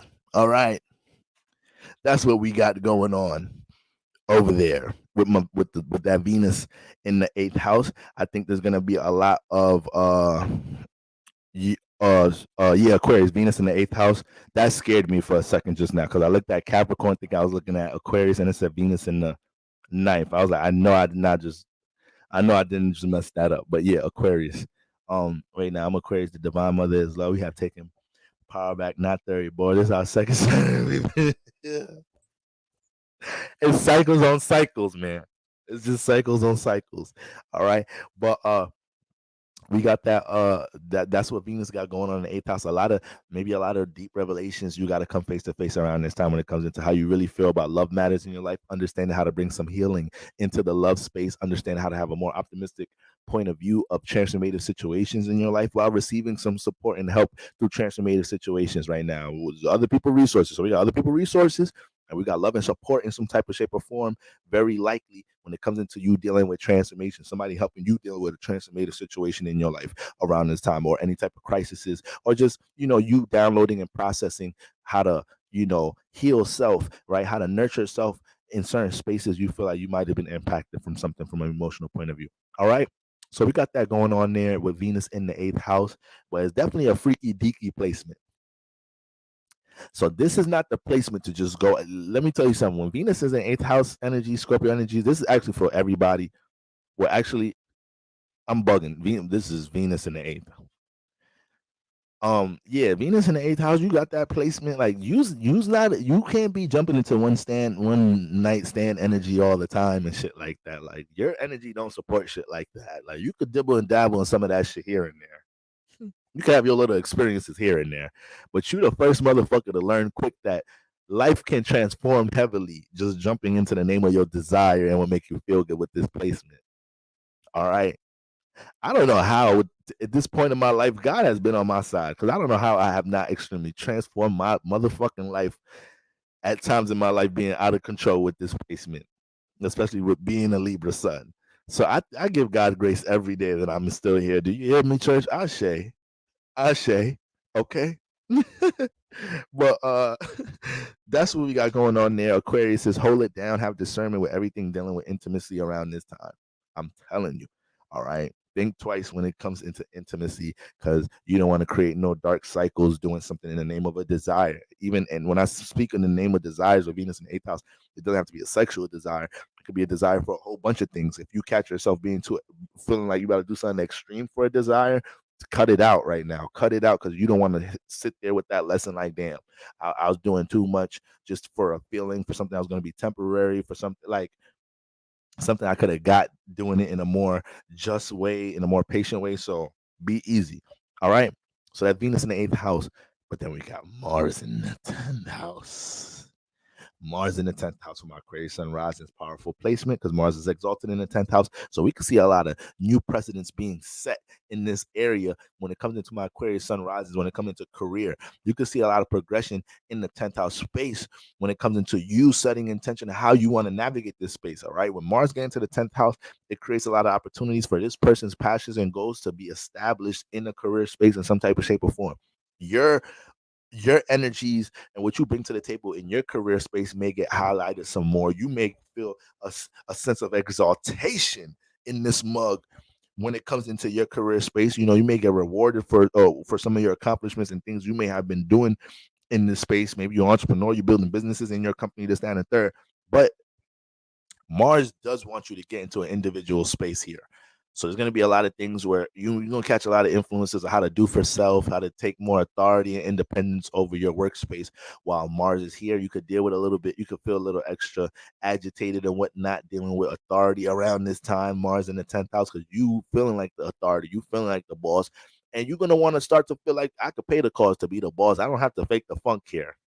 I don't want to just feel like the boss just for this transit borrow. I want to pay the cost. What do I got to do? Whatever you got to do to pay the cost to be the boss. Mars is gonna make it recognized in the 10th house, because there's gonna be a person, place, or thing influencing you what intention to set in this house. Whether it's your your workspace making you very extremely frustrated around this time, and you transform it in that way, or whether you just find the space and pockets to align time with an intention to create something. All right. But Mars in the 10th house ain't nothing to play around with. It ain't nothing to play around with Aquarius. And we want to utilize that energy to the max. Be careful of dealing with that intense, aggressive temperament in the workspace with coworkers and all of that. When Mars is just liable to bring that type of energy here. You have Mars in the 10th house. I mean, Scorpio in the 10th house. So your career space already goes through a lot of transformations, with Mars being able to deep dive from a psychological, subconscious point of view in Scorpio. I think you're going to be able to be at one, making realizations of why you had to go through a lot of transformations to get to certain desired spaces in career, and understanding why you're at where you're at now when it comes into what you may navigate in career. Mars could do a great job at helping you be at one with the present, right? When it comes into reflecting on all the transformations and things that's accumulated with 10th house aspirations, and things that you may have to, once again, press Alt and Delete when it comes into things that didn't play out in your favor in the past when it comes into career aspirations, or having a new outlook, a new determined outlook on making something work this time around in your 10th house. All right. Let's not play with that energy. Some strong energy right there, Aquarius sunrises. So that's what we got going on. And then last but never least, my Pisceans. Shout out to my fishies. All right. Shout out to my fishies. Okay. Now we got Venus in the 7th, Mars in the 9th. What a time. What a time to connect. What a time to relate, ain't it? What a time to relate and connect, ain't it? Pisces sun risings. Because some of y'all don't know how to lose y'all. Some of y'all lose your mind when Venus get into the 7th. It be needing that though. Your Venus be coming in y'all 7th house and be having a lot of things to heal. Because Virgo being here, but Pisces being in their first house, seeing the potential of all type of shit in their life. Then they get into the 7th house and meet a motherfucker and see this potential in his relationship, and they start realizing how much work it is to get to that potential they see personally. That shit start frustrating the shit out of Pisces sun rises. It's like, damn, I really gotta find a ritual to make a motherfucker to date. Cause this right here, it is too much elements of reality I have to get with in this mug just to make this relationship work. All right. So yeah, Pisces sun rises. That's why when Venus get into this area, it's like a little bit more understanding, a little bit more compromise in my relationship life. All right. I'll be the one ready to compromise, bro. It don't be me. It don't be me. All right. I believe you, Pisces, but you got your ways. Sometimes you have your ways. But you're right. It don't be you a lot of the times with that Virgo in the 7th house. I get it. I get it. You be having to tell them how many times Pisces sun rising got to tell somebody, get out your head and let me just love you. Just receive this love. Okay? Get in tune with the love you got for me because I can feel it in you. It's like, how Pisces gonna make me love them on purpose? Like, how you forcing me to love you? I feel it. It's in you. I'm a Pisces. I can feel it. Bring it out. It's like, this motherfucker ain't lying. I do kind of love their ass. I just don't like they know it. All right? So, Pisces sun rises, Venus in the 7th house. Try not to get too high right now. Try not to get too high, Pisces sun rises. I want y'all to enjoy yourselves. Okay, I want y'all to enjoy yourselves. But y'all don't mind going to La La Land. All right. Some of y'all asses still live there. You wasting time. You supposed to be here 20 years ago. Your body growing, your hair be growing, you be doing shit here. You go to work, like your body move and do shit here. But you ain't here. Pisces sun rising. Get it back in your body for real. They don't know your body been on autopilot for 26 years now. Can you drive this thing manually now, Pisces sun rising? All right. Y'all be in that astro realm for real. Body on autopilot. How you do that? I want to turn this mug on airplane mode. I ain't gonna lie. I be tired. Where's the button at? Pisces sun rising is inside, Boro. It's inside. The button is inside. You gotta find it inside. So Pisces sun rises, Venus getting to your 7th house. You could be experiencing some highs of the highs when it comes to relationships, and you could be thirsty for it too. So you could be a little extreme in relationship activity. That's something we kind of don't talk about a little bit with Venus in 7th house. You could be a little extreme right now, trying to get the love when you want it. Trying to get the love when you want it. Trying to get it expressed when you want it. Trying to get it displayed when you want it. Be a little easy, woman. Pisces man. All right. Venus gonna make it do what it do in the 7th house. It's just that it is Venus in Virgo. So regardless, you still got to work on the love. You don't never get out that one, Pisces sun rising. Don't think you get vacation from that. Virgo ain't going nowhere. It's just that Venus just coming. Don't think Virgo leaving because Venus came. Venus just coming to help for the time being. The cooperation is a little bit better. You have more of a smoother flow trying to get somebody else to place this effort into working in the mug. All right. You get somebody to flow with the feeling of things instead of because you could attract some overthinking mugs. Like I said, Pisces sun risings. All of y'all partners be having y'all just be wanting to flow. I get it, but that's what happens with Virgo in the 7th house. It comes a time you need to digest the reality, and it's gonna take a little Mercury to it. You gotta analyze, observe a couple of things, and communicate the mother flippers, and probably establish some new law in this relationship. All right. So you got a lot of that going on around this time. Pisces, don't run from anything that you got to build with, anything you got to build together with your partner or any type of partnership around this time. I think this is a very easy time for you guys because you got to think about it. Mars in Scorpio is harmonizing with you. So anything that you're dealing with water energy, things that you're connected to, you're real determined to get them into the spaces you want to get them into. You have the power to transform them a lot. So you can evoke emotion in certain places and really shake up the place right now. So you have to be really conscious of how you use your power trying to get desired outcomes with things that you feel deeply about. But at the same time, Venus being in your 7th house, this is an energy where you can find yourself throwing too much love outside of yourself right now. All right. Be careful that Pisces sun rising. Venus in the seventh house. Yeah, ain't nobody saying there's nothing wrong with jumping into sacrificial energy in relationships. If anything, that's the thing the world don't know how to do anymore. The world don't know how to understand love and commitment, and true unions deal with sacrifice at times. So actually, you is in alignment with that energy. But around this time, this energy is gonna help you to understand, does the person, partnership, relationship that you're jumping into sacrificial energies for, selfless ass energies for, is, do they deserve that? Like, what have they done for you to, risk this or put yourself in this position? Or are you able to do this freely? Are you able to feel like you could jump into sacrificial energy because there's a real spiritual union, there's a real connection here that's, serving a higher purpose? Then you're able to be more comfortable doing that. All right. But Venus is in the seventh house. It ain't nothing for you to just try to throw as much love into a situation without seeing how it's being boomeranged back. And I don't want that for my Pisces sun risings. Okay, so even though Venus isn't here, and there's a lot of, once again, a lot of highs, a lot of support that may come into your life from a relationship perspective, right? Your partner may come through for you right now, and this may be the first time your partner shows you, like, yeah, baby, I'm down for the cause. I'm a real ass nigga. I'm here for real. I know there ain't that many real niggas in 2023, but you found the real nigga, baby. All right.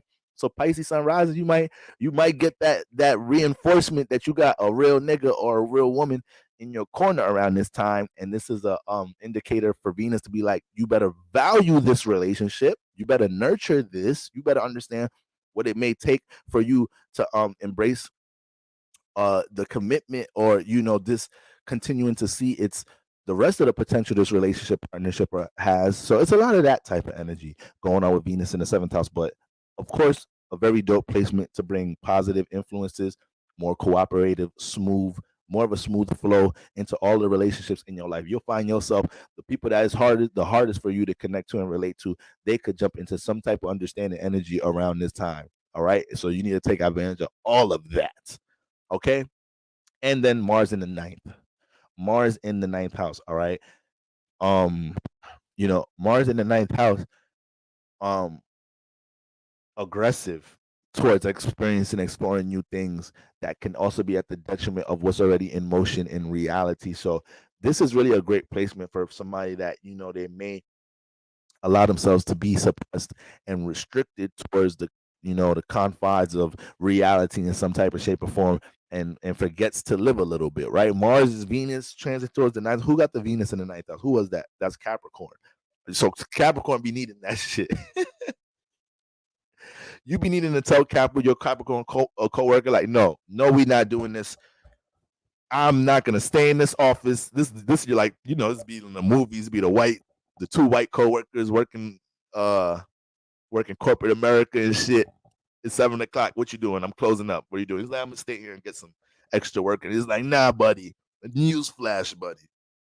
You got me fucked up. We're gonna get some drinks tonight, bro. Fuck the work. All right. This company made enough money off our backs. All right. We're gonna get some fucking Gregers. We're gonna get some vodka. I got some vodka. Met some honeys at the bar. Let's take these suits and these motherfucking ties off, bro. All right. So Capricorns, y'all ass be needing that shit with all the overtime y'all be trying to work. Go live a little bit. So y'all needs to embrace some of that Venus in the ninth house energy y'all getting right now. All right. This motherfuckers supporting and encouraging you to live your life around this time. But Mars in the ninth house, now you become a little aggressive and extreme, jumping into exploring new things, extreme, dealing with your knowledge and your faith about things. Anticipate people challenging this energy, right? So anytime you on the stage are dealing with any form of representation or expression of a belief of something you stand on, yeah, an adversary is good to pop out. An op is good to pop out right now. Mars in the ninth house, and you jump into your aggressive ass spiritual debate about some shit. Pick your fights right now, Pisces sunrise. Everybody ain't worth that shit. Sometimes you need to lay the word of the good God down. Sometimes it ain't worth it. Sometimes you just need to give them your church card and tell them come to church. All right. You got to know how to be a servant of the Lord in certain places. All right. I'll share. All right. But Mars in the ninth house, right? It's going to be more of an aggressive intention, not only towards experiencing, exploring new things, but when it comes into things that you may have wanted to apply yourself to learn, right? That course, that whatever it may be. Now, these are things that you're going to want to jump right into. Now, another thing about this placement is you will start to realize how knowledge, wisdom, experience, skills that you have can bring some form of transformation into your life, but you also will realize how you being attached to some form of an ideology, Scorpio, you being attached to some form of type of a belief or ideology or what you think you know, the knowledge you think you know about some shit, you can get humbled with that right now with Mars and Scorpio.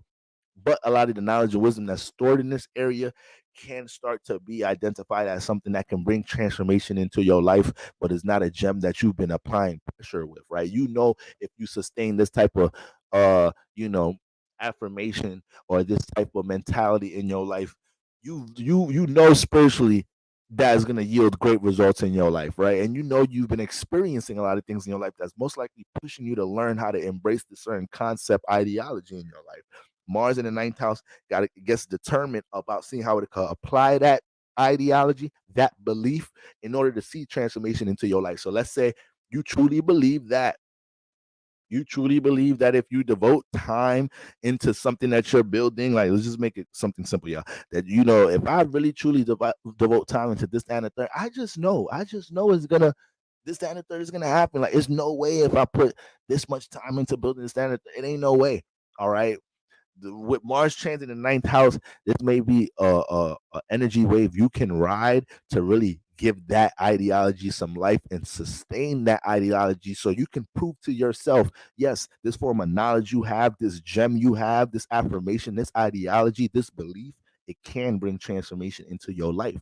All right. You understanding how to sustain it. It's Scorpio here. Fix the water. All right. So Mars can come to help activate the new ideology that's being sustained here. Remember, the sun is about to get in here, so there's about to be a lot of all of that energy right there. Like, it's going to be a lot of new downloads about these things, about how you need to apply them, how you haven't been applying them, how your life is screaming, apply the knowledge you already have from the experience and transformations in your life, so we could have some desired transformative states manifest in our life. Can I get an ashe? Can I get an ashe? All right, family. It's 2 a.m. on the dot. All right, Eastern timing. It's been a long, beautiful, productive week, and we're entering the mother flupping weekend. All right, guys. So shout outs to everybody that came for the worship today. Okay, I hope you enjoyed the service. Okay, I hope you got a little. I hope that good old glory vibration is in your spirit. I hope you wake up in the morning feeling glorified, and you go to sleep in the dark nighttime feeling glorified. All right. I hope you feel glorified at work. I hope you feel glorified at home. I hope you feel glorified in the car. I hope you feel glorified in the bathroom. All right, family. All right, I say. Shout out to all my church members. Shout out to all the collection plates today.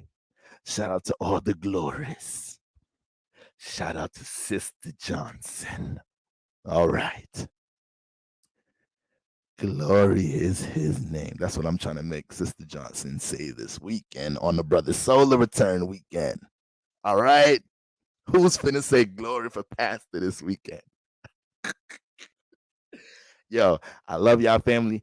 Let's make sure we handle this relationship business starting the weekend with that Sun and Libra, Moon and Capricorn, guys. Embrace that lucky Libra energy. All right, family. If anybody going through it, my DMs, emails, I'm open. If anybody needs some help this weekend, how to take care of relationship business, give you a little bit of advice out of my life. All right. Love your family. Love your family. Brought to you by the meticulous, susceptible, and glory. Have a good night, family. I say.